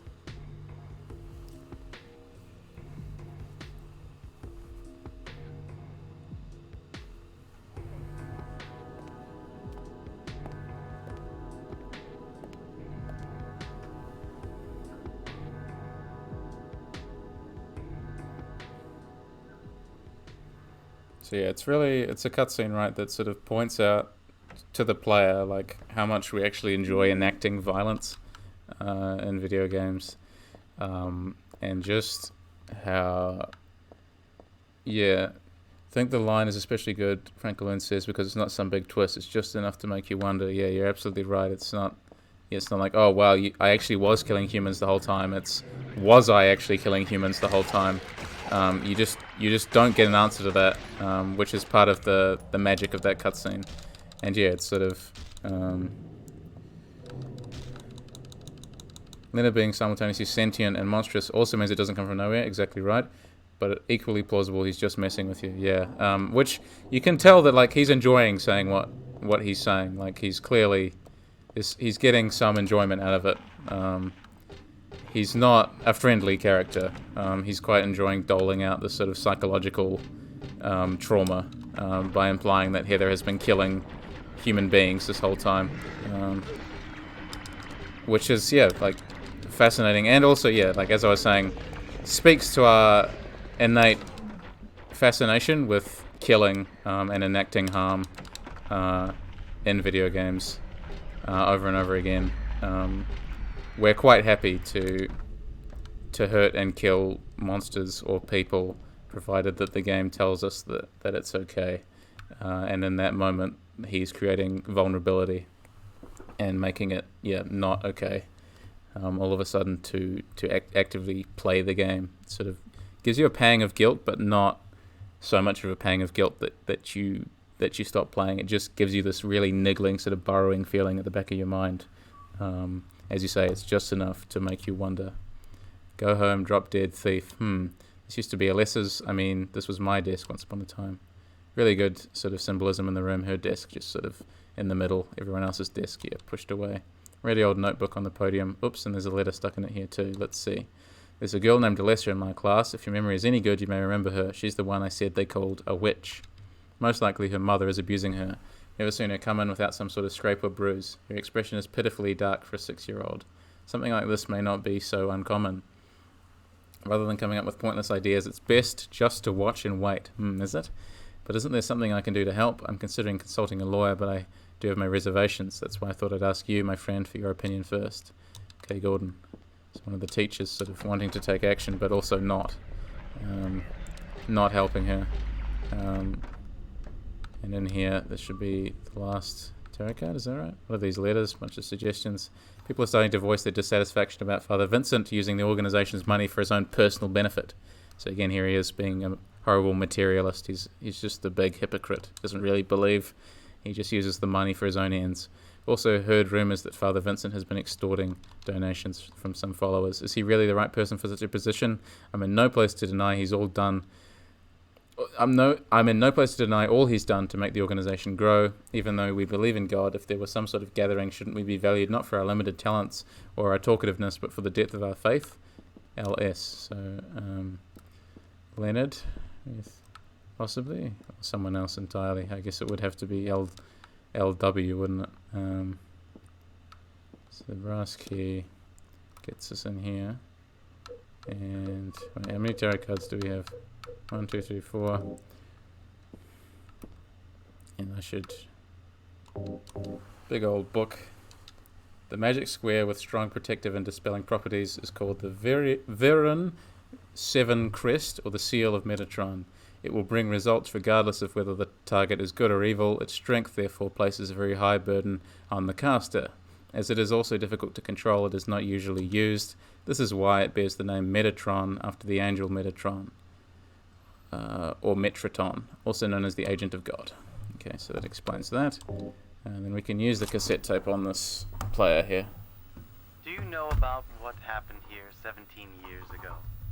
You've been here a long time. You must have heard some details. A group of pagans, blinded by earthly desires, spit in the very face of God. They tried to use the seal of Metatron to prevent God's awakening. But God drove the unbelievers away and threw them into the abyss. But due to their wickedness, God was unable to be born properly. And so, she has slumbered ever since in the womb of the Holy Mother until the time of the awakening. That's all that I know. That's it, huh? Well, thanks. Father Vincent, I heard that the Holy Mother has been found. Is it true? Alessa has been found? Did Claudia say that? Yes. Then it must be true. Her sight rarely fails her. Bless the Lord. Maybe it's because of her great faith. But I could never be like her. I wouldn't want to. Nor I. The truth is, Sister Claudia frightens me a little. Well now, let's both show our faith by forgetting about this little talk, okay?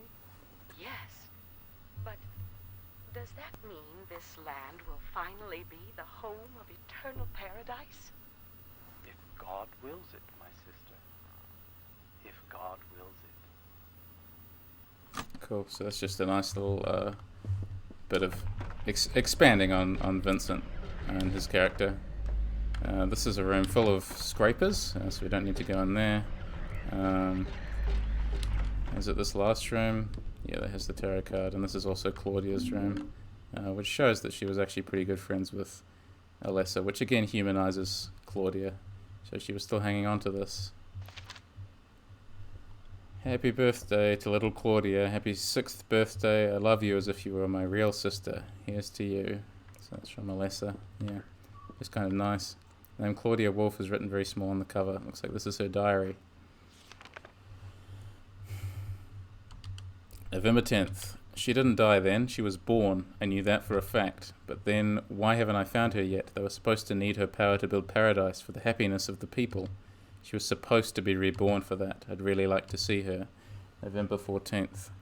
Read the Book of Praise. I want to thank Father for lending me such an invaluable book. I found what I've been searching for in there, How to Awaken God. But it's much too cruel. Will I be able to pull it off when I see her?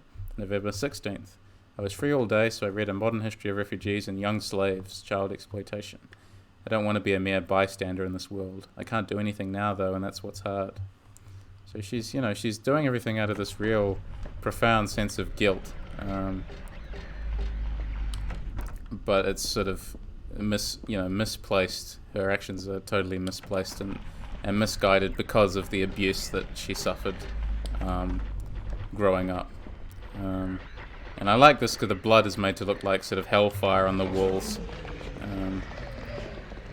Just consistently impressed by the visuals in this game, even today, and even after multiple playthroughs. Get up, Heather. How's my health looking? Bad. I have one of my mini healing items. Run back, get this tarot card business finished. And then we're on to the final boss, and then we're done. Which will be good. So back down here. So yeah, it feels like the subway and the Hilltop Center really are still the two areas of the game that if I was to start speedrunning it, those are the bits I'd need to clean up the most out of any of them.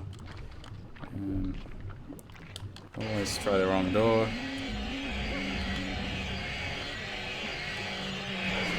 Oh.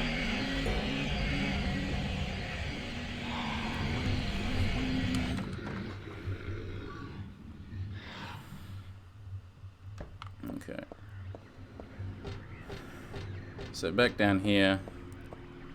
And then all we need to do is sort of place the tarot cards in the correct slots. And if I remember correctly, I think it's the Fool at the bottom, but I might just have a gander at a guide just to get through it. So yeah, so the Hangman is indeed at the bottom, just as I remembered, but I'd definitely forgotten where everyone else goes. Hangman goes down there. Moon, the Fool, the Eye of Night,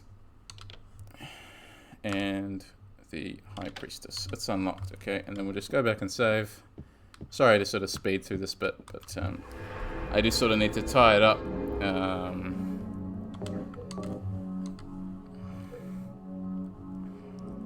We'll see if we can tie it up anyway. Cool. So if we run through, and we're onto the sort of the final corridor, which is really effective at creating this atmosphere, this dreadful atmosphere.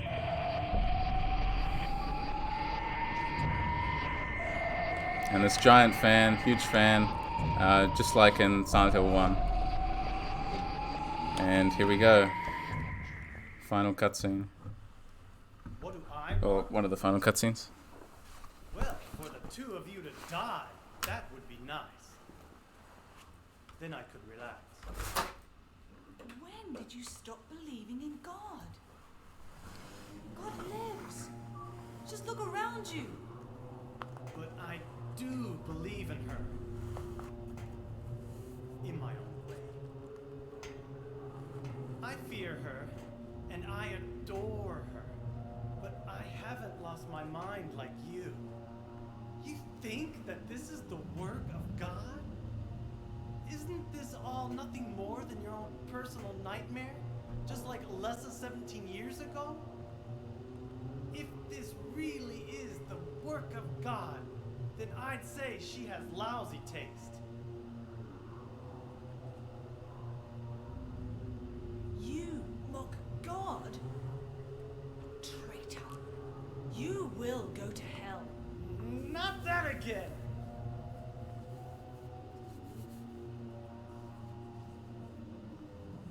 Who do you think you are, claiming to know God's will? Go home, Vincent. Home. This church is my home. I built it with my power. The power of money that you view with such scorn. Although I admit that this atrocious scenery is all yours. If you continue to get in my way, Did you kill me? Well.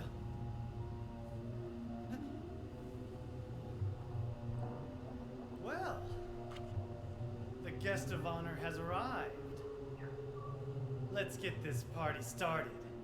Heather, go ahead and kill this crazy bitch.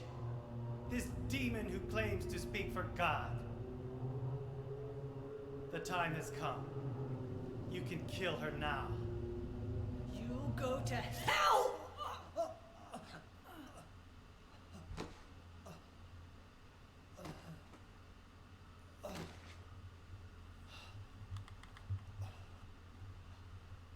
What did you do? nothing important. You're not going to run? I guess this is the end. No, the beginning. As Vincent said, the time has come. Alyssa, I'm saddened that you didn't agree to this on your own. But I thank you for nurturing God with all the hate in your heart. It's time for mankind to be released from the shackles of sin which bind them. But a God born from hatred can never create a perfect paradise. Happy people can be so cruel. Is it so hard to believe that sympathy could be born out of pain and suffering? Why do you reject God's mercy? Why do you cling to this corrupt world? You know that only God can save us. Save you too? Happy ending? I'd rather go to hell. No, I don't expect to be saved. And that's fine. Unless, my dearest,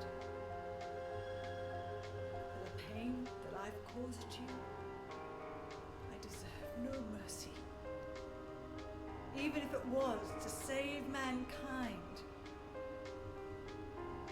It was too deep a sin. It was hubris for me to try to hasten the day of her arrival. Sacrifices were made. Those are my sins.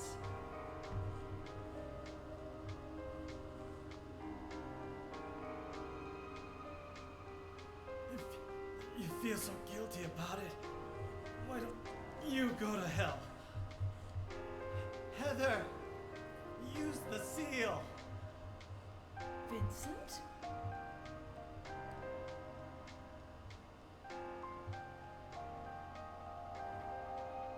The seal of Metatron?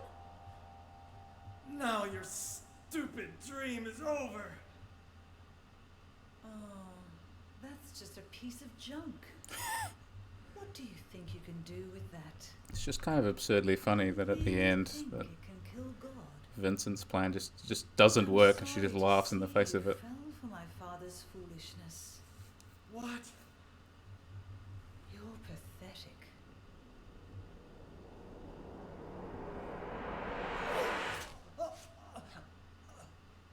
And there's a real, just a coldness, right, to her effect. She's just this calculating villain who also knows that she doesn't deserve the paradise that she herself wants to create. She's just a brilliant villain because all of her Now, Alessa, motivations tie back to this abuse that she received as a child.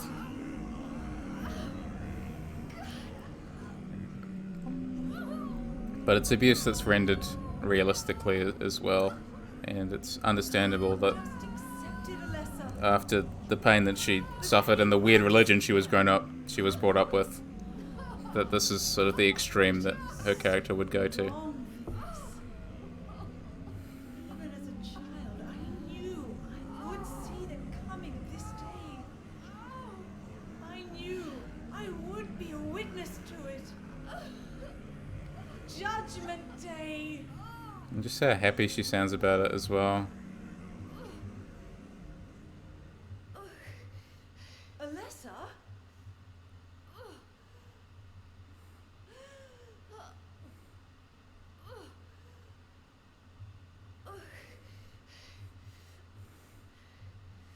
Shut your stinking mouth, bitch! And you can choose to shoot her, but that gives you a bad ending. So what you want to do is actually, because if you shoot her, then you give in to the hatred, which actually makes sense for a sort of a pacifist kind of ending. What you need to do is use the pendant, and that will sort of act as a, if this game is not sort of a statement on the necessity of abortion rights, then I don't know what is, Uses this medicine to expel the god fetus. But it's I described this scenario, the plot of this game, in a synopsis to people before, and they thought it sounded absolutely disgusting, and it is. I mean, she throws up the god fetus, aborts the god fetus, but then Claudia decides that her sacrifice is needed instead. What did you swallow?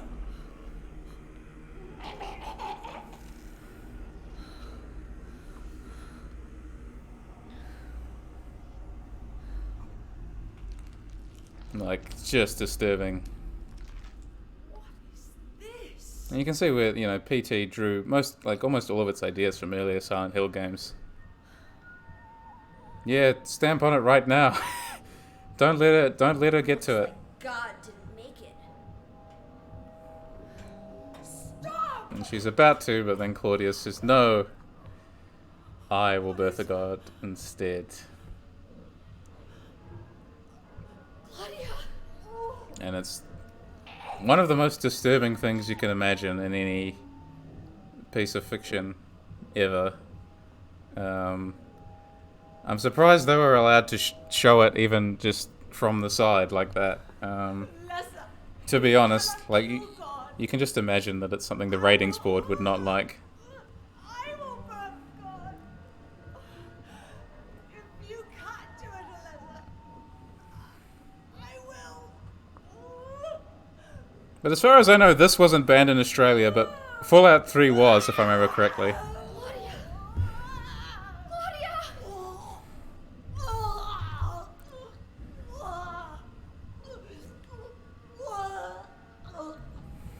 And you note that the hole in the floor there looks very like a vagina there, and it's gonna sort of become symbolic of a ruptured birth, really momentarily. Australian ratings board sucks, eh? I mean, speaking of someone across the pond, I've only read stories, but particularly the period in the 2000s and the 2010s, I don't know if it's still the case, but I remember reading a lot then about all the stuff that they elected to ban, and just sort of make horrible judgment calls on. Like, Fallout 3 was banned because of drugs, and it's I don't know. Pretty silly.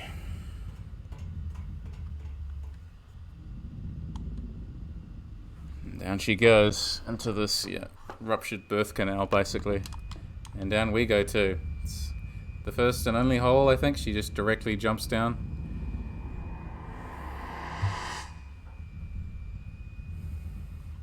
It's a really disturbing imagery, and yet it's followed up by this strangely beautiful scene.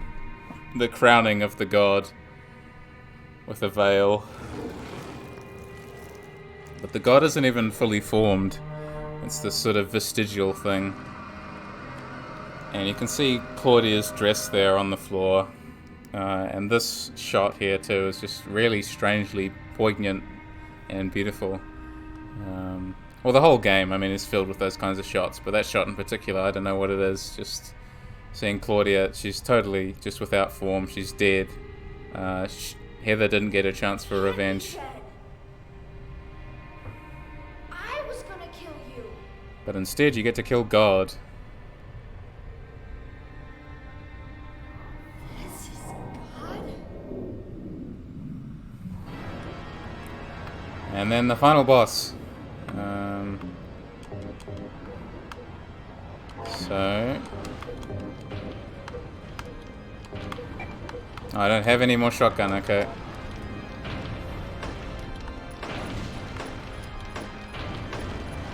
Let's do this then. So she's got like 2 moves, you know? And one only happens if you get close enough to her. And the other one is just, I'm gonna like throw fire at you, basically.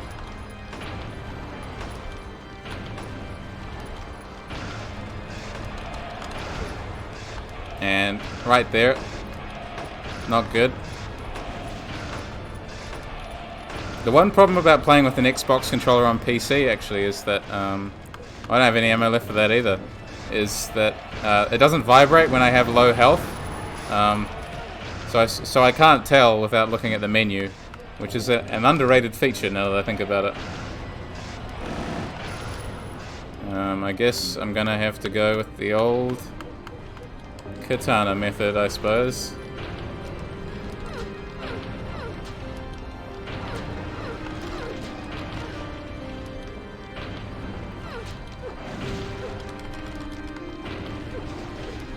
Just club God around the head with a katana.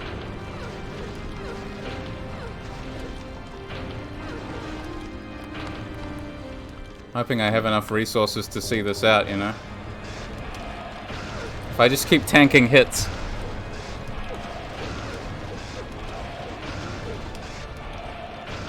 Oh. I just want the ending. I want a complete playthrough in one video. Oh.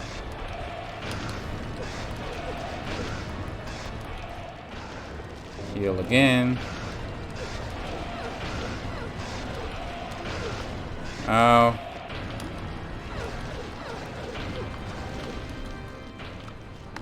Maybe if I do...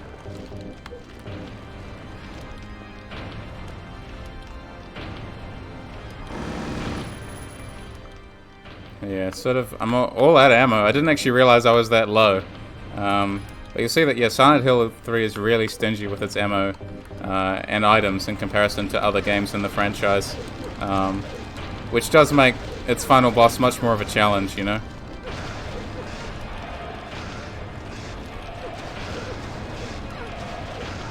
I'm hoping I just have enough resources to sort of outlast her. But I'm not sure if I do. Because she's dealing me a lot of harm. I hope I can say the same for her. But yeah, isn't it just the creepiest boss design? I mean, just this fleshless god. Just a non-existent lower half. There we go. Like, it's an iconic boss design. There's a novel for it, for Silent Hill 3, which I haven't read because it's all in Japanese, and to my knowledge it hasn't been translated. But there's a wonderful illustration by Masahiro Ito of her facing this demented god. I would love to read the novel if it does have a fan translation somewhere.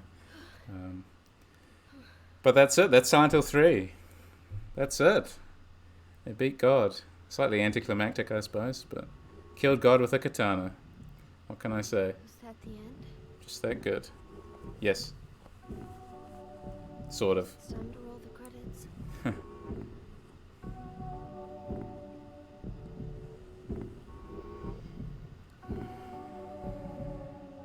But yeah, you have her sort of self-awareness and humor give way. And then just this moment of emotional release, which is one of the most important parts of the game. And is extraordinarily beautiful and moving.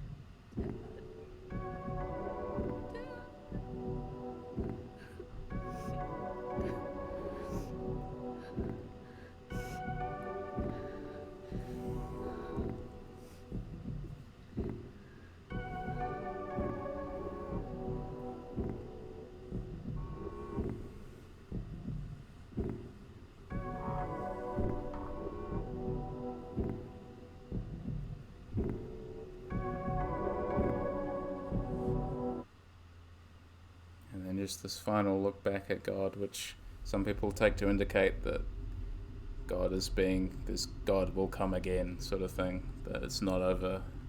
But of course that never happened because Team Silent disbanded after the fourth one, and Konami ceased to make any in-house Silent Hill games. But so that thread was never really followed up on, I don't think, not properly anyway. Not as I'm sure that they wanted it to be. There was concept art and a concept in place, I think, for a fifth one by them, but of course that never came to be on the PlayStation 3. There was other things instead. Heather, is it really over? Not yet. You're still alive.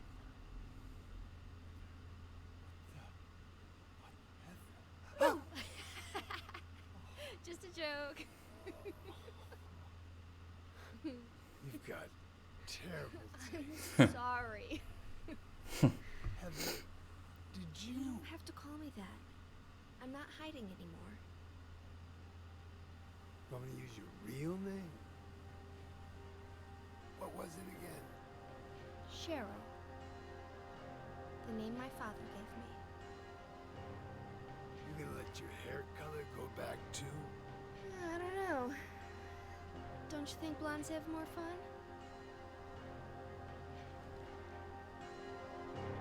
Happy birthday, Silent Hill 3. I don't think I said everything I wanted to say. I should have made this a 24-hour stream. But, like, I'm still... I should have made a 24-hour stream to say everything that I actually wanted to say, but I hope still that this playthrough illustrates what a beautiful, moving, and important horror game this is, and why it's a terrible shame that we can't access it easily anymore.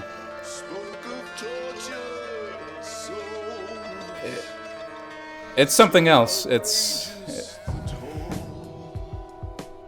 means a lot to me, and again, I think what still stuns me is that I actually get to do this, and that people are watching.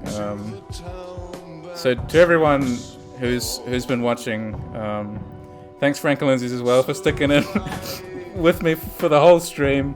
But thanks everyone who's watched this playthrough. It's just extraordinary that I get to do this.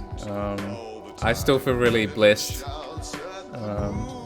that I can play Silent Hill 3 and people are there to not just cheer me on, but to share their own experiences and thoughts with the game. Because, yes, I'm glad it was a lot of fun. It was a lot of fun for me too. Thank you. I didn't take that break, did I? I didn't take a break, so I powered through. I can feel the exhaustion hitting me. All you had to do was sit there eating chips. Nice. Yeah, no, I'm looking forward to sitting, going, eating something.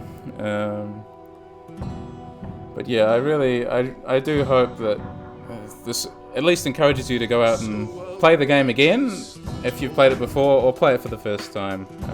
Because it's all well and good to sit here and watch me play it, but the more potent experience is actually you playing it for yourself and getting a personal reading from it that I can't give you. I can sit here and wax poetic about it all day and analyze the imagery and the gameplay and talk about the ratio of light to dark and all of this business. But in the end, Silent Hill it's a personal game. And that's why it's lasted all this time. And more than anything, in order to make it last longer, we need more people to play it. And I hope that what I've done is also give you a love for this game that will go on. Because I love this game. Perhaps my favorite survival horror game ever made. It's a joy. It's a joy the whole way through.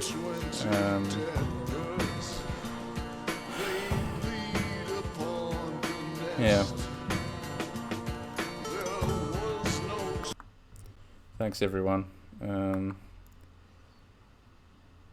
Thanks for the typefaces. let's see what did we get? 5 big stars, 6 little stars, that's fine. So you can see all the different rankings. I got a good clear time, under 3 hours, but yeah, sort of slow everything else, bad everything else. But yeah,